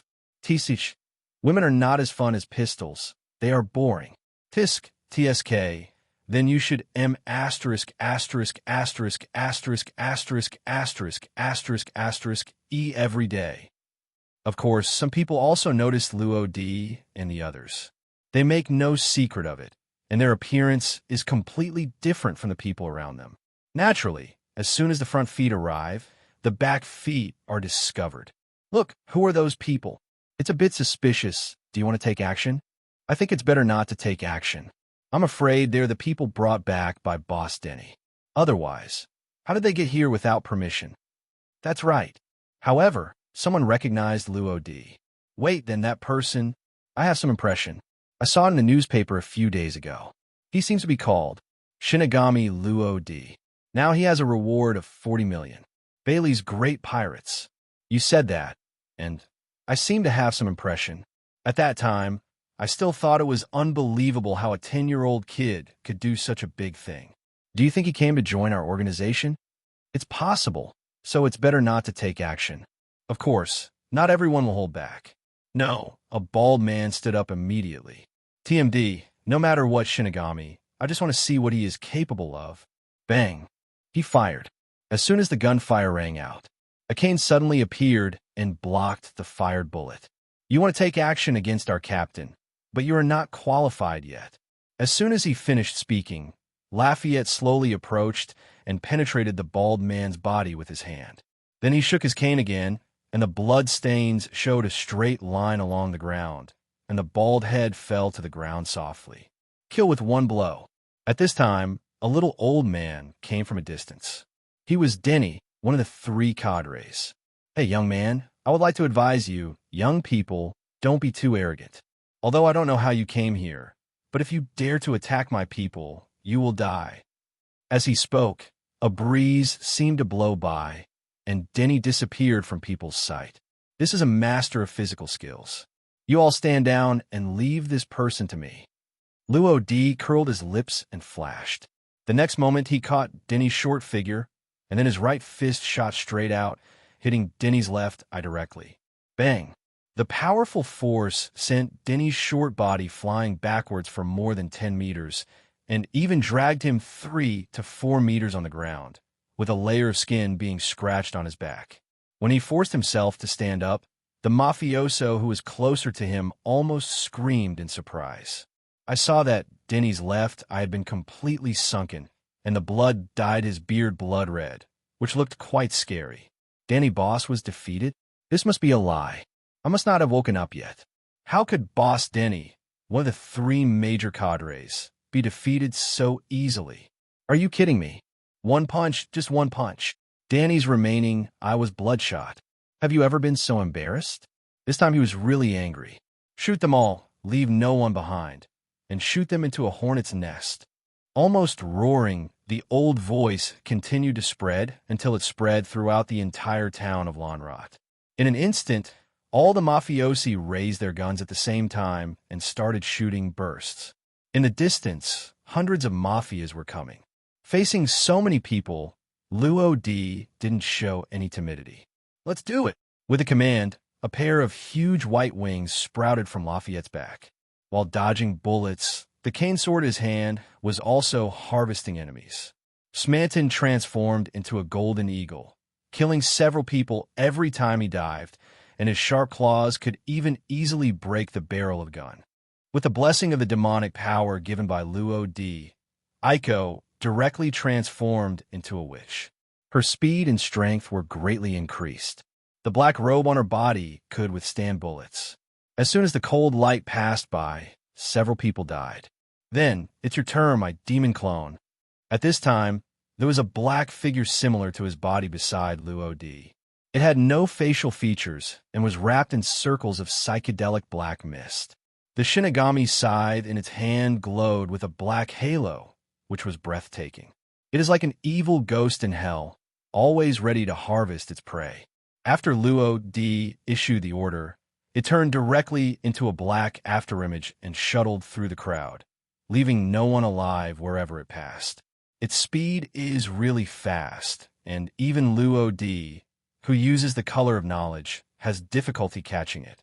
If the demon clone is sacrificed, Luo D's own strength will be greatly reduced. But on the contrary, the negative effects of devil fruit will also disappear. Things such as sea water and sea tower stones have no effect on him. Apart from that, there is one biggest advantage. He can use the Shinigami power unique to the Shinigami fruit more freely.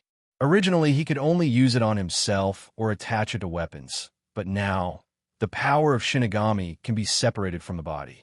Just like now, he slowly raised his right hand. The dark fog continued to intertwine and entwine, and finally condensed into a huge black arm. The length is more than 10 meters. Then he used his huge arm to slap down hard, killing more than a dozen mafiosi who had no time to dodge.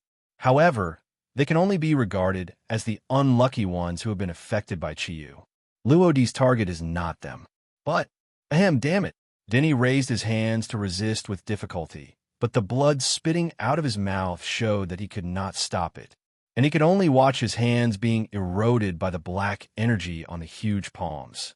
At that moment, he felt as if his hands were useless, and he couldn't use any strength. Snap! When the palm is completely shot, Denny is dead. But Luo D didn't stop there. As the huge arms swayed from side to side, it was the people hiding aside who suffered. They began to fight back, firing continuously, but to no avail. The bullet entered the arm, but the next moment it was ejected by an unknown force, and the speed became faster, but the group of people who shot were injured. Of course, some people pointed their guns at Luo D. planned to directly deal with him as the culprit. However, when the bullet was about to hit Luo Di, a thin barrier of black mist appeared. Immediately afterwards, you can clearly see that the barrier quickly dented as the bullets were fired and then rebounded outwards with the bullets. Bang! The man who fired the gun had a bloody hole in his forehead. The moment he died, he still thought he had succeeded. How sad.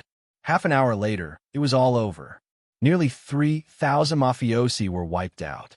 Among them, 70% died on the spot, and more than 20% were lying everywhere, wailing in pain, struggling to survive.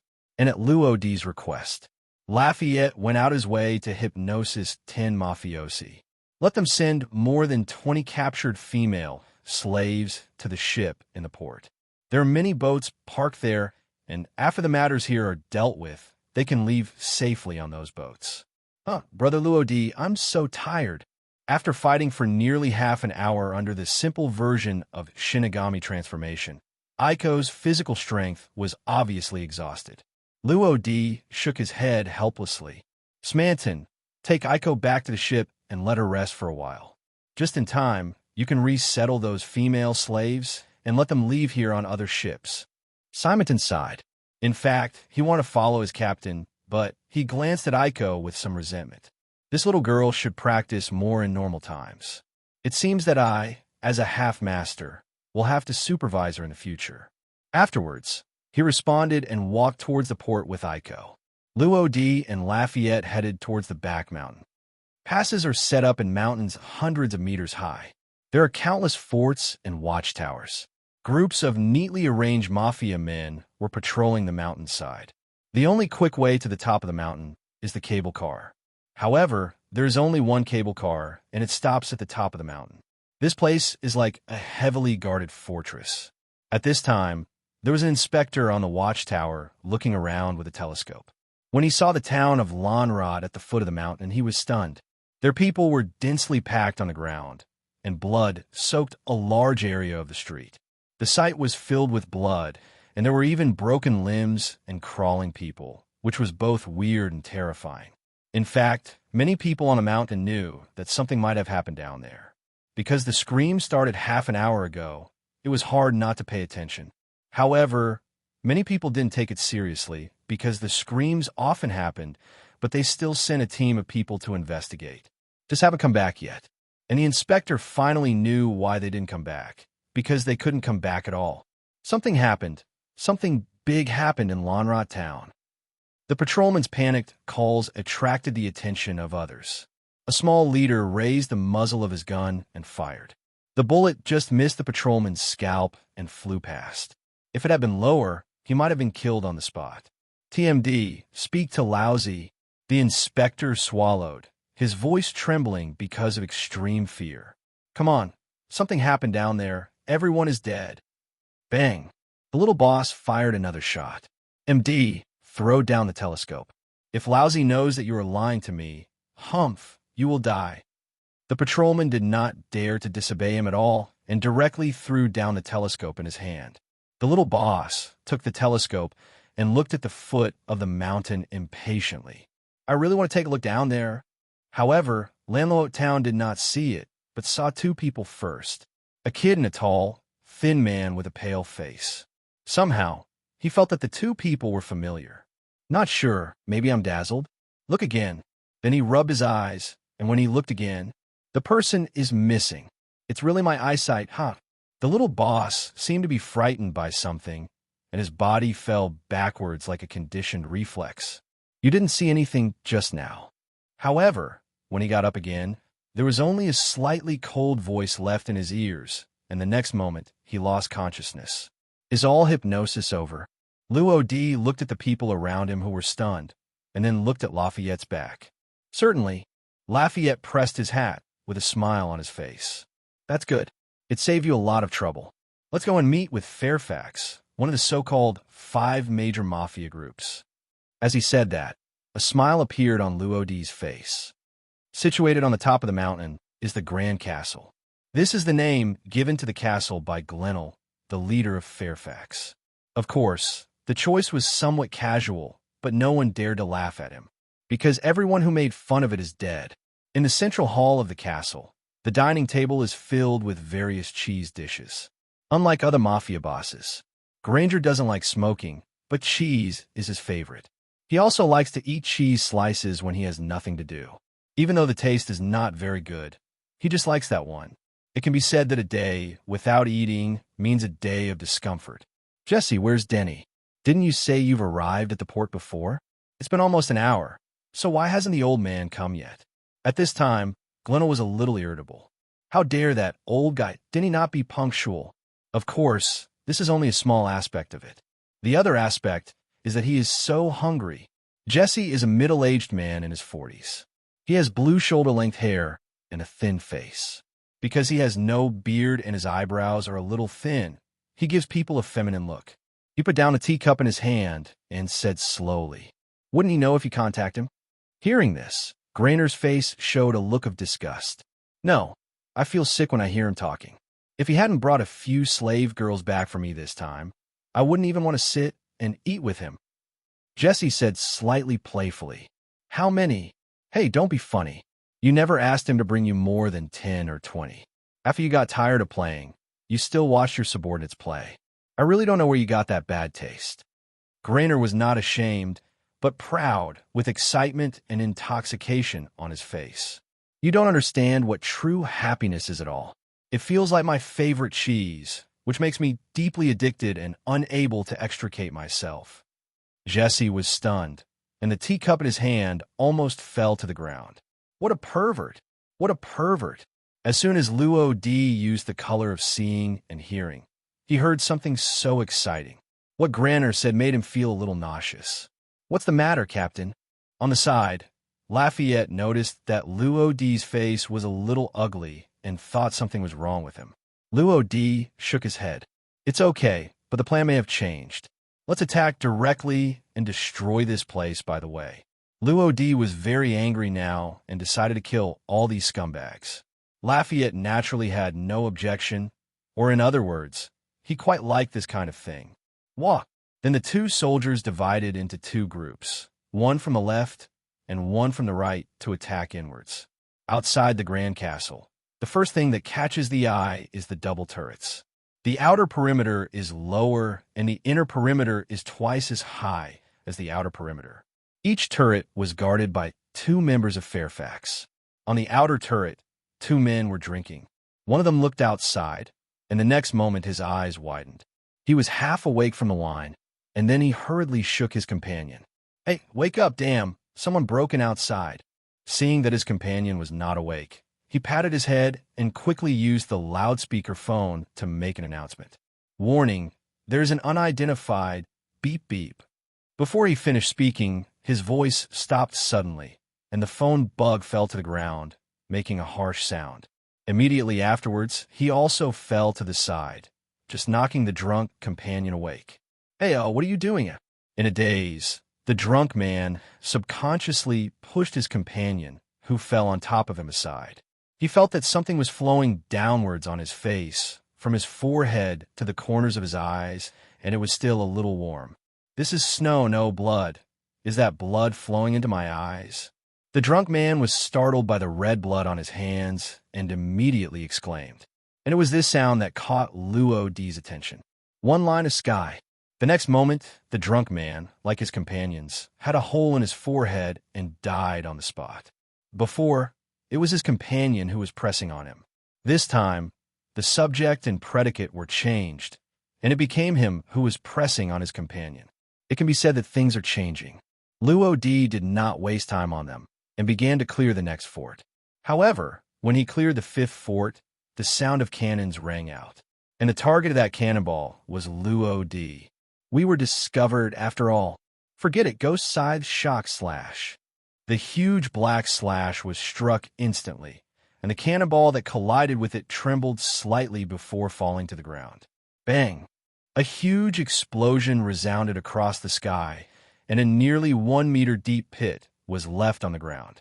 The power is very powerful, which also proves that these shells are extraordinary. If they were used for war, the consequences would be unimaginable. However, looking at these shells, Luo D thought of Buggy's buggy shells.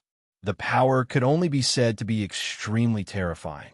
Sure enough, the power of technology is also unimaginable. Vegapunk took it to the extreme. After thinking about it, Luo Di didn't stop there.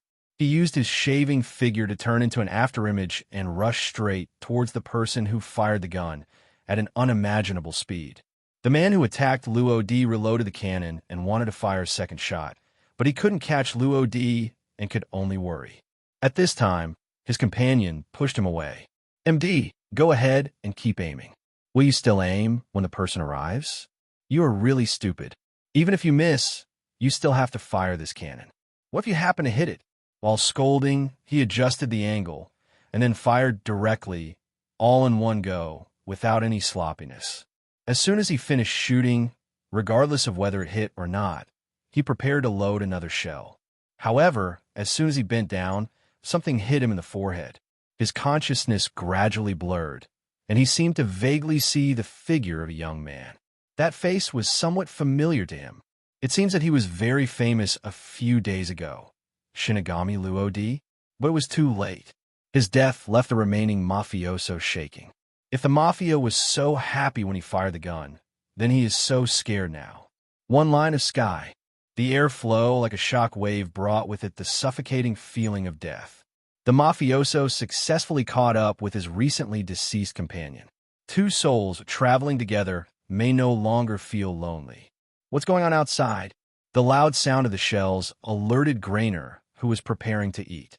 He pays attention to the sense of ritual when eating and hates being disturbed when he is eating.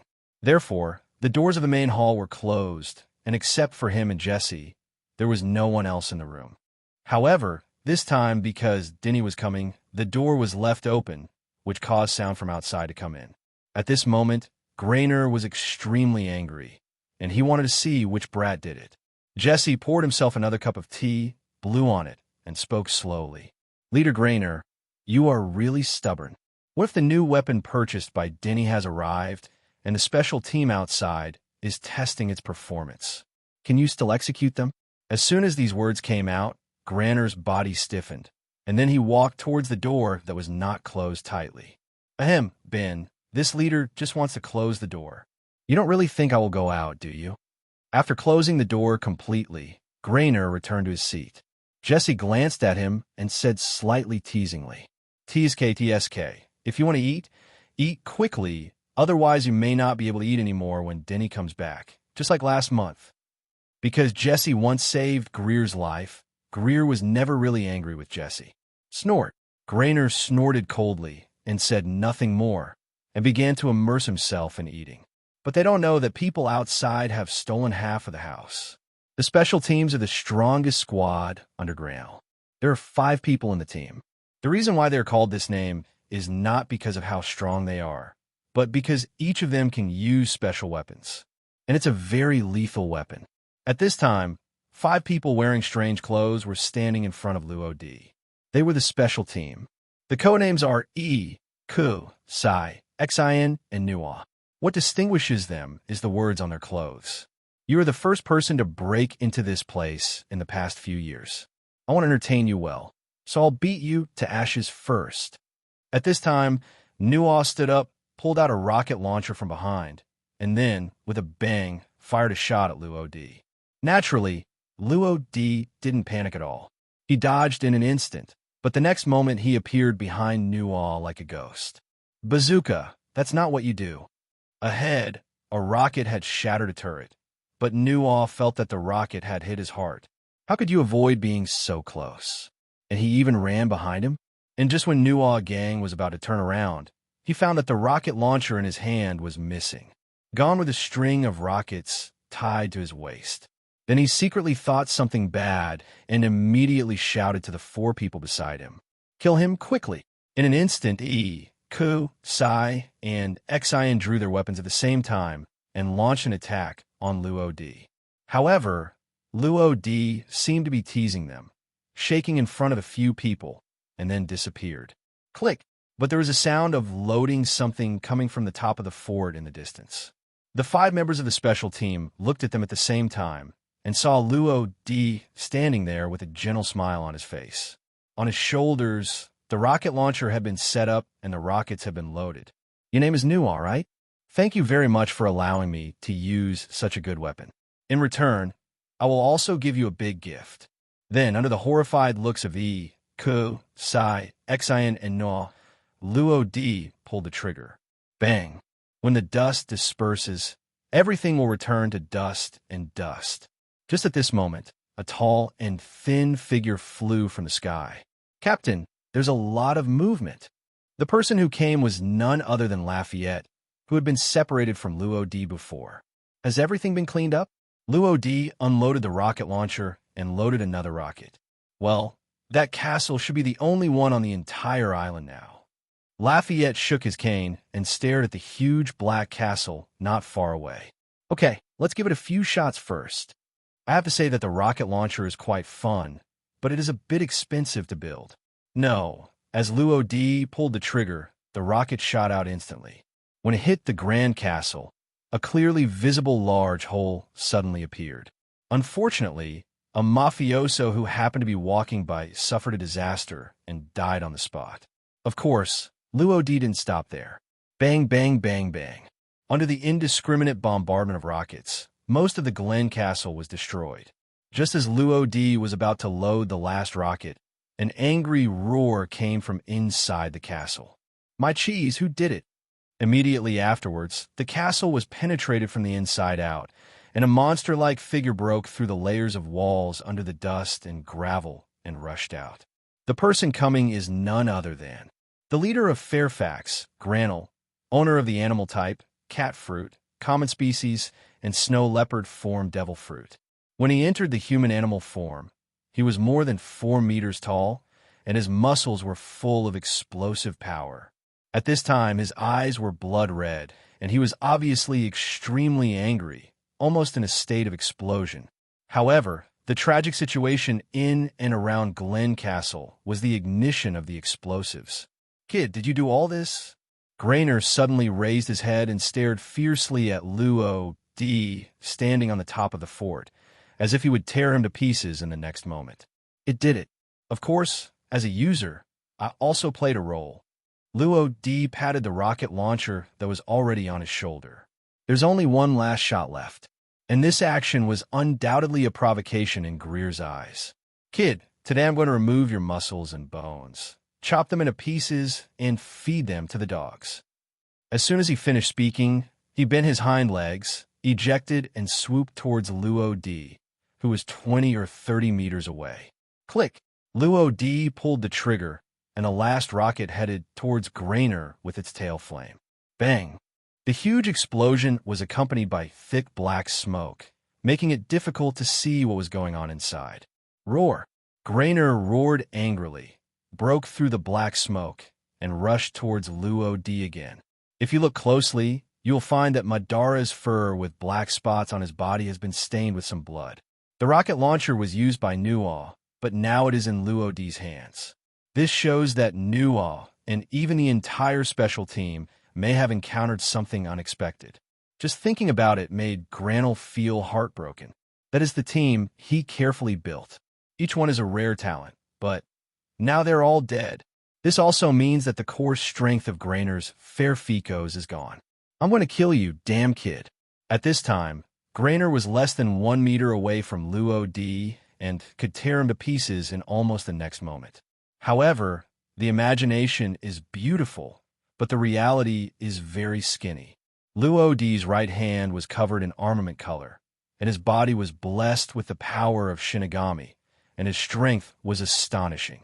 He stretched out his right hand, grabbed Grainer's arm, then turned his back and directly applied a set of receiving hair, venting all of Grainer's momentum on the top of the turret. Bang! With the inertial impact of 20 to 30 meters and Luo Di's own strength, Grainer's body directly penetrated the fort from top to bottom and landed at the bottom, with his life and death unknown. Lafayette, there is a very capable person in that castle. I leave it to you. Under the circumstances, no one can escape Luo Di's perception. Lafayette pressed his hat and turned his cane. Leave it to me. As soon as he finished speaking, he sprouted wings on his back and flew towards the interior of the castle. Coincidentally, at this moment, Jesse also came out with a teacup.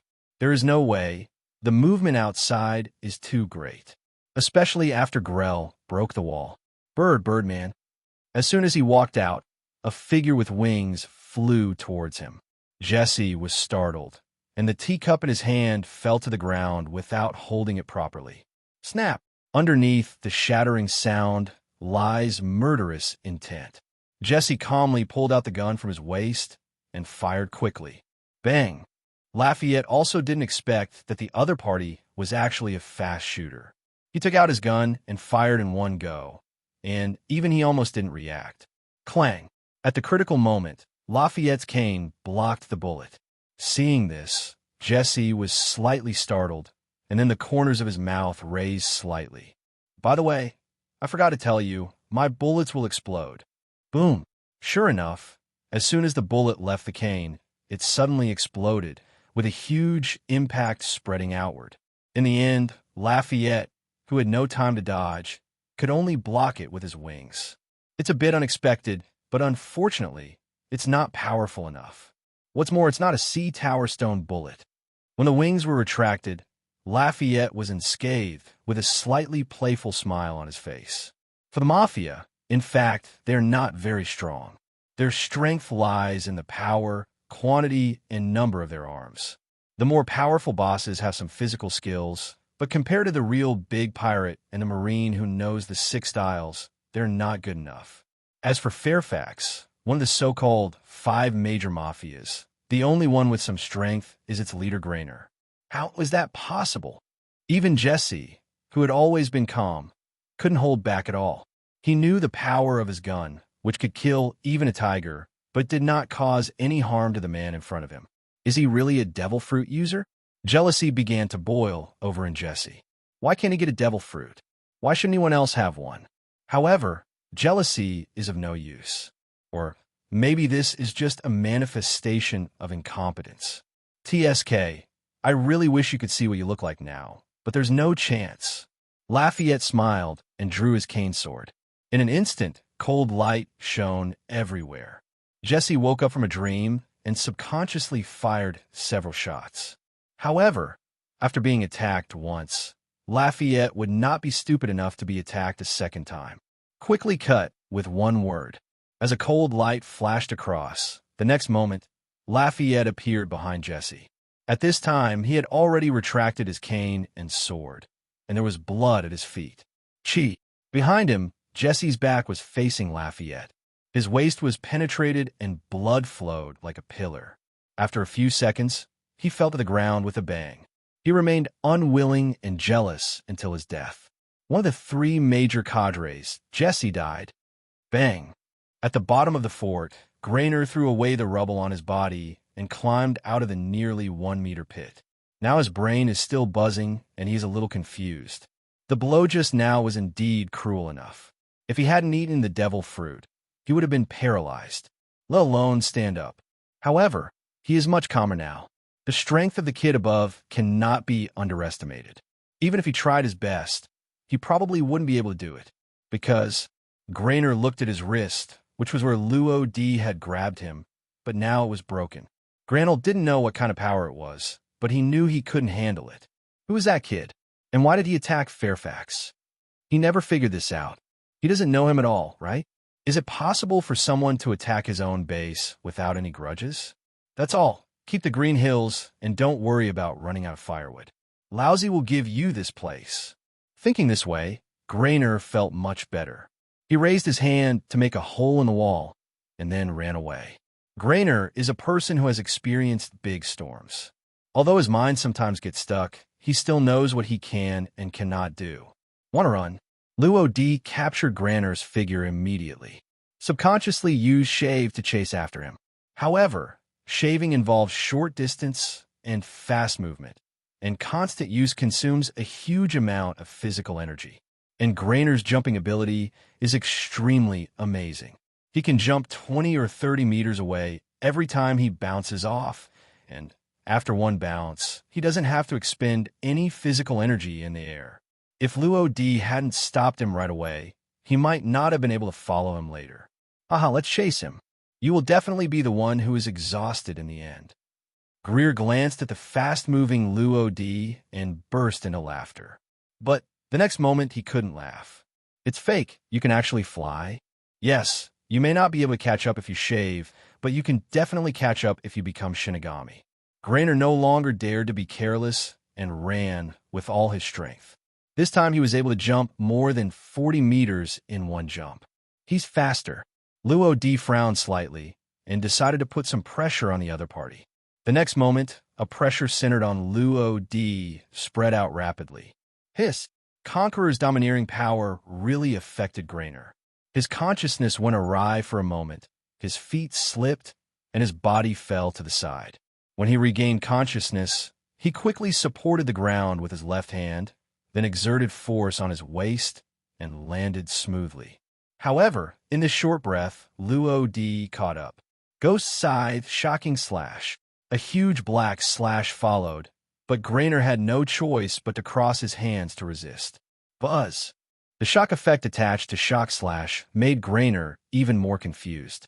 For a while, I couldn't even tell the difference between up, down, left, and right. At this time, Luo Di was already approaching. The left fist with the aura of armed domineering hit him hard on the head. Bang! The huge force caused Granel to fall to the ground. However, everything is not over yet. Just as Luo Di was about to finish him off, Grainer spoke in panic. "Wait a minute, brother. I know I was wrong. Please spare my life." His head was stuck in the soil, and the fear of death conquered everything, and he was even willing to sacrifice his dignity. However, after Luo Di listened to what he said, he showed no mercy. He was killed with a single movement of the sword. Beasts like this shouldn't live in this world. The town of Lonrot was originally a peaceful town, but with the arrival of Grainer, everything changed. He took a fancy to this island and took control of the entire town. He captured the men as slaves and asked them to build their own military fortress, while the women were given to his subordinates and humiliated at will. The child was sold to the human trafficker group, and he used everything he could use and transformed it into the value he wanted. However, everything is not over yet, and his evil does not stop there. When the military fortress was successfully built, he brutally executed the men who were captured as slaves. The ending for women was even more miserable. They were used twice by Grainer and sold to other places, where they continued to suffer persecution. This is what Smanton told Luo Di. Fairfax was founded about 10 years ago. At that time, Smanton had not yet gone to sea, but his curiosity about the sea drove him to collect various intelligence. And of course, he did so. Among all the information he knew, there was Fairfax. Their cruelty shocked Smanton, who was only 16 years old at the time. Dross! Luo Di gave Greer one last look in disgust, then turned and left. At this point, the Fairfax, one of the 5 major mafia gangs that has been running rampant for more than 10 years, has come to an end. They will be permanently trapped on this island that they have persecuted. The ghosts of Lamluot Town will continue to torment them. Of course, as a recognized pirate, Luo Di will naturally fulfill his obligations. Fairfax has dominated the underground forces for more than 10 years, and its heritage cannot be underestimated. The arms found alone can be sold for hundreds of millions of belly at a big sale. Not to mention, there are various gold and silver jewelry and very valuable collectibles. These can also be worth hundreds of millions of belly. However, what surprised Luo Di the most was that he found a knife in the underground secret room. The knife was 1 meter long, slightly longer than ordinary knives. The scabbard was all black and a little old, but its material was very special. Luo Di used other knives to chop it several times, but it didn't leave even a trace. Let's talk about the knife itself. There are strange patterns on it, and the blade is in the shape of an inverse T shape. It is very sharp, but a little dull, giving people the feeling of dusty jewelry. However, when Luo Di held the handle of the knife, he felt an extremely strong repulsive force, as well as a kind of pressure exerted on his soul, which was an undisguised evil thought. So evil. Luo Di looked at the long knife that had been taken off his hands, and a look of surprise flashed in his eyes. After a moment of silence, he held the knife in his hand again, but this time he released Conqueror's Haki. However, as if it had received some kind of stimulation, the blade trembled even more violently, as if it wanted to break away from Luo Di's control. Still resisting, Luo Di's right hand was directly covered with a layer of armed color, and then he held it tightly. At the same time, Conqueror's Haki was also displayed to the extreme, and the power of Shinigami poured out. Under the suppression of the three forces, the knife began to slowly stop, until finally it made no sound anymore. Inexplicably, Luo Di felt an emotion called obedience from the sword.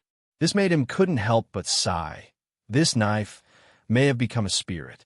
However, after he tamed the knife, he had some problems, because the Shinigami scythe is unique and cannot be replaced by any other weapon. What should I do? Is it possible that the main body uses the sword and the clone uses the Shinigami sickle?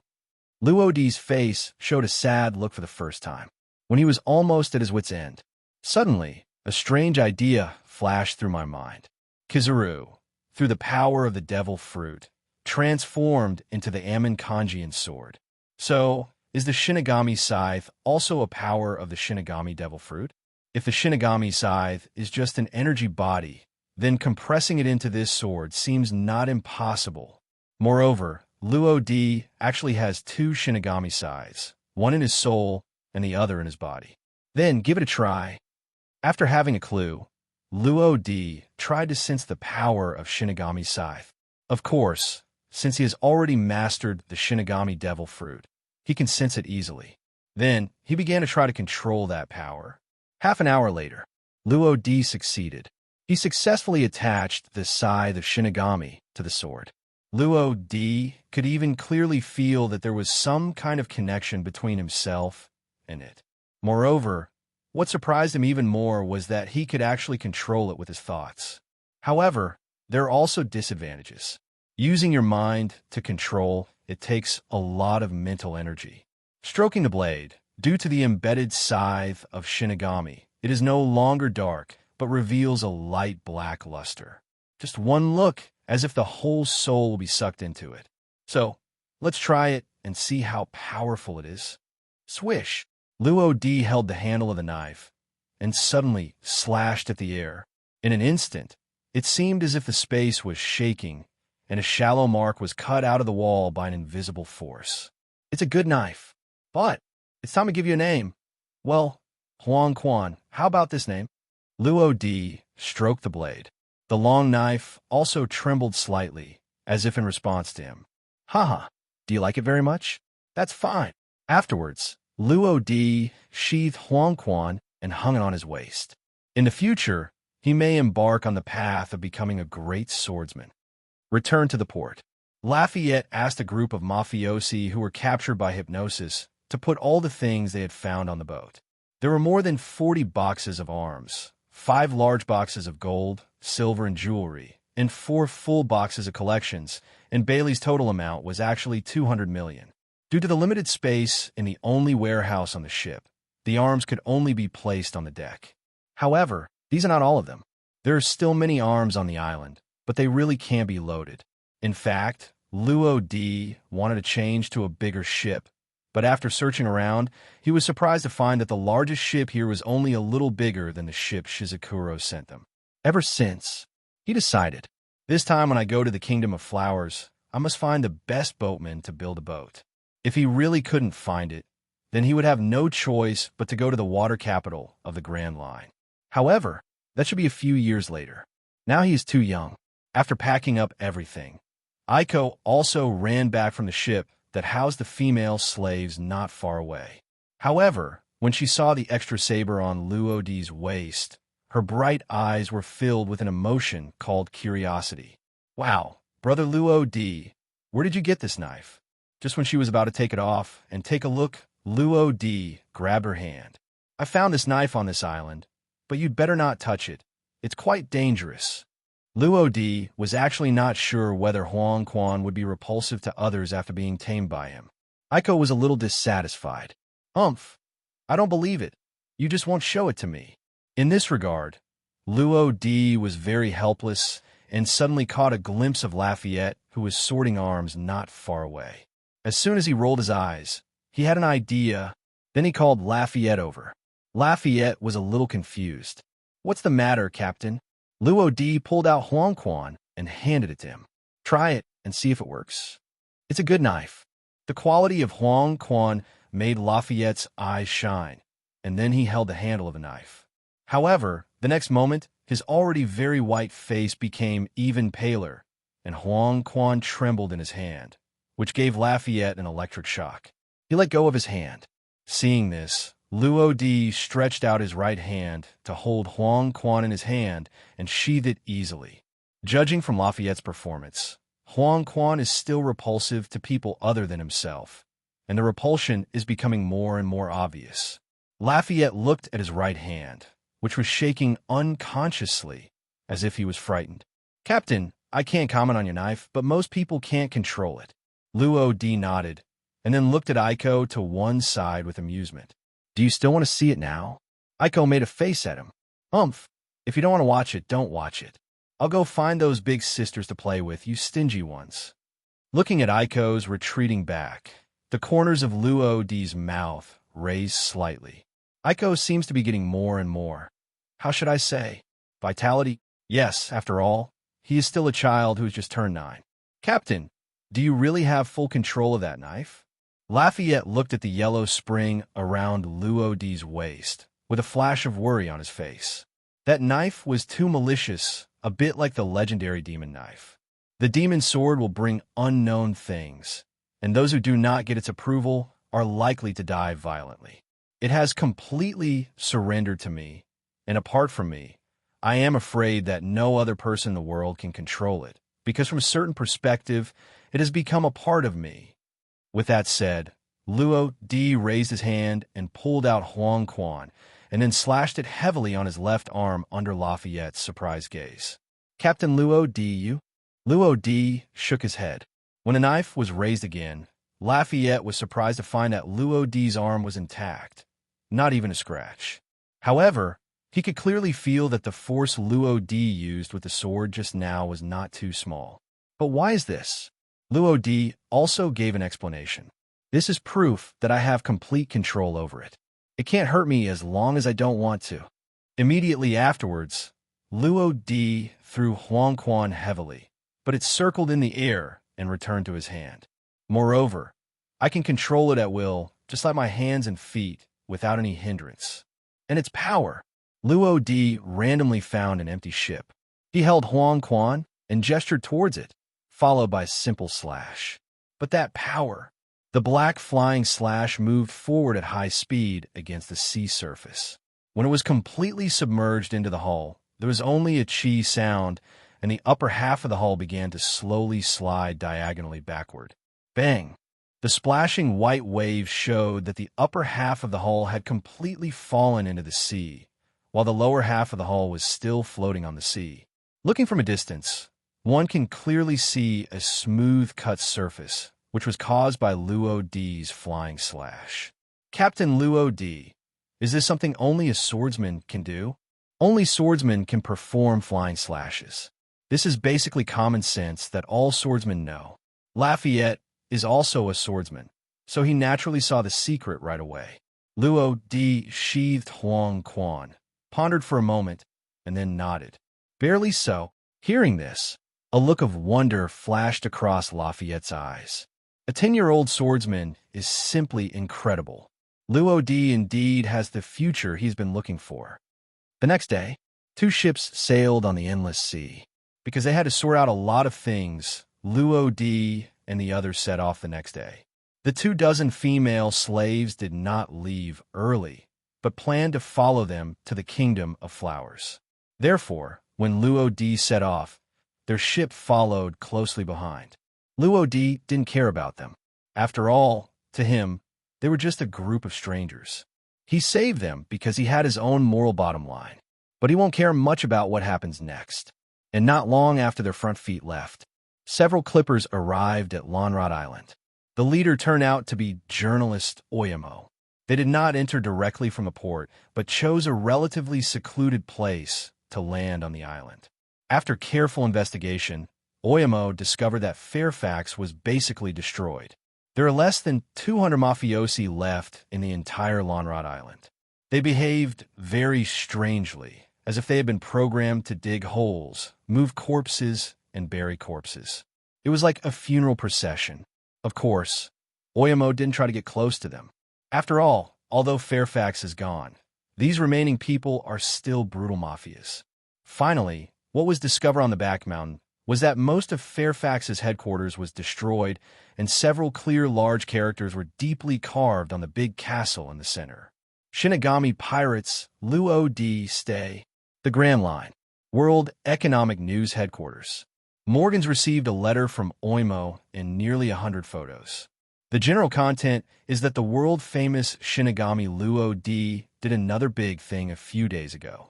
He led his crew to eliminate Fairfax, one of the top underground forces in West Blue and one of the 5 major mafias. It only took 1 day from landing on the island to leaving the island. Including Luo D himself, there were only 4 of them. Its personnel include the captain of the Shinigami Pirates, Shinigami Luo D, has a bounty of 40 million Bailey.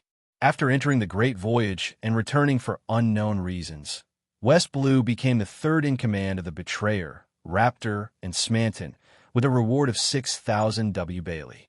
The security officer, Devil Sheriff, Lafayette, who was expelled from the country for violent law enforcement not long ago, offered a reward of 20 million Bailey. Shinigami Luo D's sister, Aiko, has excellent physical skills and is good at using swords. Her strength is comparable to that of a pirate who has a bounty of 10 to 20 million and has not yet offered bounty. This kid Oyamo, has he been following Shinigami Luo D? After reading the letter and photos, Morgans was speechless.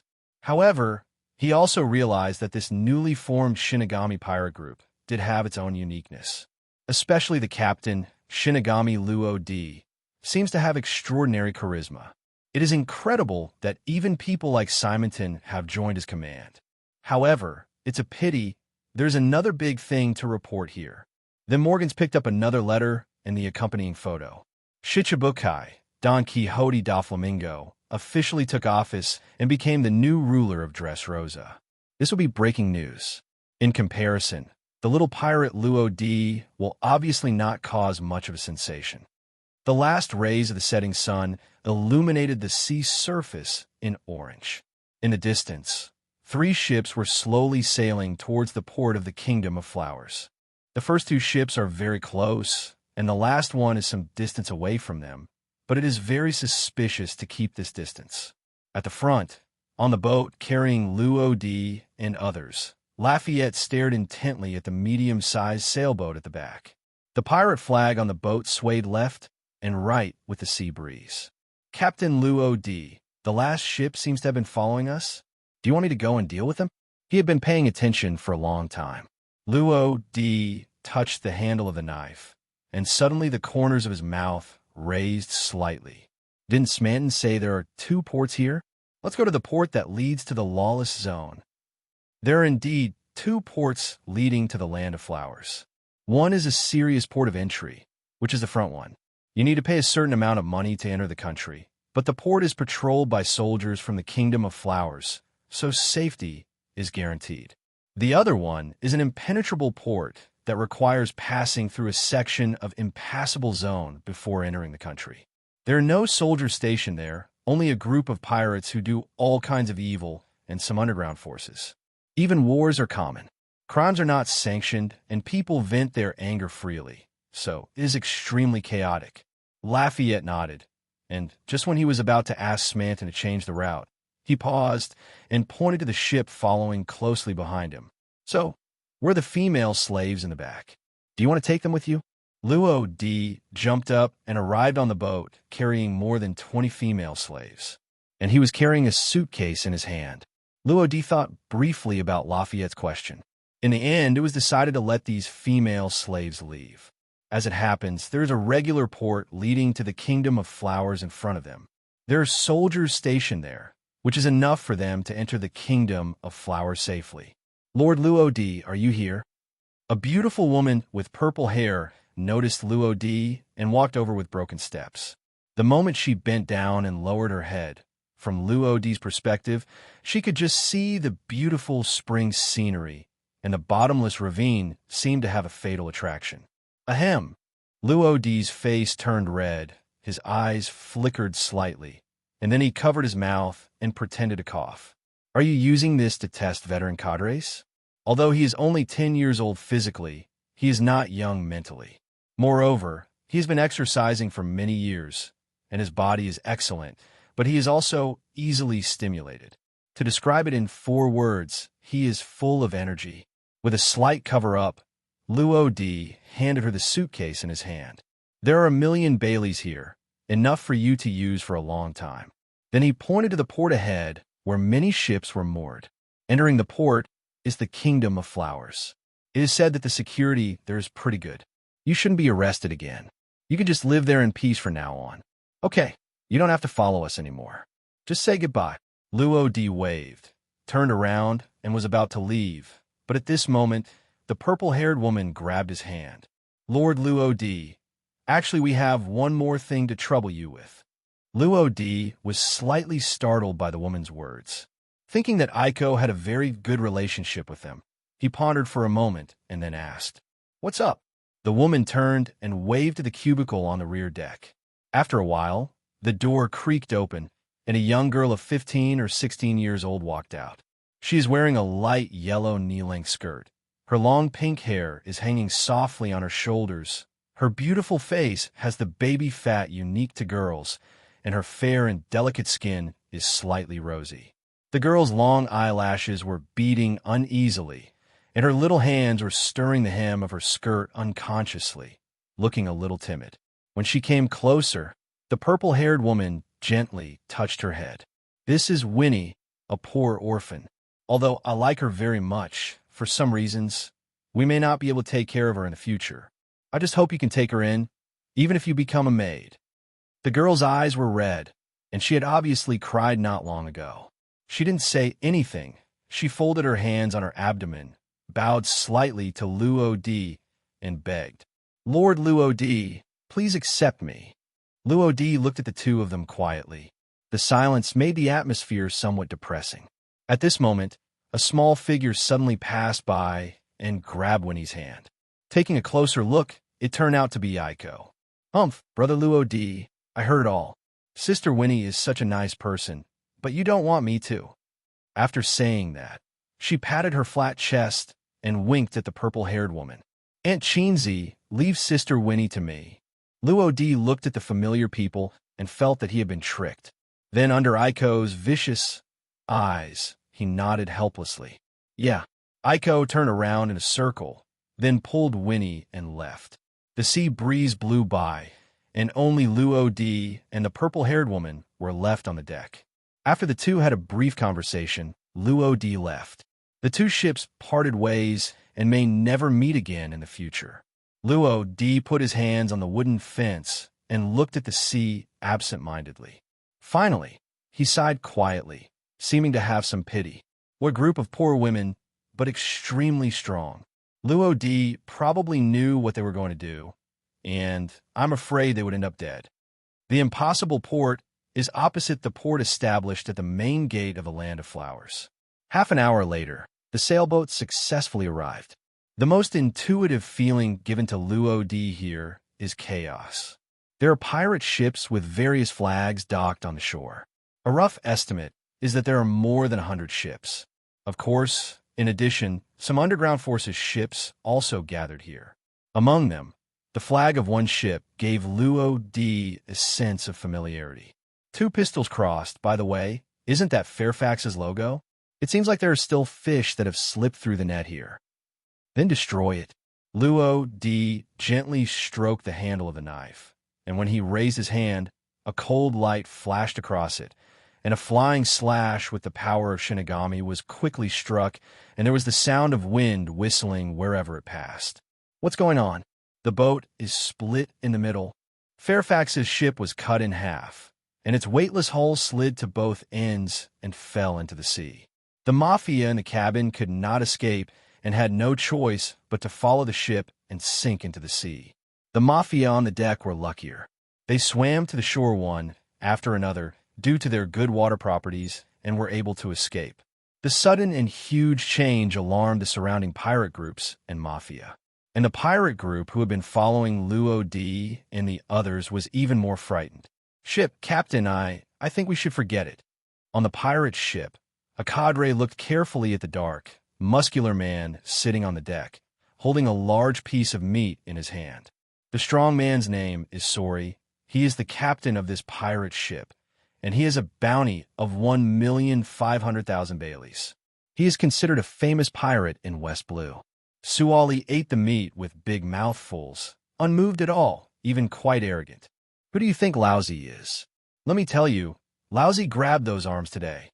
As he said, he followed them because he took a fancy to the arms on Luo D's ship.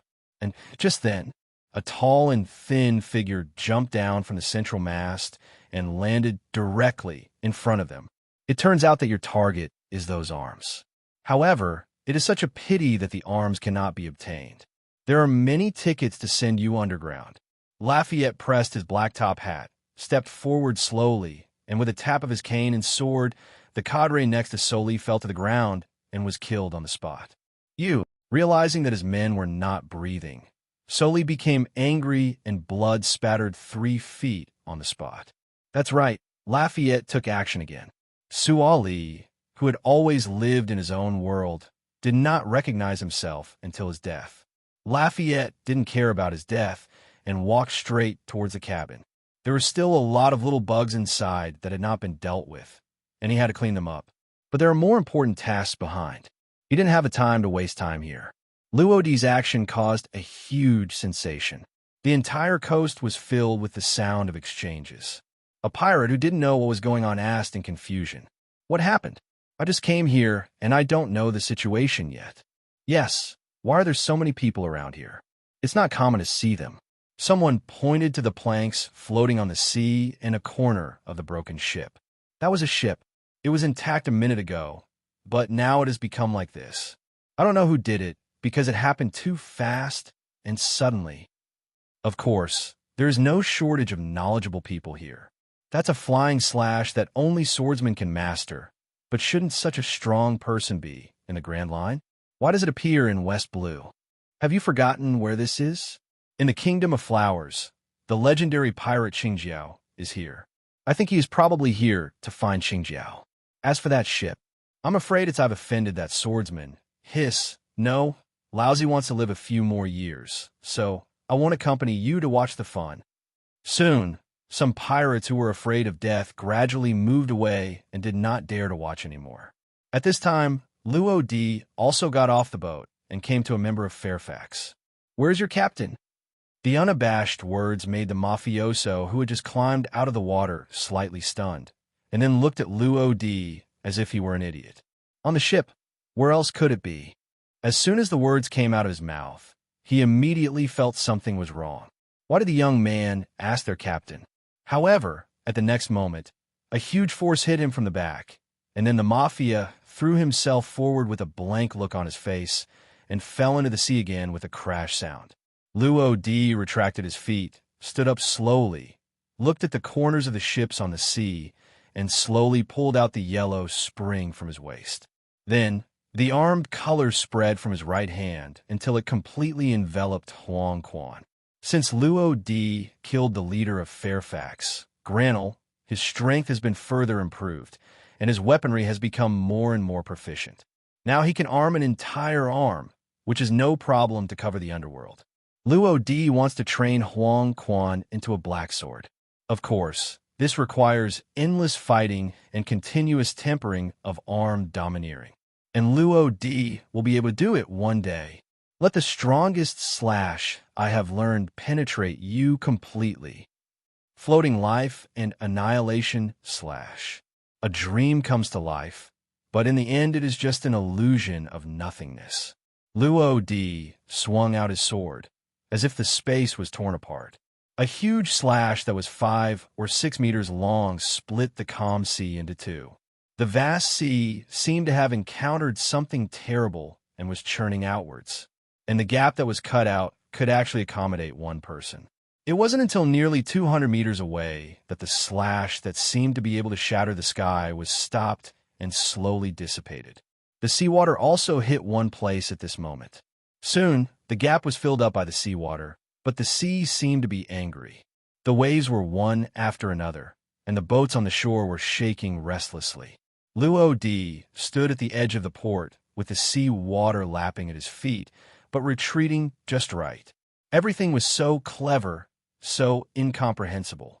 He stared at the sea quietly until he could no longer feel the breath of any living person, and then he sheathed the helm.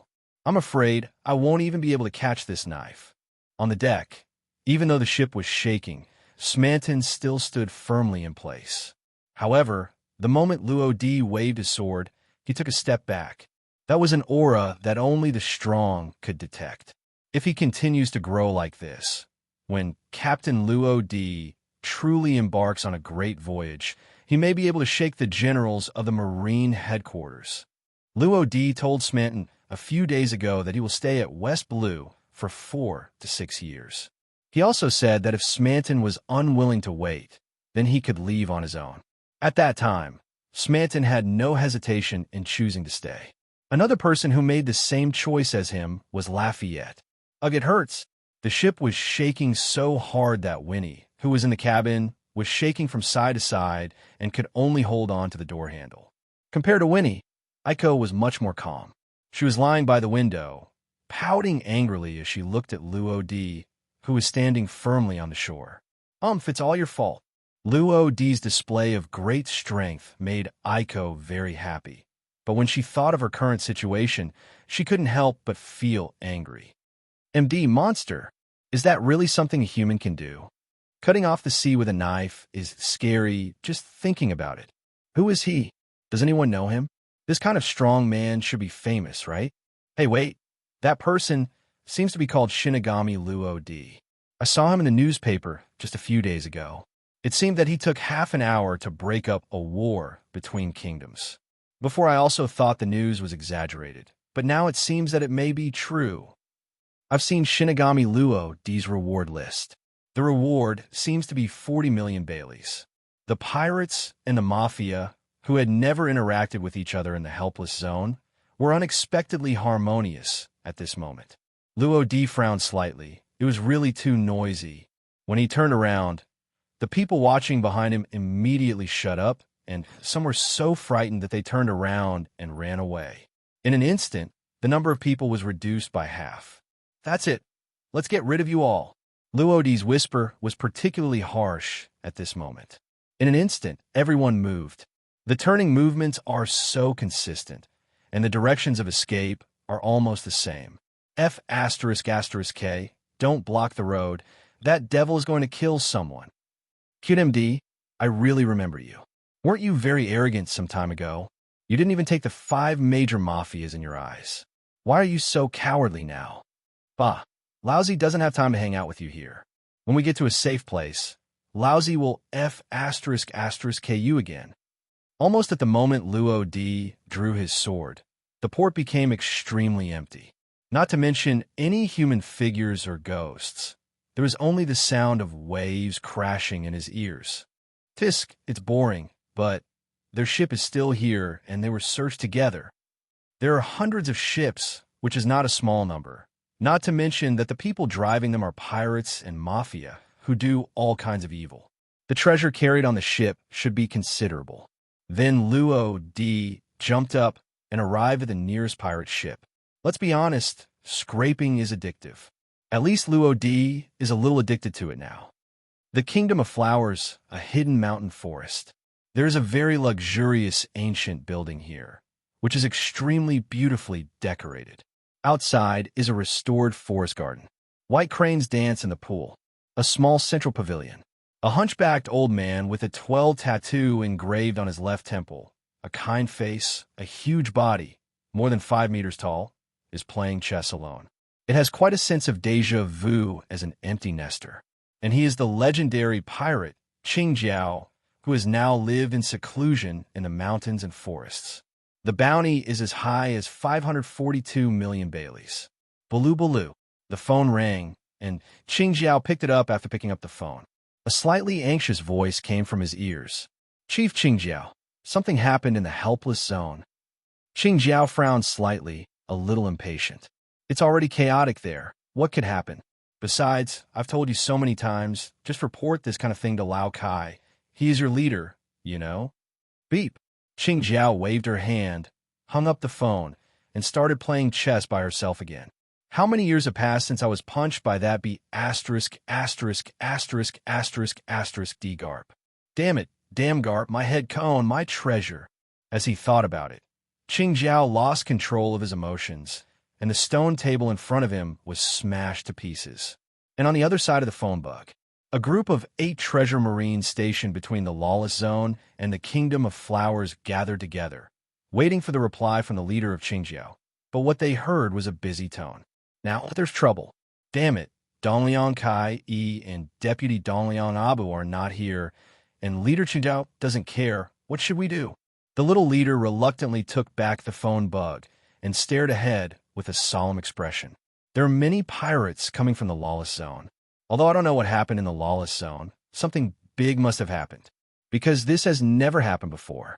Commander, what should we do now? Go to the guard. If the group of pirates rush over together, they may cause a riot. Moreover, other troops will not be able to come over in a short time. We can only suppress them as much as possible. Yes. When the group of pirates who were scared away by Luo Di came to the back gate of the Flower Country, they saw more than 20 familiar figures. That is the 8 treasure navy. It's like having a lion in front of you and a tiger behind you. Wherever you go, there's nothing wrong. They don't dare to offend Luo Di, and they don't dare to offend Qingjiao even more. At this time, a pirate took out a note worth 10,000 belly and handed it to the little leader. Brother, would you like to let me pass by if it's convenient? The little leader subconsciously took the banknotes. But why is this so different for what he thought? What about the forced invasion? What about the promised riot? What's even more outrageous is that the pirates behind him actually imitated the first pirate, took out Bailey's almost at the same time, and lined up in an orderly manner. It really made Marine cry when he saw it. But the anxiety on their faces could not be concealed. And there are people who turn their heads and look back from time to time, as if there are cruel beasts behind them. Okay, let's go in. The little leader coughed dryly. Although he didn't know what these pirates were afraid of, it was good that there was no riot. Then he ordered people to let him go. When the pirates saw the escape door opened, he didn't care about anything and ran away. The little leader just stretched out his hand to give the extra 9,000 belly to the pirate. But in the blink of an eye, he could only see a blurry figure from behind. It wasn't until the next pirate started urging him that he took Bailey back. Half an hour later, when the last pirate enters the kingdom of flowers, the little leader was still a little confused. He looked at the 10,000 belly notes in the bag again and became even more confused. It turns out that being a doorman has such great benefits. The pirates treated them with great respect and gave them Baileys with large denominations, so there was no need to look for them if there were many, and they ran away immediately after giving them. It made him want to change jobs. Earning millions of Baileys in just over half an hour is simply unbelievable. Oh, right. What is he doing here? Night falls quietly. There is no port, and the sea has long since returned to calm. Luo Di successfully collected 200 million belly after plundering more than 100 pirate ships. Adding the 200 million belly plundered from Fairfax, the cash amount was 400 million belly. This does not include the gold and silver treasures, precious collections, and arms. It would only be more exaggerated if they were sold for cash. Bang! You're back. How's the intelligence collection going? Hearing the sound of the ground falling behind him, Luo Di asked without turning his head. Lafayette walked forward slowly, walked to Luo Di, and put his cane on one side. There's an old shipwright named Weiler in the Kingdom of Flowers. His shipbuilding skills are extremely superb, but he seems to have stopped working half a year ago. It's a name I've never heard of. Luo Di's index finger tapped the fence unconsciously and asked again. So, is there any news about the precious tree Adam's tree? Lafayette nodded. There's a large island called Zisifrin not far from the Kingdom of Flowers. In more than half a month, a very grand auction will be held there. Among the auction items is the Adam's Wood, and it will be the finale. In addition, it is said that there are 2 devil fruits. As soon as these words came out, even Luo Di's heart beat faster. Adam's Wood, 2 devil fruits. Putting these things in West Blue is indeed an extremely grand auction. There are a lot of forces participating, right? Lafayette was silent for a while, pressed the brim of his hat, and sighed. What we know so far is that the gangsters and Griezmer from the 5 major mafia groups will participate.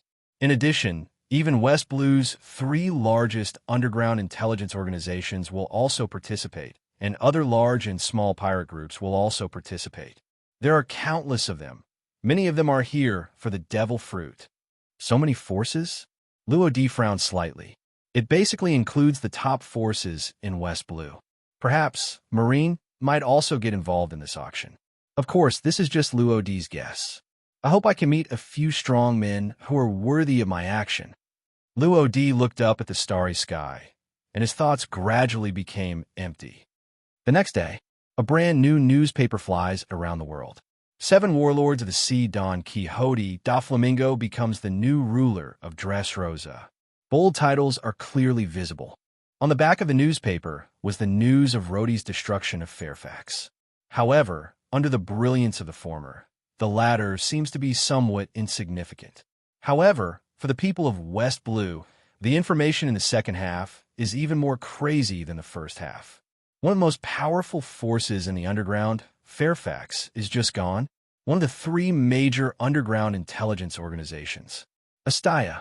Nicole Robbins saw the newspaper immediately. In front of her, the leader Canero was smoking a cigar, his crossed legs shaking unconsciously. The news in the newspaper gave this middle-aged man, over 40, a great shock. Robin, what do you think of Shinigami Rhodey? Robin put the newspaper down. Shinigami Luo Di, a newcomer who has only gone to sea for less than half a month, has appeared in newspapers one after another, and the things he does are becoming more and more exaggerated. From preventing the war to annihilating the underground forces that have been dominant for more than 10 years. No one knows what he will do next, and no one knows which force he will attack. But Robin knows that in West Blue, no one can stop him. In the end, she only said 8 words to Canero. You can't be an enemy. You can only win over. The fall of Fairfax made the other 4 mafia organizations aware of the seriousness of the matter. Gangsters Capone Becky, Griswold's Night Lane, Ballantyne's Ivan, Menash's Dolan Dunnell. These leaders are all in danger, fearing that Luo Di will target them next. Devil fruit, I must get it this time. Capone Becky was holding a cigar in his mouth. The room was filled with smoke, and he swore secretly in his heart. Elaine also had the same idea as him. As for Ivan and Dolan Dunner, they had no interest in devil fruit at first, but the appearance of Luo Di had already shattered their thoughts. To be able to bring a 10-year-old boy to such an extent, the value of the devil fruit is hard to estimate. This time, there will be more forces participating in the auction held on Cipherland Island than ever before. Marine Headquarters. Warring States took off his round glasses and rubbed his eyes. He had a lot of things going on recently, and even he felt a little tired.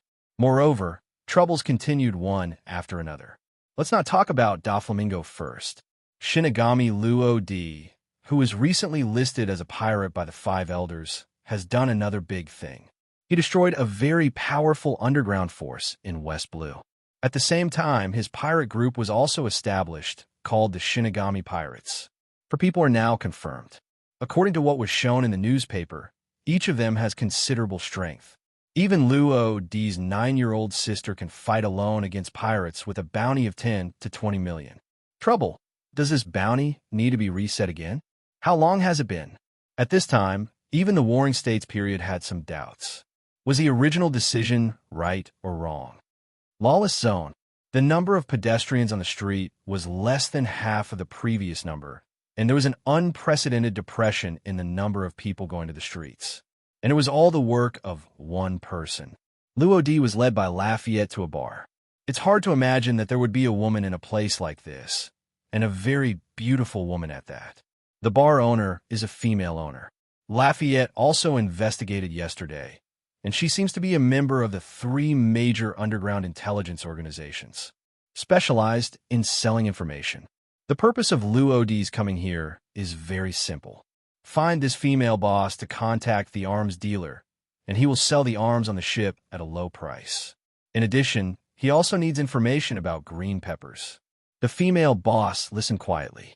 Contact the arms dealer. It's easy. But why are they looking for the legendary pirate green pepper? However, how can anyone who sells information ask customers why they want to inquire about that information? Therefore, the female boss did not do much research. She first took out her phone and contacted an arms dealer. After a brief conversation, she told Luodi and Lafayette that someone would come to check the goods in half an hour. Then, she took out a drawing that recorded the location of Qingjiao. Luodi took it and glanced briefly. Lafayette, you stay here to deal with the arms dealer. I have something to deal with. Lafayette knew very well what his captain wanted to do, so he nodded. After Luodi left, the female boss poured a glass of rum for Lafayette, supported her chin with one hand, and curled her red lips in a slightly flirtatious manner. Devil Sheriff Lafayette, a devil fruit user. Good at hypnosis, how about it? Are you interested in following me? My treatment here is very good. Lafayette took a sip of wine and shook his head. You won't understand. I am lucky enough to meet the captain. Besides, is the treatment you mentioned worth the entire property of Fairfax? The female boss poured herself a glass of wine, shook the glass, and fell into silence. Yes, that's Shinigami Road, the land of flowers. Behind a towering palace is a high mountain surrounded by white clouds. Qingjiao lives in seclusion on the mountainside of this mountain. Tala, snap! Qingjiao was playing chess in the pavilion. As soon as she landed a piece, there seemed to be a slight stamping sound beside her ears. He picked his ears and didn't care. I'm getting old after all, and I'm actually hearing hallucinations. He didn't look back. He just thought he was hallucinating. After sighing a little, he touched his snow-white beard and continued to play chess. Tala. This time, as if deliberately, the footsteps were more obvious. The sunspot in Qingjiao's hand was just about to fall, but he paused again, adjusted his direction, and pointed it behind him. With a swish sound, the sunspot shot backwards like a bullet. Just this one hand shows how powerful he is. However, unlike Qingjiao's imagination, this blow seemed to have failed. Helpless, he had to turn around to see who was disturbing him. What caught my eye was a little dot. Qingjiao was huge, with a height of 5 meters. Luodi, who was only 1.65 meters tall, was naturally a little kid in his eyes. Kid, I don't know how you got here, but if you don't speak clearly, this will be your fate. Qingjiao squinted his eyes, and his kind face looked evil at the moment. He suddenly clenched his fists and punched the stone table beside him. The stone table turned into pieces of gravel on the spot. Although he is retired for many years, it does not mean that he will not kill people. Really awesome. Not only was Luodi not afraid, but he was even more excited. I have only one purpose, and that is to defeat you. As soon as these words came out, Qingjiao almost laughed. Kid, I don't know how many times I've heard your words like this before, but without exception, everyone who said this kind of words is dead. Although I am old now, and my strength is not as strong as before, I still want to kill you. More than enough. After saying that, Conqueror's domineering power spread out, and the surrounding trees swayed obviously. A few leaves fell, but there was no wind, but they were floating outwards. The few white cranes that were playing in the pool seemed to be frightened, and they all spread their wings and flew away. However, when they were halfway through the flight, an even greater pressure came over them, and all the white cranes fainted and fell straight to the ground. The collision between the conquerors began, and the invisible pressure seemed to tear apart the space. Qingjiao, you are getting old. It's time for you to end your life. He felt that the opponent's conqueror's domineering power was sometimes strong and sometimes weak, a little unstable, and Luodi knew exactly why. When Qingjiao was at his peak, he met Garp, and Garp knocked off his proud head cone with just one punch. What's more, that all is also the key to unlocking the treasure. At that moment, Qingjiao had already lost his will to compete for hegemony. and now that he had been retired for many years, his own vigor had long been worn away, so Conqueror's domineering power was naturally much weaker, and even a little unstable. So what if I get old? Killing you is enough. To be honest, Qing Jiao was a little shocked the moment Luo Di displayed Conqueror's domineering power, but what he said stung him. Yes, he is old. However, he couldn't bear it when a kid came out of nowhere to say it. Conquerors began to collide, and the space seemed to be shaking. The surrounding trees were affected by it and shook violently, with leaves flying in an instant. The birds in the forest also screamed, but made no sound again. Deep in the dense forest, a sturdy tiger seemed to be frightened and turned around to escape without caring about the prey in front of it. At this moment, the green pepper beard is fluttering like an evil ghost, and the Conqueror's domineering power has stabilized and even increased slightly. Opposite him, Luo Di's clothes were flying, his black hair was flowing automatically, and Conqueror's domineering power was released to the extreme. The two of them were in a stalemate. But in the end, someone will win in this battle of courage. Bang! Qing Jiao took a small step back, and the huge pressure on the field suddenly dissipated. But Luo Di still stood there, motionless. In the end, Luo Di won slightly. Hateful! Qing Jiao was extremely angry, and his hands were covered in armed colors. Then his huge body moved quickly and arrived in front of Luo Di in almost the blink of an eye. When he raised his hand, his huge fist rolled up airwaves and went straight to the door. Clang! Luo Di didn't panic at all, and quickly pulled out Huang Quan, and the blade covered in armed color collided with Qing Jiao's fist. A strong air current spread outwards with the two people as the center, and the leaves that had just fallen to the ground were rolled up again. The two of them were also shocked by each other's strength and took a small step back. Luo Di's right foot touched the ground, his body leaped into the air, and Huang Quan slashed down heavily. Qing Jiao crossed his hands, and his arm-colored arms blocked the blow that went straight to his face. The powerful force forced the ground to dent, and waves of air hit the tree trunks, causing the trees to sway back and forth. He is indeed a legendary pirate. The strength shown now is comparable to Luo Di. To be honest, Luo Di really wanted to see the strength of Qing Jiao in its heyday. It's a pity. I'm getting old after all. Qing Jiao's current strength is probably less than half of what it was at its peak. Bailey's bounty of 542 million will probably be reduced by half. Wudo, after dozens of moves in the exchange, Qing Jiao suddenly jumped into the air, his flat head covered with a layer of armed domineering energy, and then launched a heavy blow towards Luo Di like a meteorite. With the weight of the whole body and the strength of the green pepper itself, one can imagine the power of this headbutt. Qing Jiao was so fast that Luo Di had no time to dodge and could only fight back with Huang Quan in hand. Yellow Spring Shocking Slash. The huge black slash weakened Qing Jiao's impact, but Qing Jiao did not stop there. Clang! Huang Quan collided with Qing Jiao's iron head again, and the power burst out at that moment, made the surrounding air become hot at this moment. Slash violently. With the power of Shinigami, Luo Di's arm suddenly became thicker, and the instantaneous burst of power successfully pushed Qing Jiao back. Bang! Green Pepper's huge body hit the ground hard and left a huge dent. In an instant, dust filled the sky, completely covering him. He touched his head, it hurt a little, and he seemed to be able to vaguely touch a shallow dent. It was not left by Garp, but an extra one just now, cut by the knife in Luo Di's hand. This brat. At this moment, Qing Jiao's mood was complicated. The waves behind push the waves ahead, and each wave is stronger than the last. He is old and lives up to his youth, and future generations are about to surpass him. It should be today. Perhaps because he was getting older, Qing Jiao had a vague feeling of knowing his destiny. But even so, I still have my pride, so let me use my strongest moves to achieve the final understanding. The secret of the 8-Chong Fist, no cone dragon, no cone nail. Qing Jiao stood up slowly, and his head was covered with a layer of armed color again. Then he exerted force with his feet and rushed towards Luo Di, a high speed with the strength and weight of his whole body. This headbutt is coupled with the shock wave of the 8-Chung fist, which concentrates all the force on one point and can completely crush the target upon impact. The legend will eventually come to an end. Let me be the final pusher. Luo Di took a deep breath, bit his finger, and a few drops of blood fell on Huang Quan's sword.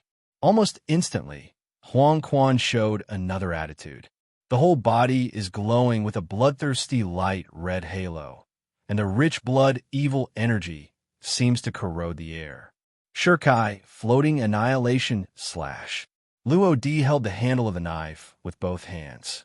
When the power of Shinigami filled his arms, Huang Quan slashed out instantly. The red and black halos complement each other, and the huge 5 to 6 meter long slash seems to be able to cut through the sky. Even the ground that had no contact with it was slowly dented downwards by its powerful force, eventually forming a sunken road surface nearly half a meter deep and as wide as the length of the slash. And its length is still growing with the rapid advancement of the slash. Bang! Final. The red and black slashes collided with the green pepper's strongest secret, causing countless air waves to splash around.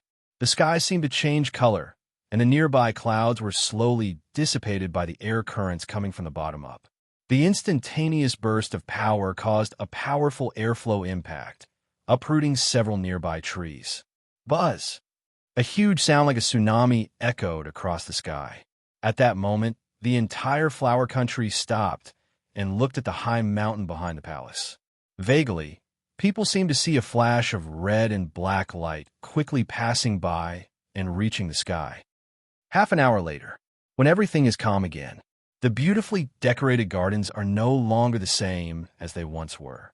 Luo Di's huge slash left a complete sunken road on the ground, and at the end of the road was a deeper depression. A rough estimate is 4 to 5 meters. If you get closer, you'll find a huge old man lying at the bottom of the pit. The clothes on his body were in tatters. The outer skin also seemed to have been scratched by something, leaving countless scratches. And on the top of his bald head, a deep incision penetrated half of his head, and blood continued to seep out. The legendary pirate, Green Pepper of the Cone, came to an end in this battle. His legend ended. However, the last battle may be his happiest battle. He died, but at the moment of death, he had no regrets. No, his treasure, Damgarp. In short, Green Pepper is dead, with another kind of unwillingness. Luo Di leaned against a half-broken large stone, his forehead covered with sweat. This is not because I'm tired, but because the power I feed back is too strong. Luo Di even felt that his body couldn't hold on any longer. The power of feedback actually comes with risks. If it greatly exceeds the range that the host's body can bear, the host may explode and die. So Luo Di has been exercising basically every day for the past 4 years, just to withstand the power of those feedbacks. The power of feedback also requires 2 stages before it can be fully absorbed by Luo Di. The first stage is to take over and let the body become the container of those powers. The second stage is absorption. As time goes by, the power will be slowly absorbed and assimilated by the body until it is completely transformed into its own power. The speed of absorption will accelerate as the body's strength becomes stronger. At the same time, fighting and exercising will also allow Luo Di to quickly absorb those powers. It seems that I won't be able to give back to you for at least a month, but I can give it to Huang Quan. An hour later, the king of the flower country, Malestel Bairu, put down the phone bug. Still unable to contact me. What happened to Qingjiao? Since the sound that filled the sky, he has been trying to contact Qingjiao, but without exception, he has failed. I wonder if the people we sent out just now have arrived. Just then, the phone rang. He quickly answered the call, and there was a slightly anxious voice coming from the other side of the phone. Your Majesty, something big has happened. There seems to have been a big battle here just now. Most of the garden of Leader Qingjiao was destroyed. Moreover, we did not find Leader Qingjiao. He seems to be no longer here.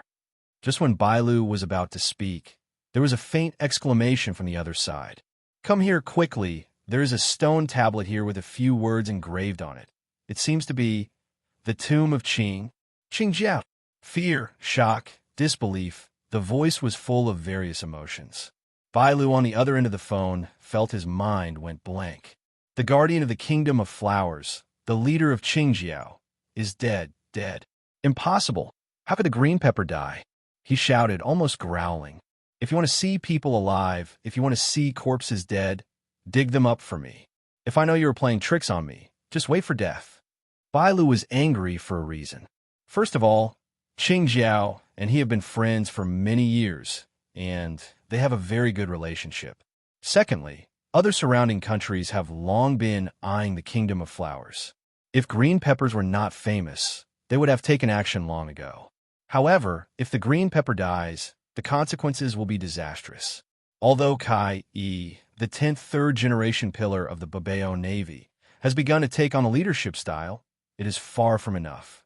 In terms of strength, he cannot be compared with Qingjiao. Only green pepper can deter those people. Waiting is always painful.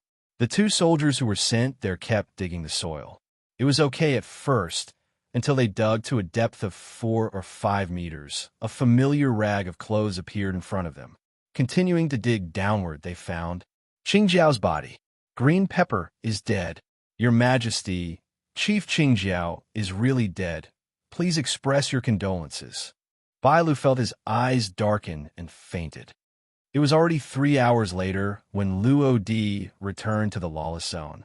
Unable to port, a group of people in gray uniforms were carrying dark boxes and happened to pass by Luo Di. At this time, Smanton was standing on the bow of the ship, throwing the dice in his hand idly. When he saw Luo Di's figure, he immediately cheered up and jumped to the shore. "Captain, you're finally back. Well, look, I have something I want to buy. Can you let me, go shopping inside?" He pointed at the road leading to the lawless zone behind Luo Di, his expression a little uneasy. Luo Di knew what he wanted to do as soon as he looked at him, and then nodded helplessly. "You need to change your gambling habit. That's all. Go ahead." Smanton quickly nodded in agreement. Whether he would change that was another matter. Back on the ship, the deck became very empty. The arms originally loaded here had disappeared. It seemed that the transaction was completed, and the people I saw just now should be the people responsible for transporting the arms. At this time, Winnie just walked out of the kitchen and came to Luo Di with a glass of juice. "Lord Luo Di, give it." She lowered her head, not daring to look at Luo Di. A little timid, Luo Di reluctantly took the juice and asked while drinking, "How much did those arms sell for?" Winnie twirled her fingers and said timidly. Lord Lafayette said, "It seems 300 million Baileys." Her voice trembled slightly, seeming a little unsure. In fact, this was also the first time she heard of such a large amount of money. 300 million. Luo Di touched his chin and muttered to himself. In this case, adding the previous 400 million, there will be 700 million. At that time, I bought both the Adam's wood and the devil fruit. Then he handed the empty glass in his hand to Winnie. Only then did he notice that Winnie still seemed to be wearing the old clothes. If he looked carefully, he could see the dust stains and cracks at the corners of the clothes. "What do you look like in your clothes?" "As a maid, cleanliness and tidiness are the most important thing. Tomorrow you and Aiko will come with me to the Kingdom of Flowers." Luo Di pretended to be disgusted, then waved his hand and walked towards the storage warehouse. Winnie is timid and cowardly. If she didn't do this, she would probably shirk it for a long time. Looking at Luo Di's back, Winnie secretly wiped her eyes, not because she was sad, but because she was happy. She could feel that Luo Di had no ill intentions. Being able to feel other people's emotions is her biggest secret. The dean's mother once told her not to tell anyone about this matter, otherwise it would bring endless disaster to her. So she kept this secret deep in her heart. Except for her, maybe no one else in this world will know about it in the future. It's night. Conference room. Luo Di handed the fried rice that Winnie had just made to Lafayette, who had just returned, and asked, "How's it going? What did the old boatman say?" The old boatman Luo Di mentioned was the number 1 boatman in the Kingdom of Flowers, Weller. Lafayette took a sip of water, smiled, and nodded. Originally, he disagreed, but when I mentioned Adams Wood, he agreed directly without any hesitation. Maybe building a ship with Adams Wood is his obsession. In fact, many shipwrights may not be able to see materials of the level of Adams Wood in their lifetime, let alone use it to build ships. The old boatman Weller was that kind of boatman. Although he had good shipbuilding skills, he had never seen Adams Wood, and no one was willing to let him build a boat using that material. However, maybe it won't be long before the wish that has troubled him for half his life will be realized. Royal Palace. Bailu locked himself in the room alone. His hair was a little messy from scratching, and there were several empty wine bottles on the table. It was obvious that he had just drank. Belch. As if being stimulated by something, Bailu suddenly shook his head, his face stained red by alcohol, smelling determined. No, this matter must not spread. Otherwise, several other countries may take action immediately, and then the Kingdom of Flowers will be in danger. Moreover, Qingjiao has been living in seclusion all year round. This is something they all know. As long as that person doesn't maliciously spread it, no one will know about Qingjiao's death. Just when he was in high spirits, the next moment, he suddenly looked depressed. Qingjiao, I'm really sorry. At this time, I still deliberately concealed it. But don't worry, I will definitely investigate who did it and avenge you. However, this is just for self-comfort. That man can even kill green peppers. Want to take revenge? I'm afraid it will be as difficult as going to heaven. For Bailu, there's still a question. That is, should Kai, and Abu be told about Qingjiao's death? Forget it. Let's tell them after we find out who did it. After thinking for a long time, alcohol had invaded his brain. He fell on the table and closed his eyes.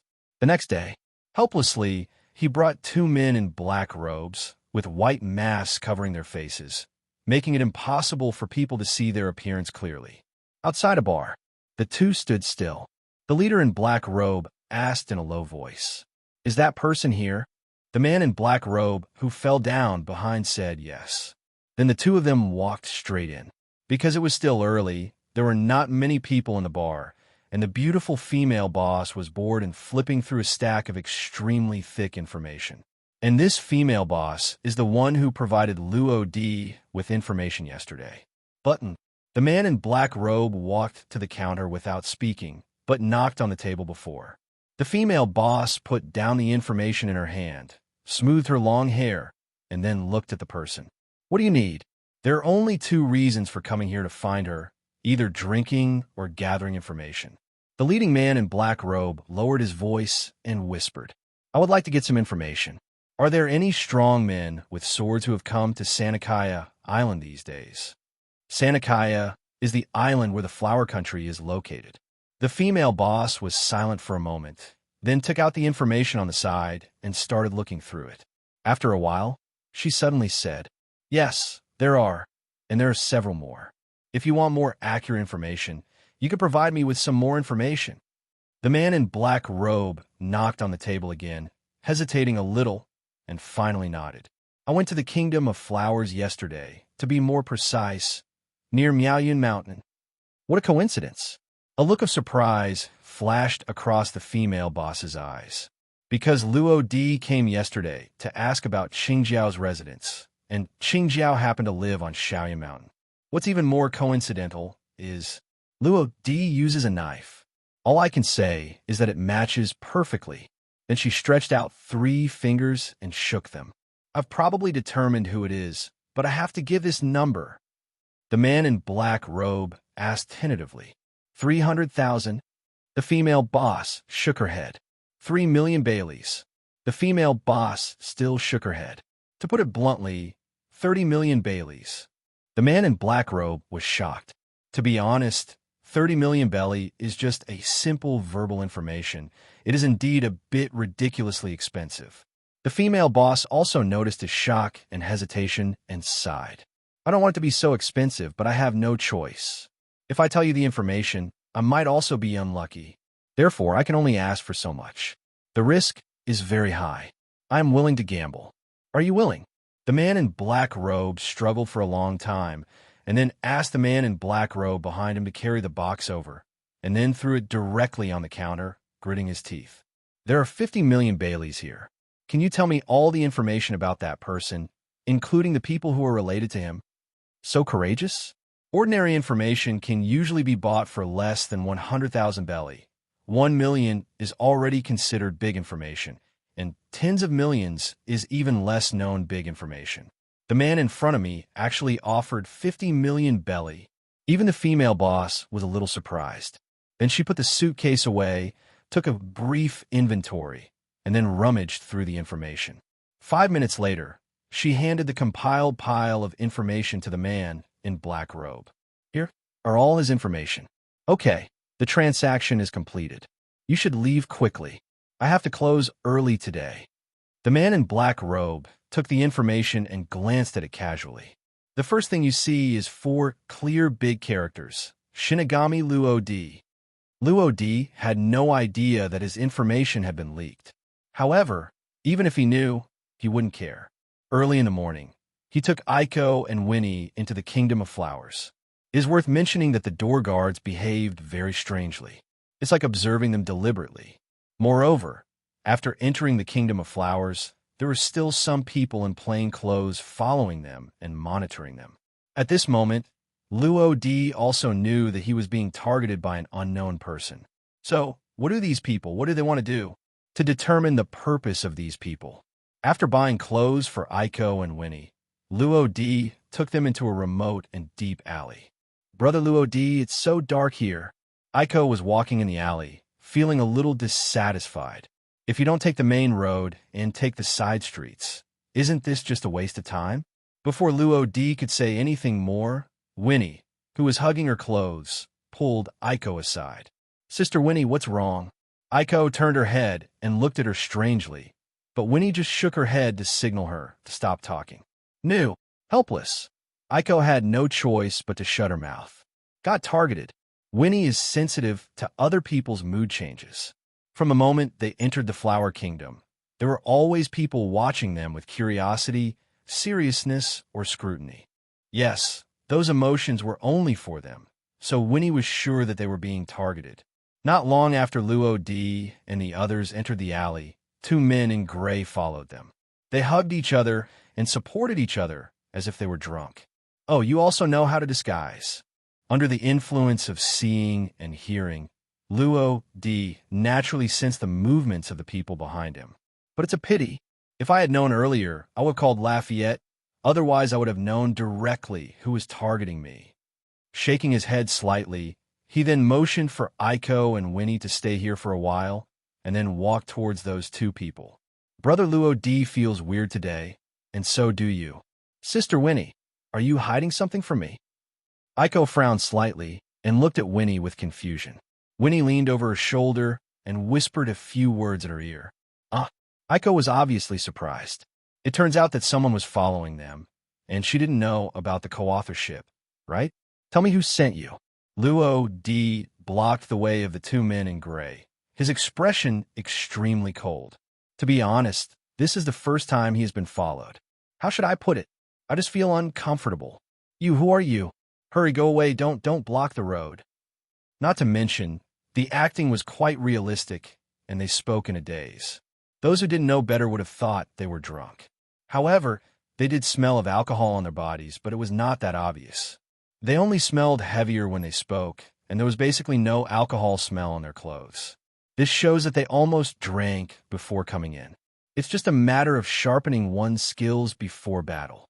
Seeing these 2 guys pretending to be dumbfounded, Luo D raised his leg and kicked each of them. Bang! The 2 of them were kicked unprepared and fell to the ground one after another. At this time, the people guarding outside the alley seemed to have heard the movement inside, and they all looked in, and Luo D happened to be staring at them too. At this moment, it seems like time has stopped. Baloo baloo. The phone bug rang, just in time. Luo D bent down and picked up the phone bug that fell on the ground. During this period, the 2 men in gray who were closer wanted to take it back, but Luo D just raised his foot and kicked one of them away. There was no room for force in this kick. Under the watchful eyes of the followers at the door, He flew out of the alley and even crossed the street outside and hit the house on the opposite side of the street heavily. And the other person was placed in front of the phone bug. Hello. Hello. Luo D lowered his voice to make his voice less immature. The other person was obviously taken aback, but he still answered. How's the situation over there? Luo D was silent for a moment, and then spoke after organizing his words. The tracking target entered a small alley. Should we follow him? After all, that person... At this point, there's a blank space. The person on the other side was silent for a while and continued. Don't be exposed as much as possible. Your Majesty doesn't seem to want us to conflict with that person. Luo D said, yes, and hung up the phone. His Majesty? Haha, it seems he is the king of the Kingdom of Flowers. No wonder he has been under surveillance since he entered the Kingdom of Flowers and the guards at the door. Only the king has this right. So the question is, why did he send someone to follow him? Is it because of the green pepper? Or do you think he is harmful to this country? But no matter which one it was, Luo D felt that he needed to go to the palace. After all, who really likes being stared at? Putting the phone bug on the knocked unconscious man in gray, Luo D used his arm and swung it out of the alley. Bang! As a Dolby ****** G sound sounded, Luo D ignored the remaining people and turned around and walked into the alley. The people outside looked at Luo D's blurry back and secretly thought that it was terrible. I'm afraid it's been discovered. Then one of them took out the phone bug. When the phone bug was connected, he covered his mouth and whispered, Captain, that's bad. At noon. Today, the palace is extremely heavily guarded and the atmosphere is very depressing. There are 3 layers of guards inside and 3 layers outside patrolling back and forth. The slightly wrinkled face of the guard captain Gast was full of seriousness at this moment, and he was standing guard outside the palace gate with a knife. In the main hall, the king of the Kingdom of Flowers, Malestel Bailu, was pacing back and forth, his face full of anxiety and uneasiness. What should I do? What should I do? Damn it, I was discovered. Thinking that Luo D might be the culprit who killed Qingjiao, Bailu became increasingly uneasy. The chief of staff below, who already knew the truth, kept stroking the slightly raised beard on his chin, thinking about how to deal with it. Suddenly, he asked in a low voice, Your Majesty, have you told Kai Yi, Dongliang, and other Dongliangs about this matter? There are at least 8 pirate forces like the Babao Navy in the Flower Country. The most famous among them are the 8 Treasure Navy and the Air Treasure Navy. As the saying goes, there is no room for 2 tigers in one mountain, let alone no less than 8 tigers. Therefore, they usually act alone and rarely interact with each other. However, Kai Yi, the 10th third-generation leader of the Babao Navy, and Hualisa, the daughter of the Erbao Navy leader, became an unmarried couple due to a political marriage not long ago. Therefore, if the news of Qingjiao's death spreads, at least 2 pirate troops will be dispatched. Conflict will then be inevitable. Bailu has finished reading Luo D's information, and it can be said that it is basically word for word. Every one of them is shocking. As the leader of a country, Bailu had a lot to think about. So in the end, even if he got the information and knew the murderer, he did not tell Kai Yi and other pillars about Qingjiao's death.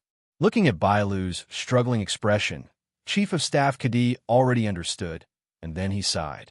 Hey, Your Majesty, the leader of Qingjiao was killed in our territory. This is undoubtedly a slap in our face. Besides, hidden things will eventually be discovered one day. Kai Dongliang is already on his way back. We can't stop him from meeting his father, right? What's more, we deliberately concealed it. If other pillars knew about it, what would they think?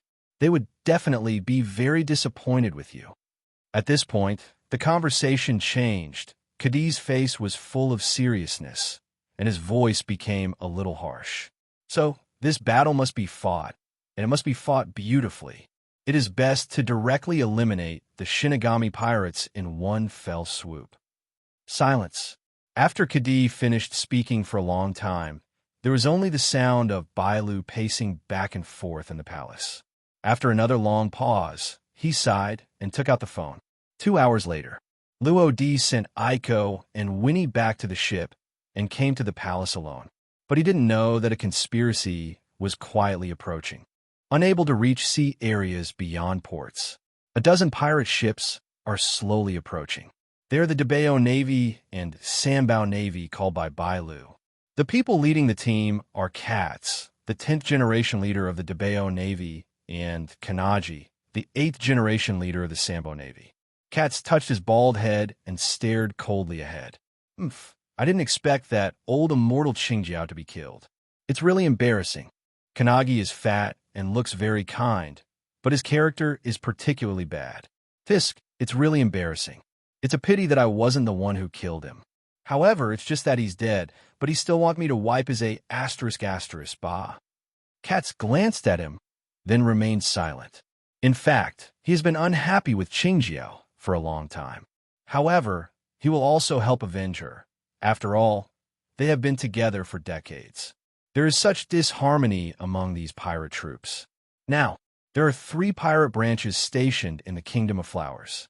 The first is the Dabao Navy and the Sambao Navy that rushed to the impotent port, and the strongest Erbao Navy was quickly rushing to the palace. Wearing a white Taoist uniform and a black cloak, Holden, the pillar of the Erbao Navy, moved forward at top speed like the wind under his feet. Even though he is old, his figure is still strong and healthy. His daughter, Hualiza, barely kept up and panted slightly. "Old man, why are you running so fast?" At this time, Deputy Director Liang Taiwan also followed up and explained in a low voice. "The leader of Qingjiao is dead." Hualisha was shocked and then a little worried. What about my engagement with Lao Kai? She and Lao Kai were only engaged verbally, and Qingjiao helped make the decision. At that time, she also saw that Lao Kai was a little reluctant.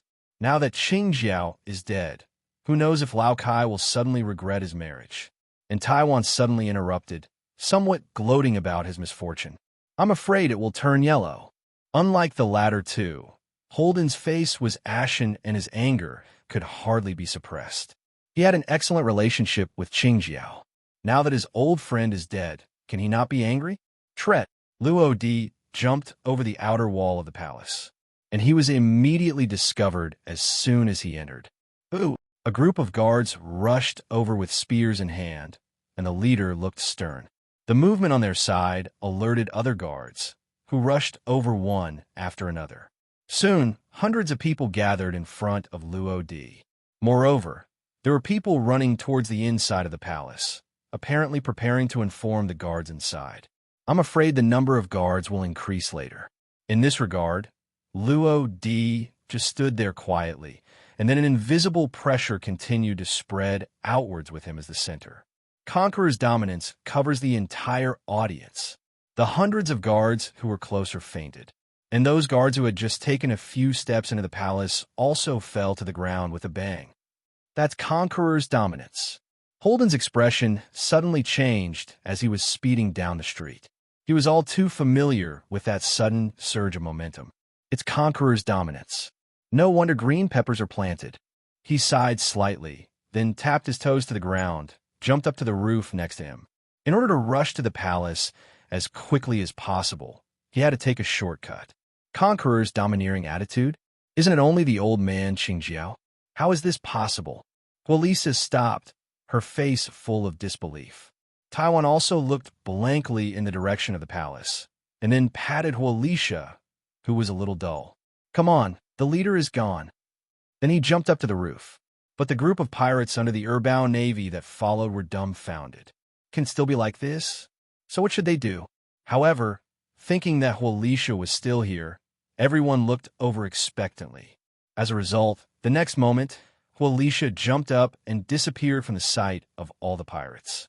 Okay, now they can only run to the palace by themselves. On the other side, Luo Di has arrived outside the palace hall. There are hundreds of guards with amazing physiques gathered here. They didn't even faint under Conqueror's dominance. Even Luo Di was a little surprised. But I feel relieved when I think of Conqueror's domineering green peppers. Stop! Just when the hundreds of guards were about to take action, a deep voice came from behind. The guard who heard the sound stopped almost subconsciously and even automatically gave way to a path. From behind, a middle-aged man who was more than 4 meters tall, wearing golden armor and holding a sword in his hand, walked slowly over. He is the captain of the escort team, Gast, and his strength is comparable to the weakest pillar in the pirate club. You are Shinigami Luo-D. You are really young. What a pity. With a slight sigh, he stepped on the ground with his front foot. The stone floor cracked quickly like a spider web, and then he kicked hard, causing a roar. Full moon slash. The broadsword in his hand circled half a circle behind itself, and the charge blow faintly sounded like a sonic boom. It is enough to show how powerful this blow is. Clang! The huge golden sound resounded through the square, and the surrounding guards covered their ears. Luo-D took action, but it's not the original body, but the devil's clone. What the hell is this? Gast looked at the faceless figure holding a black scythe in front of him, with a look of surprise in his eyes. Moreover, he felt that an evil force was being released from the opponent's black scythe and directed towards him along with his own decapitating knife. That force seems to be accelerating the consumption of my own physical strength.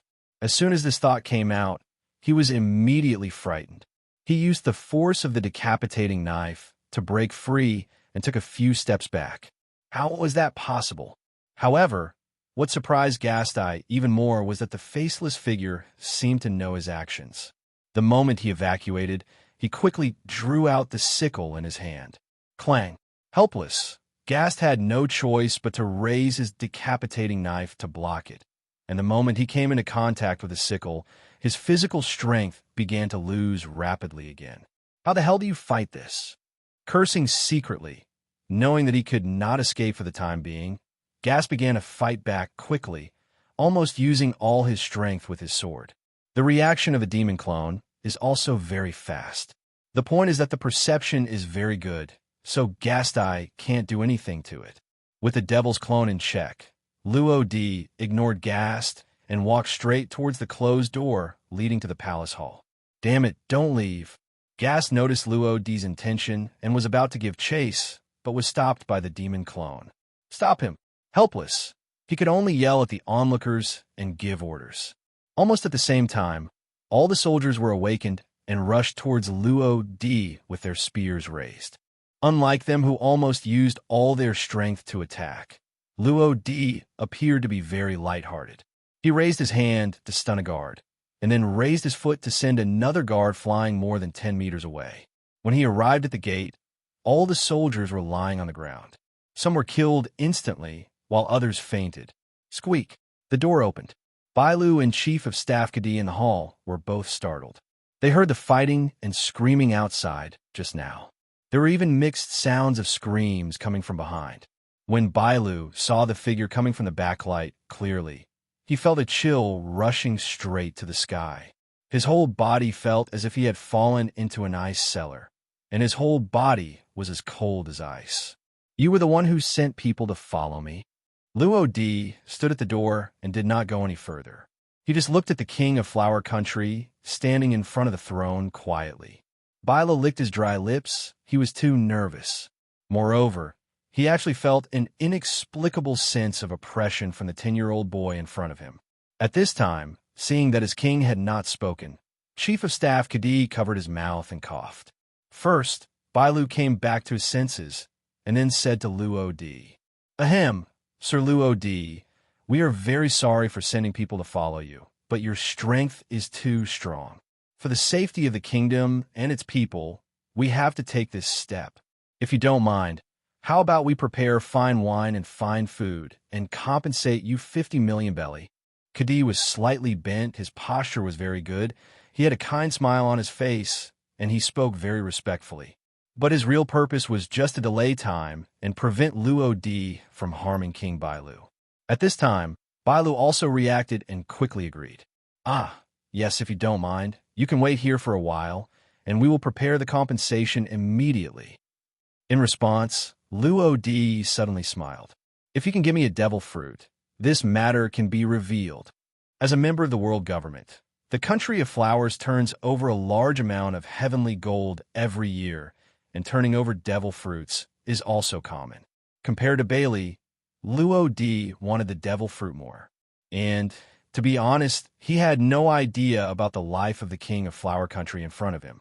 He also has no interest in destroying this country. In fact, the purpose of coming here was just to be unhappy with someone following him. He didn't expect to make a fortune, which was beyond his expectation. Evil devil fruit. Bailu and Kadi looked at each other, then gritted their teeth and said, "Okay, but the place where the devil fruits are stored is quite far from here, so I'm afraid I'll have to ask you to wait for a while." Luo D nodded, just when he was about to take back the demon clone. The demon clone fed back a message. "Did it kill the man outside? This is embarrassing." Luo D scratched his head, his expression slightly embarrassed. "Ahem, is it okay to kill a few of you?" 1 second the other party was thinking of giving him compensation, and the next second his demon clone killed the other party's people. Even Luo D felt a little embarrassed. However, Bailu and Kadi felt a little numb when they heard what he said. But the situation was stronger than the people, so Bailu had to force a smile. "No, it's okay." At this moment, a huge figure came from a distance and headed straight for the demon clone in the square. "Damn it, are you here already?" The person who came was none other than Holden, the pillar of Urbao Navy, who was once a great pirate with a bounty of 200 million belly. Although he is old now, his strength has only declined slightly. Wandering Cloud Palm. After landing, he came behind the demon clone, raised his hand, twirled his right palm, and then quickly slapped it out. The demon clone reacted quickly, turned around, and swung the sickle in his hand. Bang! However, before the sickle could fall, a powerful stream of air suddenly burst out from Holden's palm. The demon clone was hit and flew backwards like a meteor. Until it smashed into the ground, its body was almost buried in gravel. "Is it over?" Holden took a deep breath, his right hand still shaking slightly. That was caused by the reaction force of the airflow just now. However, it's not over yet. The demon clone turned into countless thin strips of black energy, floating in the air, and then poured into the palace. Is someone coming? When the demon clone returned to Luo D's body, he also became aware of the situation outside. Here comes a strong man, and the purpose is to kill him. Then let's see who kills whom. The corners of Luo D's mouth raised slightly, and then he raised his feet and prepared to walk out. However, as soon as he took half a step, he stopped again. As he raised his hand, 3 bullet-like air currents rushed out quickly. The chief of staff at the rear was killed on the spot, and the 2 arms of King Bailu of the Kingdom of Flowers were also penetrated. And this is the fate calculated for him. However, Luo D still spared Bailu's life. After all, he had to win the devil fruit. The heart-rending screams caught Holden's attention, and his expression suddenly turned ugly. Isn't that voice that of King Bailu? Damn Luo D brat. What on earth did you do? Almost instantly, his body turned into an afterimage and ran towards the main hall. Just in time, under the impression of seeing and hearing, Luo D easily sensed Holden's movements and raised his hand to unsheath Huang Quan.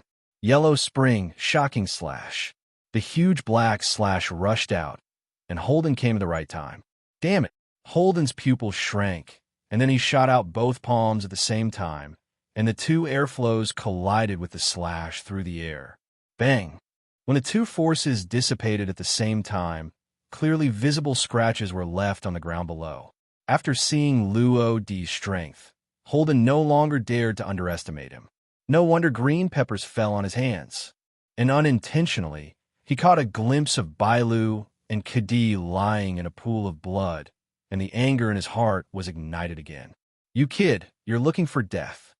Holden stepped out with his front foot, put his hands on his waist and abdomen, his white hair calm and automatic. Mysterious meaning, wandering dragon palm. When his momentum reached its peak, Luo D seemed to see a roaring dragon. Go! After gathering momentum, Holden pushed forward with both hands. The huge airflow caused the ground to crack, and a strong impact seemed to tear the entire palace into pieces. Too fast, Luo-Di's complexion changed slightly, and he immediately drew out the underworld and filled his hands with the power of Shinigami. Floating life and annihilation slash. The flying slash spanning 5 meters was struck out with lightning speed. When it collided with the swimming dragon composed of air currents, the sudden burst of force caused the ground to begin to dent downwards. The glazed tiles covering the roof rushed towards the sky, leaving scratches on the walls and stone pillars. The two forces were just deadlocked in midair. At this time, Holden took a deep breath, and his aura suddenly increased. Clapping his hands together actually caused the invisible airflow to form a roar like a dragon's roar. In an instant, the flying slash was completely swallowed up by it, and Luo-Di also disappeared into the airflow. At the moment when the palace collapsed, Hodi rushed out with Bailu, who fainted from pain, and Kadi, whose head was penetrated. Bang! The palace finally couldn't bear it anymore, and in an instant, dust began to fly. The originally exquisite palace turned into piles of rubble at this moment. Outside the palace, a violent coughing sound came from a hidden alley. Luo-Di released his semi-Shinigami transformation, and the Shinigami robe on his body dissipated instantly. He was leaning against the wall, with a trace of blood clearly visible at the corner of his mouth. 2 ribs are broken, and my left hand is also fractured. It's a good thing I summoned the Shinigami robe, otherwise I would have lost my skin even if I was immortal. Feeling the bursts of bone-chilling pain, Luo-Di couldn't help but have a wry smile on his lips. To be honest, the reason is that he is too arrogant. Fortunately, this failure made him realize his shortcomings. In the future, he will not easily fall into the enemy camp without absolute certainty. After being tricked once, maybe you can learn a lesson. But if he is being plotted all the time, then Luo-Di is really stupid. I'll settle the score with you after I've absorbed that power. Baloo Baloo. Just as Luo-Di was thinking, the voice of a phone bug interrupted him. He answered easily. Hello. The person speaking opposite was Lafayette. Captain Luo-Di, we are under attack. Hearing this, Luo-Di was slightly startled. Attack? Are the people who attacked you very strong? At this time, Lafayette's voice was obviously weak. Yes, they're very strong. Neither Smin nor I are any match for them. Captain Luo-Di, I'm very sorry. We couldn't stop them, and in the end, we had to abandon the ship and escape. Luo-Di frowned slightly and asked again, Have everyone escaped? To be honest, he was quite worried. But Lafayette on the other side of the phone suddenly smiled. Well, it's actually thanks to Winnie. She informed us in advance. Otherwise, we might not have been able to escape. Winnie? Luo-Di was a little surprised when he heard this name, because from his perspective, Winnie is just a vase at best, but he didn't expect to have such ability. Could it be said that Winnie has awakened her sense of knowledge?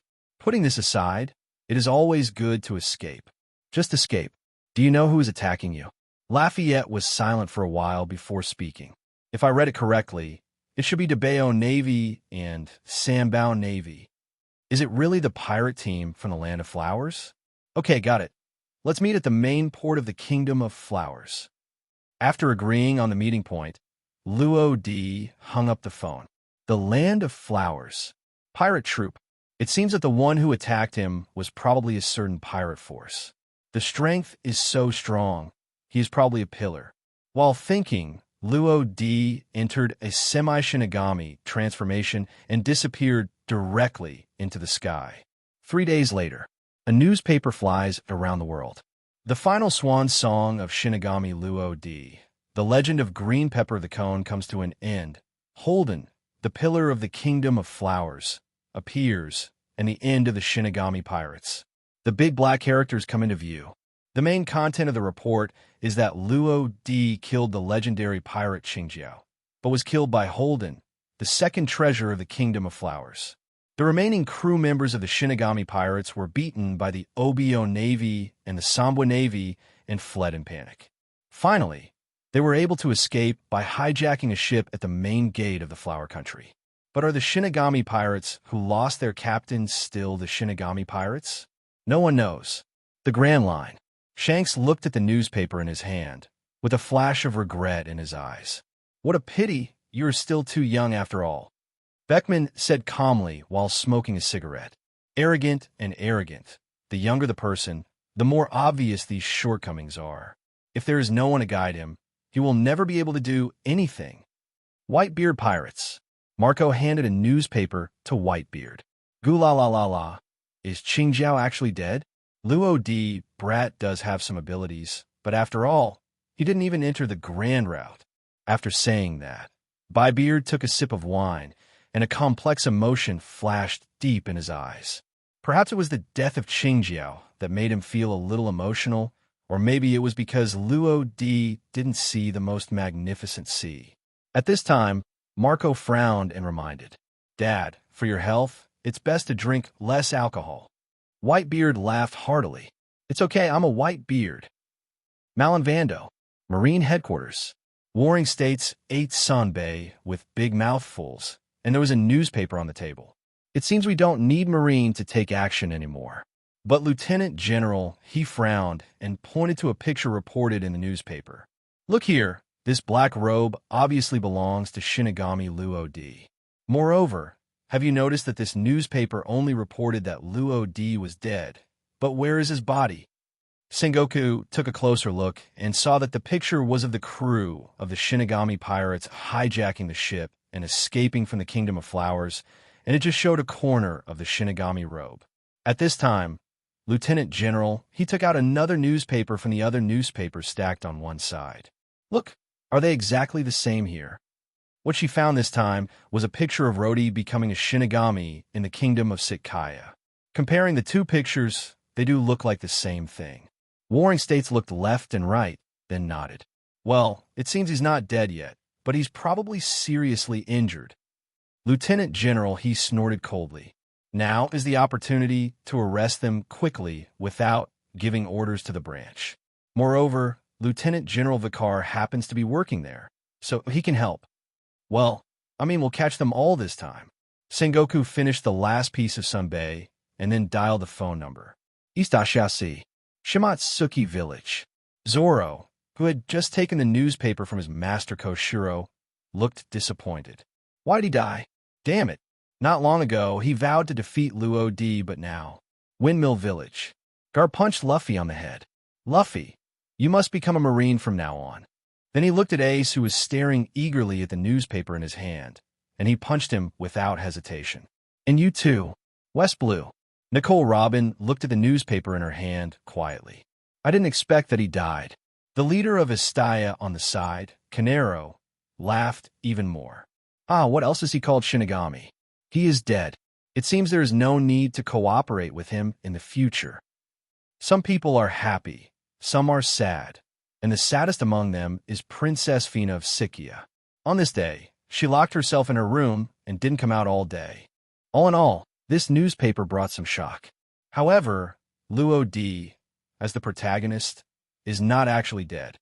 10 days later, on the endless sea, a small sloop more than 10 meters long drifted slowly in the direction of the sea breeze. 9991, 9992, 9999, 10,000.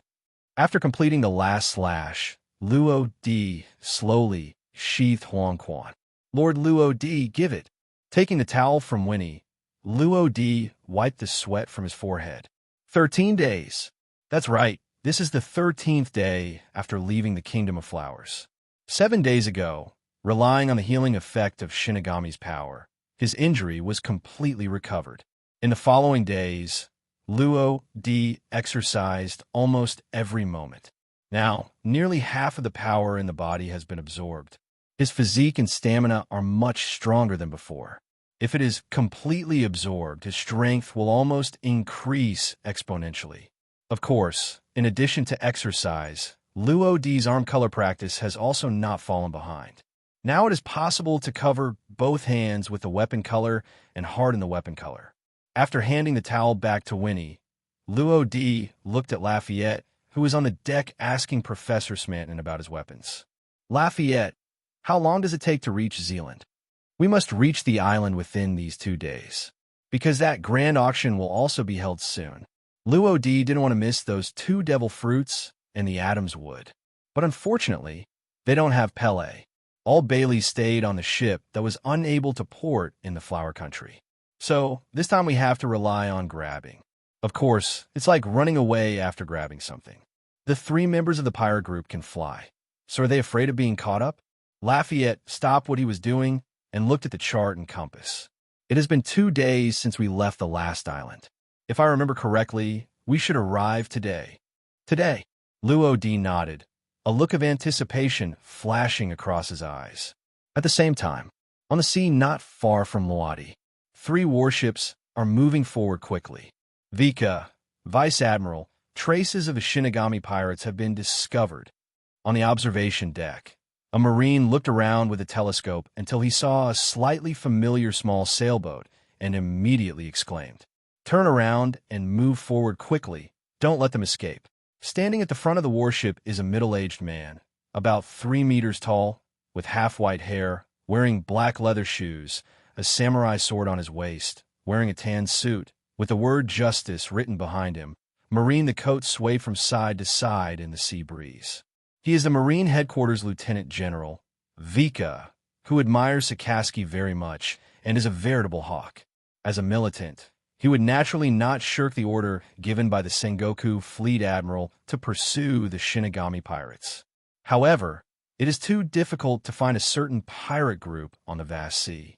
It wasn't until the 109 branch stationed on Gorar Island discovered the traces of the Shinigami pirates 3 days ago that Vika came quickly. But it wasn't until today that he fully caught up. When the distance kept getting closer, until it was less than 100 meters away from the Shinigami pirates, Lieutenant General Vika's raised hand fell heavily. Fire! Bang, bang, bang. Several cannonballs were fired almost at the same time, but because the sea wind was so strong, most of the cannonballs were slightly deflected and shot into the sea, while only 2 hit the hull. A violent explosion sounded from the stern of the ship, and waves splashed around the hull, instantly alarming several people who were practicing. "Brother Luo D, what's going on?" At this time, Aiko, who had been looking after Winnie in the house, came out with confusion on her face. There was a heavy rain at sea last night, and Winnie also had a high fever at that time. Luo D quietly stared in the direction of the stern of the ship. He sensed that the 3 warships were approaching, and seemed to be preparing for a boarding battle. "It's okay. Leave this place to us. You can just continue to take care of Winnie." After sending Aiko back, Luo D and others came to the stern of the ship. Yellow Spring, shocking slash. A huge black slash slashed out, instantly destroying several shells that were attacking quickly. Luo D stared at Vika's figure, then bit his left index finger open, and drops of blood dripped down the wound onto the underworld. At this time, Huang Quan's blade was also dyed with a dark red halo, which was very strange. "I'll leave the 2 warships next to you, and the middle one. Leave it to me." "Yes." Almost as soon as they finished speaking, Lafayette and Smanton directly entered the human-animal form and flew towards the 2 warships, one to the left and the other to the right. Shirkai floating annihilation slash. This time Luo D came up and used his ultimate move to avoid the situation like last time. Immediately afterwards, I saw a flash of cold light passing by, and Huang Quan swung out heavily. A huge slash that was 8 meters long flew straight forward. Strange black and red smoke clouds surrounded the body, and the sea was separated on both sides by its powerful force. This knife blocked the sea, and even the clouds in the sky were affected by it, as if they were running away from something terrifying. Chi, a blow that penetrated the sea, directly tore the warship where Vice Admiral Vicar was located into pieces. Damn it, it's so scary. In the sky, Lieutenant General Vika stepped on Moonwalk.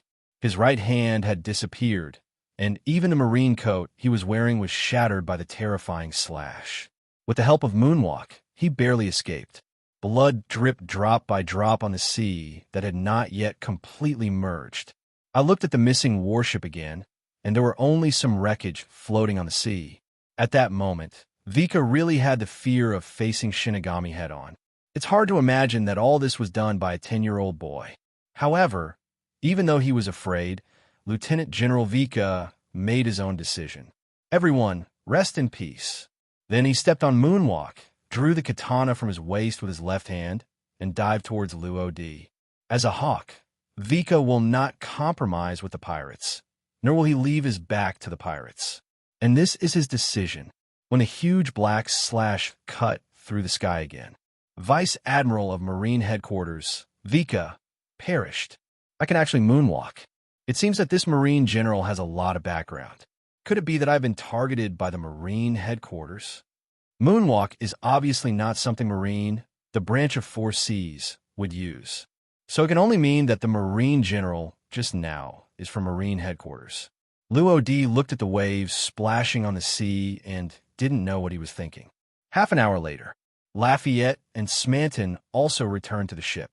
Smanton brought back some food and Bailey. As an intelligence agent and navigator, Lafayette brought some information. At this time, he handed a piece of paper to Luo Di. Captain, Marine seems to be participating in the auction 2 days later. As for their purpose, it's not clear yet. Luo Di took a cursory glance and found that, as Lafayette said, Marine would indeed participate, and at least 2 Marine Headquarters lieutenant generals would be dispatched. However, not much information is revealed above. The really useful information may be on the warship that Luo Di destroyed. But now only some remnants of the warship are left. However, no matter what their purpose is, as long as it doesn't affect him, everything is easy to talk about. Cipherland is a very large island. There is no country here. It is West Blue's veritable island of sin. Pirates, mafia, intelligence organizations, and other forces are intertwined here. Arms trading, illegal drug trafficking, large-scale war weapons trading, slave trading, and other illegal transactions can be seen everywhere here. Even if he is an ordinary bar owner, there may be some force behind him. Because the people who come here are basically extremely evil people, and wars are extremely common here. So death is common. There is no justification for killing here. Even if you have no conflicts with anyone, you have to be on high alert here. Maybe someone will shoot you in the next moment, just because he doesn't like you. Chaos is synonymous with this place, and order no longer exists here. If you want to survive, the law of the jungle is the best explanation. There are hundreds of ships docked at the port, most of them pirate ships. At this time, 2 large ships nearly 100 meters long were traveling side by side and docked at the same time. Godfather, here we are. Capone Becky was smoking a cigar, and a respectful call coming from his ears made his closed eyes slowly open. Looking at the pirate-infested coast in front of him, Becky's expression did not change, and he did not feel nervous at all. Instead, he could see a hint of excitement in his eyes. It's finally here. He is bound to get the devil fruit, but he turned his head and met another gaze. The Big Five, no, now they're the 4 big mafia. Elaine, the leader of Griezmer, happened to be standing on another large ship, looking at Becky with eyes full of inquiry and scrutiny. He only knew a little about Capone Becky, but he knew that Becky was an extremely terrible person. He has climbed step by step from an unknown little person to his current position, and he is now only in his 30s. It's hard to imagine where he will develop in the future. Unify the West Blue Underground? Yi Leyen doesn't know, but he knew that this time, Becky couldn't get the devil fruit or even let him leave here alive. Becky seems to be secretly planning to kill Griezmer. As the leader, Yi Leyen couldn't watch this happen, and if possible, he would destroy the gang first. Yi Leyen also has his own ambitions. There are so many people going to see these days. The grand auction attracts all parties. On the endless sea, Astaya's big ship moved forward quickly. Canaro opened his arms and felt the sea breeze. Devil fruit, here I come. Robin looked at the sky in trance. She didn't know why she always had a bad feeling. And on another nearby sea area, the Bloody Rose, one of the 3 major underground intelligence organizations, is also approaching quickly. On the bow of the boat, a beautiful woman wearing a red dress swayed the red wine in the glass. Her curly purple hair swayed in the wind, and her charming eyes were as dazzling as rubies facing the sun. If Luo Di were here, he would be surprised to find that this woman is the woman who provided him with information that the Kingdom of Flowers could not bring. Lisha, the leader of the Blood Rose. A very beautiful woman, but like a rose with thorns, her beautiful appearance is just a means to confuse people. This devil fruit and Adam's wood are just traps to attract people. If you want to take something away from those people, you will pay a high price. Obviously, she knew something inside, but she also had her own purpose in coming. Today, 2 of the 3 major underground intelligence organizations have come. As for the remaining one, West Blue is an unknown island. One of the 3 major underground intelligence organizations, Mike Lady, leader Taji, was looking at the information in his hand. After a long time, he shook his head slightly. It was impossible to go. He still wanted to live for a while longer. Not to mention what will happen if you get the devil fruit.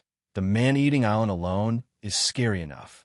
Moreover, according to intelligence, Marine will dispatch a general this time, and the island of Sin will be completely destroyed. In short, it is impossible for him to go.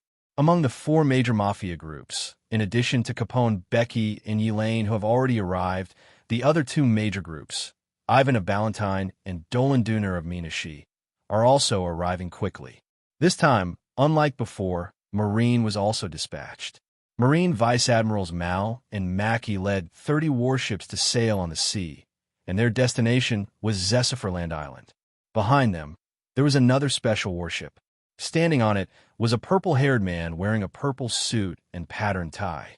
He is about 3 meters tall and has a burly build. Tom has left some traces on his face.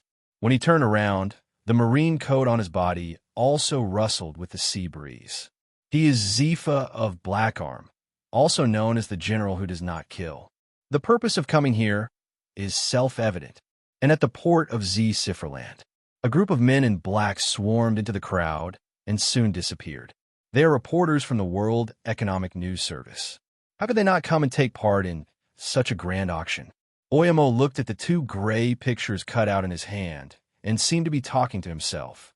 Luo D, I haven't seen you become the overlord of the sea yet. You will definitely appear here, won't you? Ever since he witnessed Luo D's rise, he had been deeply attracted by his domineering power. If possible, in the rest of his life, he would write a biography called The Legend of Luo D. As more and more forces join in, the future direction of this extremely rare grand auction becomes increasingly confusing. No one knows who will be the final winner and who will be the loser. As time passes quickly, it was already dusk. In the waters where Zesipherland Island is located, a small sailboat that looks like a merchant ship is approaching quickly. Compared with other ships, this ship can be said to be extremely simple. Even the smallest pirate group ship is better than it. And often this kind of ship is also the target of being slaughtered. The law of the jungle is clearly reflected here. No, there is a small pirate group of more than 10 people by the port, quietly waiting for the arrival of the fat sheep. Of course, more pirates are dismissive. After all, even if they rob the ship, they may not be able to make up for the ammunition cost. Jiji, it's my turn now, right? Fei Wu, the captain of the flying pirates who offered a bounty of 6 million Bailey, turned the pistol in his hand, and the crazy smile on his face was so hateful. When he came here, his hands were itchy for a long time, but unfortunately there was someone faster than him every time. The ship successfully docked. Fei Wu rushed over with his pirates. At this time, 5 people wearing black robes and black masks came out of the boat. And often this kind of dress will bring a sense of mystery. At the same time, it will also make people feel wary, except of course some stupid people, such as MD, pretending to be a ghost. Fei Wu showed disdain, and then quickly pulled the trigger. Just listen to a series of bang-bang sounds, and bullets are fired rapidly one after another. The pirates behind him saw that their captains had fired, and they also pulled the triggers one after another. At this time, the leading man in black robe nodded gently to the man in black robe who was more than 3 meters tall on one side. Smanton, I leave it to you. Yes. As soon as he finished speaking, the man in black robe turned into an afterimage. Dang, dang, dang. The bullets were all blocked by the dark fists exposed under the black robe. That's armed color hardening. And almost in the blink of an eye, with his feet like the wind, Smanton pressed forward and crushed the throats of Fei Wu and other pirates under their horrified gazes. The flying pirates were instantly destroyed, and the whole process took less than a minute. Let's go. As the men in black robes gradually moved away, a group of small pirates swarmed up, searching for the bodies of the flying pirates like passing locusts. Guns, baileys, and bullets were all looted almost instantly. Their bodies were also carried away by the waiting autopsy division. Their deaths did not cause any sensation, and almost no one even paid attention to that battle. When killing becomes normal, people are left numb. Brother Luo Di, the people here are so strange. Aiko grabbed a corner of Luo Di's black robe, with a rare hint of timidity in her voice. She found that the people she just met seemed to only have killing, plundering, and undisguised madness in their eyes. Luo Di held her hand and looked ahead quietly. We will leave here in 2 days, don't be afraid, and I will protect you too. At this moment, Luo Di felt something ball-shaped hit him on his back. As soon as she turned around, Winnie fell headlong to the ground. Fortunately, Luo Di reacted in time and hugged her. Sister Winnie, what's wrong with you? Aiko on one side was startled and asked in a low voice. But Winnie didn't answer her, but her breathing was slightly heavy. Luo Di lifted Winnie's mask off and saw that her face was unusually rosy, her brows slightly furrowed, her expression a bit painful, but her eyes were tightly closed, and she was obviously unconscious. It should be caused by the high fever that has not gone away. Lafayette, you go find a doctor. Smanton, you go find out about the auction. We will meet at the port then. Back at the port, Luo Di found that their boat had been plundered, and there was basically nothing left on the boat. No need to think about it. It must have been done by some pirates. However, Luo Di was not angry either. This ship was originally stolen. Now that everything is like this, why not just grab another one? Later, Luo Di asked Aiko to take Winnie into the ship to rest for a while. And this is the one. Finally, Luo Di locked onto a medium-sized pirate ship about 40 meters long. The Leighton pirates were particularly lively today. They slaughtered a fat sheep, but of course, it was not a fat sheep in the literal sense. A small cadre was drinking, and the alcohol turned his face red like a monkey's butt. He raised his glass and said to the burly man wearing a one-eyed patch opposite him, Captain Leighton, you have finally defeated those guys today. Come on, let me toast you. Leighton is the captain of this pirate ship, with a reward of 25 million Bailey. He is also well known in West Blue and is nicknamed Split Tiger. It is said that he once tore an adult tiger into 2 pieces with his bare hands, so he was dubbed the Split Tiger. Everyone was in high spirits, so Leighton naturally did not shirk away. He raised his glass and drank it all in one gulp. Everyone has worked hard today. When the auction is over, I will take everyone to have fun. As soon as these words came out, almost everyone stood up. Their faces looked happy, and they raised their glasses and prepared to toast their captain. But at this moment, there was just a bang, and a little pirate flew in from the outside and hit several pirates who had their backs to the door. By coincidence, they were holding wine glasses filled with wine, and the push caused the wine glasses to slip out of their hands and fly straight to Leighton, who was sitting at the main seat. At this moment, almost all the pirates held their breath. And because Leighton drank a lot of wine, he didn't understand what was going on. It wasn't until the wine spilled on his face that he completely woke up. He touched the wine on his face in confusion at first, and then his eyes widened with shock and anger. Who did it? Come forward. As soon as these words came out, several suspects lowered their heads. But more pirates looked towards the door. Okay, stop looking, I did it. As soon as he finished speaking, Luo Di, wearing a black robe, walked in slowly. And next to him, there was a faceless black figure that was consistent with his body shape. Tread. Leighton stared at Luo Di, suddenly stood up, clenched his fists, and walked towards him with a grin. Boy, have you thought about how to die? Luo Di snorted and ignored him, but waved his hand towards the demon clone. Stop getting blood in here. Do you know what to do? The demon clone tilted its head, as if thinking, if you dare to underestimate me, you are seeking death.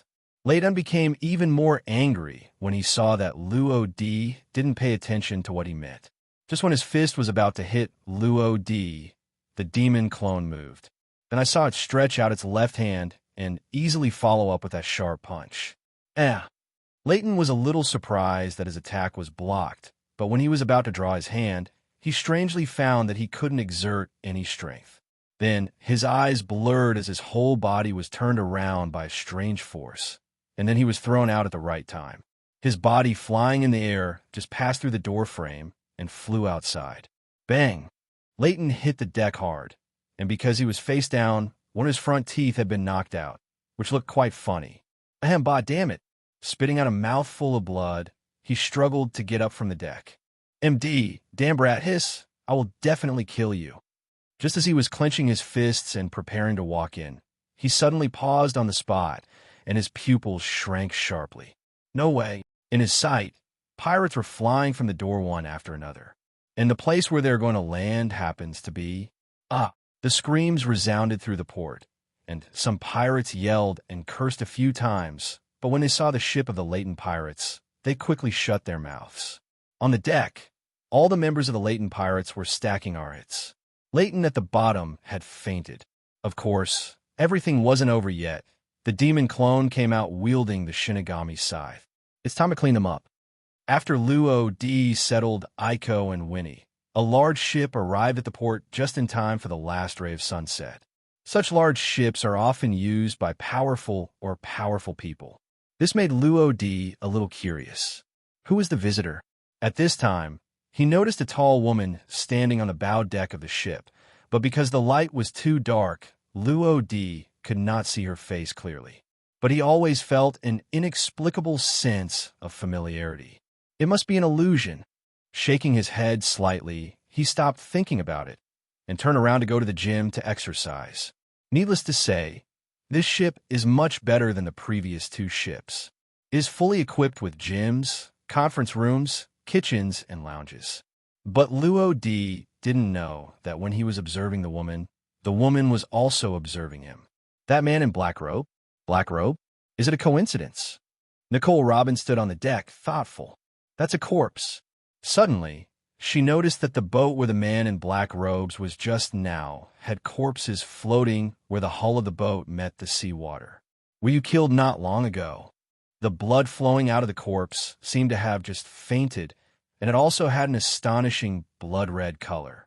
What surprised Robin even more was that in the sky, two men in black robes, also wearing black robes, flapped their wings and landed on the coast with an old man holding a small wooden box. Immediately afterwards, one of them took out a phone and seemed to be communicating with someone. Then, the man in black robe that Robin had seen for the first time came down from the boat and picked up the three of them. White wings, brown wings. Two devil fruit ability users. Aren't those the crew members of the Shinigami pirates, Lafayette and Smanton? After thinking everything through, Robin's eyes widened, and he stood there blankly. In this case, the man in black robes we met for the first time was most likely Shinigami Luo D, and he's not dead yet. It turns out that everyone in the world has been tricked by him. Also, how could that kind of person die so easily? Lounge. The old doctor checked Winnie's pulse. After a long time, he touched his pale beard and said with a frown, "This girl seemed to have received some kind of strong stimulation before she fell in a coma. Even now, her heart rate is still a little unstable, but it's okay. It's nothing serious. I have tranquilizers here to give her a stable rest. It'll be fine in 2 days. Did you fall into a coma after being stimulated?" Luo D nodded thoughtfully, then paid the medical bills and asked Lafayette to send him back. As a result, the old doctor always refused. Helpless, Luo D could only pay some more Bailey and let him go back on his own. These Baileys were just snatched, let alone they are quite fresh. The old doctor was also very happy, whether because he got double the remuneration or because he didn't have to fly back. After resting for 2.5 days, Winnie finally felt better. Luo D asked her if she saw anything before she passed out.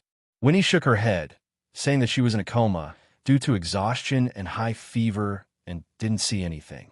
But she obviously doesn't know that she is not good at lying.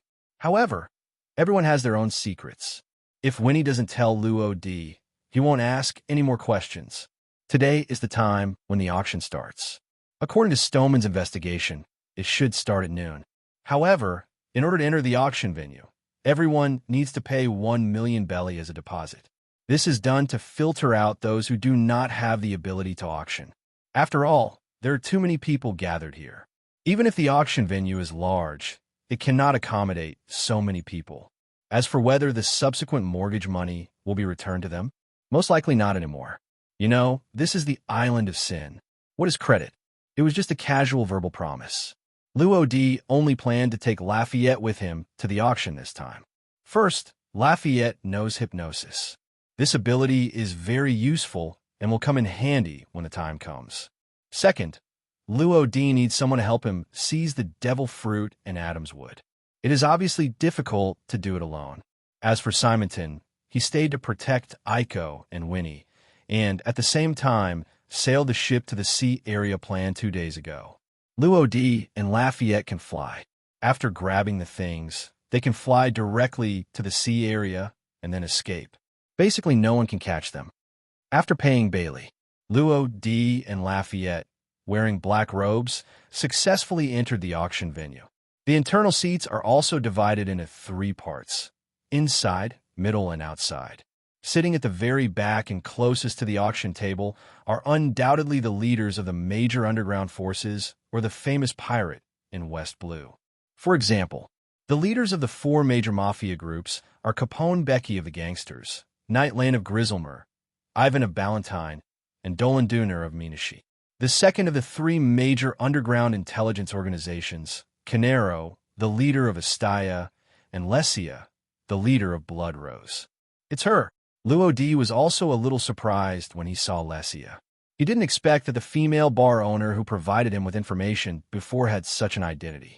On the innermost floor, in addition to these well-known underground leaders, Luo Di also saw a familiar figure. The second treasurer of the Navy, Holden. Obviously, the Kingdom of Flowers will definitely not be left behind in such a large auction. What's more, they made a fortune not long ago, and their combined value is enough to exceed 1 billion Baileys. King Bailu of the Kingdom of Flowers was so happy at the time that he almost forgot Qingjiao's death. Captain, the man next to Holden, is named Katz. He is the pillar of Debao Navy.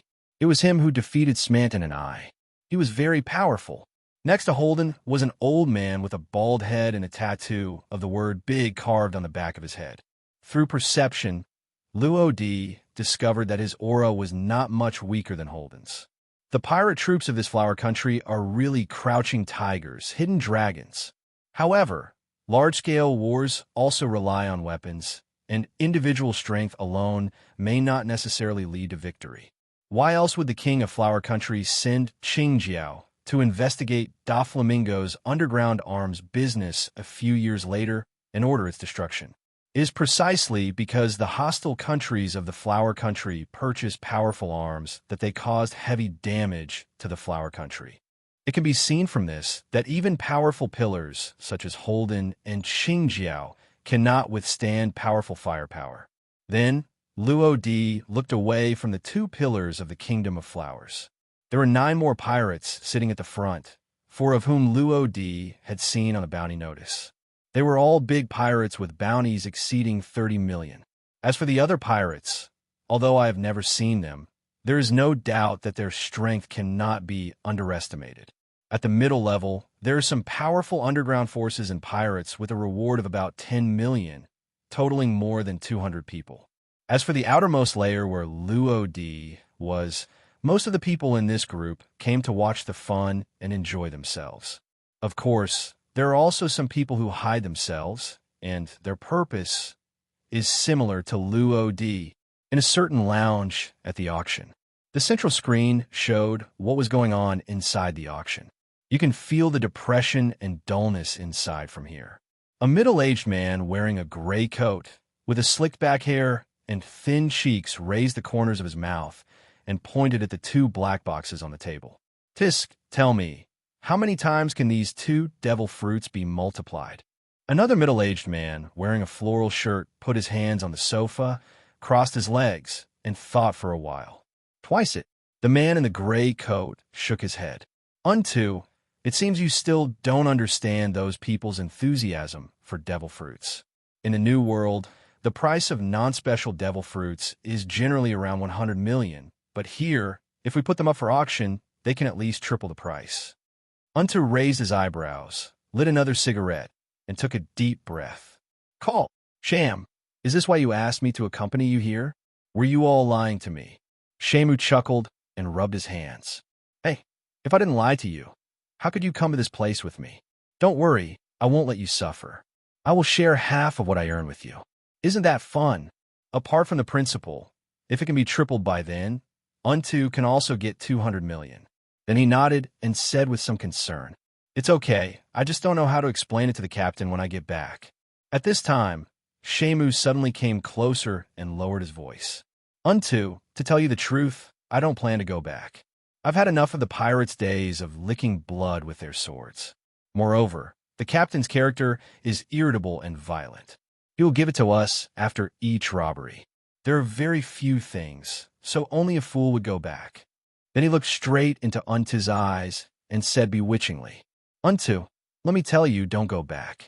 You could have a prosperous life in the first half of the Grand Route, or in any sea area in the world, so why go back and suffer that kind of misery? As soon as these words came out, the whole room fell silent, and Two smoked his cigarette puff after puff, not knowing what he was thinking.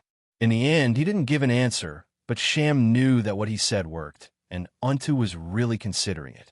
At this moment, the two pirates who returned from the New World seemed to have no intention of going back. Over time, the auction officially begins. When all the lights converged at one point, a well-dressed and rather rich-looking middle-aged fat man walked out. I have kept everyone waiting. I am the host of this auction, Skada. Next, the most grand auction on our Cipherland Island will begin soon. This kind of long talk is what pirates hate hearing the most. As the host, Skada naturally understands that he got through the opening remarks in 2 sentences. Okay, let's show our auction item number 1. As his figure moved, the red cloth behind him slowly opened. I think everyone has heard of the Kingdom of Tahiti, right? It was a country that was wiped out 5 years ago, but you may not know that there is one survivor in the Kingdom of Tahiti, and she has royal blood. Princess Mayana. In the cage behind him, a beautiful woman with long light blue hair lowered her head and covered her face, seemingly sobbing. The dancer's costume she wore showed off her figure to the fullest, and her large swathes of snow-white skin attracted attention. Suddenly, the entire auction house fell silent. But the sounds of swallowing and heavy breathing were particularly obvious at this moment. Hundreds of pairs of fiery eyes made the woman tremble, huddle up, weak, pitiful, and helpless. Looking at everyone's reactions, Skada turned slightly sideways and raised the corners of his mouth. He knew that many people who came to the auction were attracted by devil fruits. Therefore, how to make them move their eyes to the auction items in front is particularly important. 99% of the people on the field are men, so women are the auction items that attract them the most. Coupled with the buff of the beautiful subjugated princess, it can attract their attention even more. Correspondingly, subsequent auction items will also receive a certain degree of attention. Seeing that the atmosphere was in place, Skada patted the microphone. Ahem. Okay, I guess everyone is very interested in our beautiful Princess Mayana. Next, the auction will officially start, with the starting price of 5 million Baileys. As soon as he finished speaking, someone immediately raised a sign. Okay, this gentleman has offered 6 million Baileys. Is there anything higher? 700 W Bailey. Is there anything higher? Oh, this lady actually gave 1,000 W Bailey. Is there anything higher? This, as the signs were raised and put down one after another, Mayahana was finally photographed at a super high price of 40 million. And the person who photographed her turned out to be Lisha. Interesting. Under the mask, Luo D's only exposed eyes looked at Lesia's back quietly, with a deep thought flashing in his eyes. However, waiting like this is not an option. It would be great if we could know where the devil fruit and Adam's wood are. To be honest, Luo D couldn't wait any longer. It takes more than 10 minutes to bid for just one auction item, and there are dozens of auction items later. Why don't you go to auction at night? Moreover, he had an inexplicable feeling that something might happen if he stayed here, because it is so chaotic here, with various forces intertwined and extremely unstable pirates. Most importantly, Marine didn't show up. The information Lafayette had previously retrieved from the warship stated that 2 Marine lieutenant generals would arrive, but now Marine still has not appeared, which has to make Luo D suspicious. Changes will come later. It seems we need to speed up the progress. Subsequently, the domineering release of the knowledge completely covered the entire auction venue. There are some powerful auras behind. In addition to the main venue of the auction, Luo D sensed several powerful auras from behind the auction table. It should be among those people. After locking the target, he took Lafayette and walked out. As soon as Luo D and the others left, a tall man in black robe hesitated for a moment and then followed them. Arrived directly behind the auction house. In front of him is a locked door. Just when Luo D pulled out Huang Quan and was about to break in, he suddenly stopped. "Captain, what's wrong?" "Look here. Do ordinary doors have these strips inlaid on them? Although it looks beautiful, it is just a back door. The front door is not that special. Why is the back door like this?" As he spoke, Luo D touched his chin and narrowed his eyes. Moreover, this door is vacuum, and it seems to be filled with some mechanical parts. Lafayette wasn't stupid either. He knew it at a glance. Then, enter from above. Luo D shook his head, and then wisps of black energy threads penetrated into the door along the tiny gaps in the door frame. Then there was just a click sound, and the door opened. And those thin energy lines quickly rushed towards Luo D's forehead until they disappeared completely. Lafayette was not surprised. He knew that was the ability of Luo D's devil fruit. "Let's go." "Unto, since you don't plan to go back, do you want to follow me? With your strength and my mind, you can become an underground overlord in West Blue." In the lounge, Sham played with the dark box containing the devil fruit and began to confuse Unto again. During this period of time, Unto also figured out that instead of suffering, it would be better to live a wonderful life. He has also endured that Joe Poppy, like Captain, for a long time. It's just that he is more tolerant, so he never exploded. Moreover, it seems good to be the overlord of a small place. After thinking about it, he nodded and agreed to Sham's proposal. "Haha, Unto, this is the right thing. We 2 brothers join forces. Who can stop us in this West Blue? And these 2 devil fruits are our starting capital." However, he hasn't finished speaking yet. The door was kicked violently, making a loud noise. "Is there anyone?" Inside the room, Sham and Unto looked at each other, both seeing the hesitation in each other's eyes. After all, the auction of the 3rd item has only started now. How could anyone come to them? Do you want to take advantage of others? Go check it out. Unto nodded, put out the cigarette he had not finished smoking in his mouth, and walked slowly to the door. Just as he was about to prepare the gate of opening, he saw a knife thrust straight in along the crack of the door. The knife wrapped around it is actually armed hockey. Unto's pupils shrank sharply, and he was frightened. Then he quickly took a few steps back and came to a safer distance. "What's wrong?" Due to the viewing angle problem, Sham did not see the knife, but felt that Unto's behavior was a bit strange. Unto stared at the door. At this time, the knife had been put back, but the door lock was broken. "Sham, keep the devil fruit away. The people outside are not good at all. Moreover, he will also be armed and domineering." His voice was full of solemnity, and he obviously felt the pressure. Hello, everyone. As we wrap up this video, I want to share a quick note. I have a Patreon account. If you'd like to support me and enjoy on-demand audiobooks, you can become a Patreon member. Alternatively, you can check out my Google Drive link, which has 500+ novel audiobooks available through my Ko-fi or Patreon shop. I appreciate your support.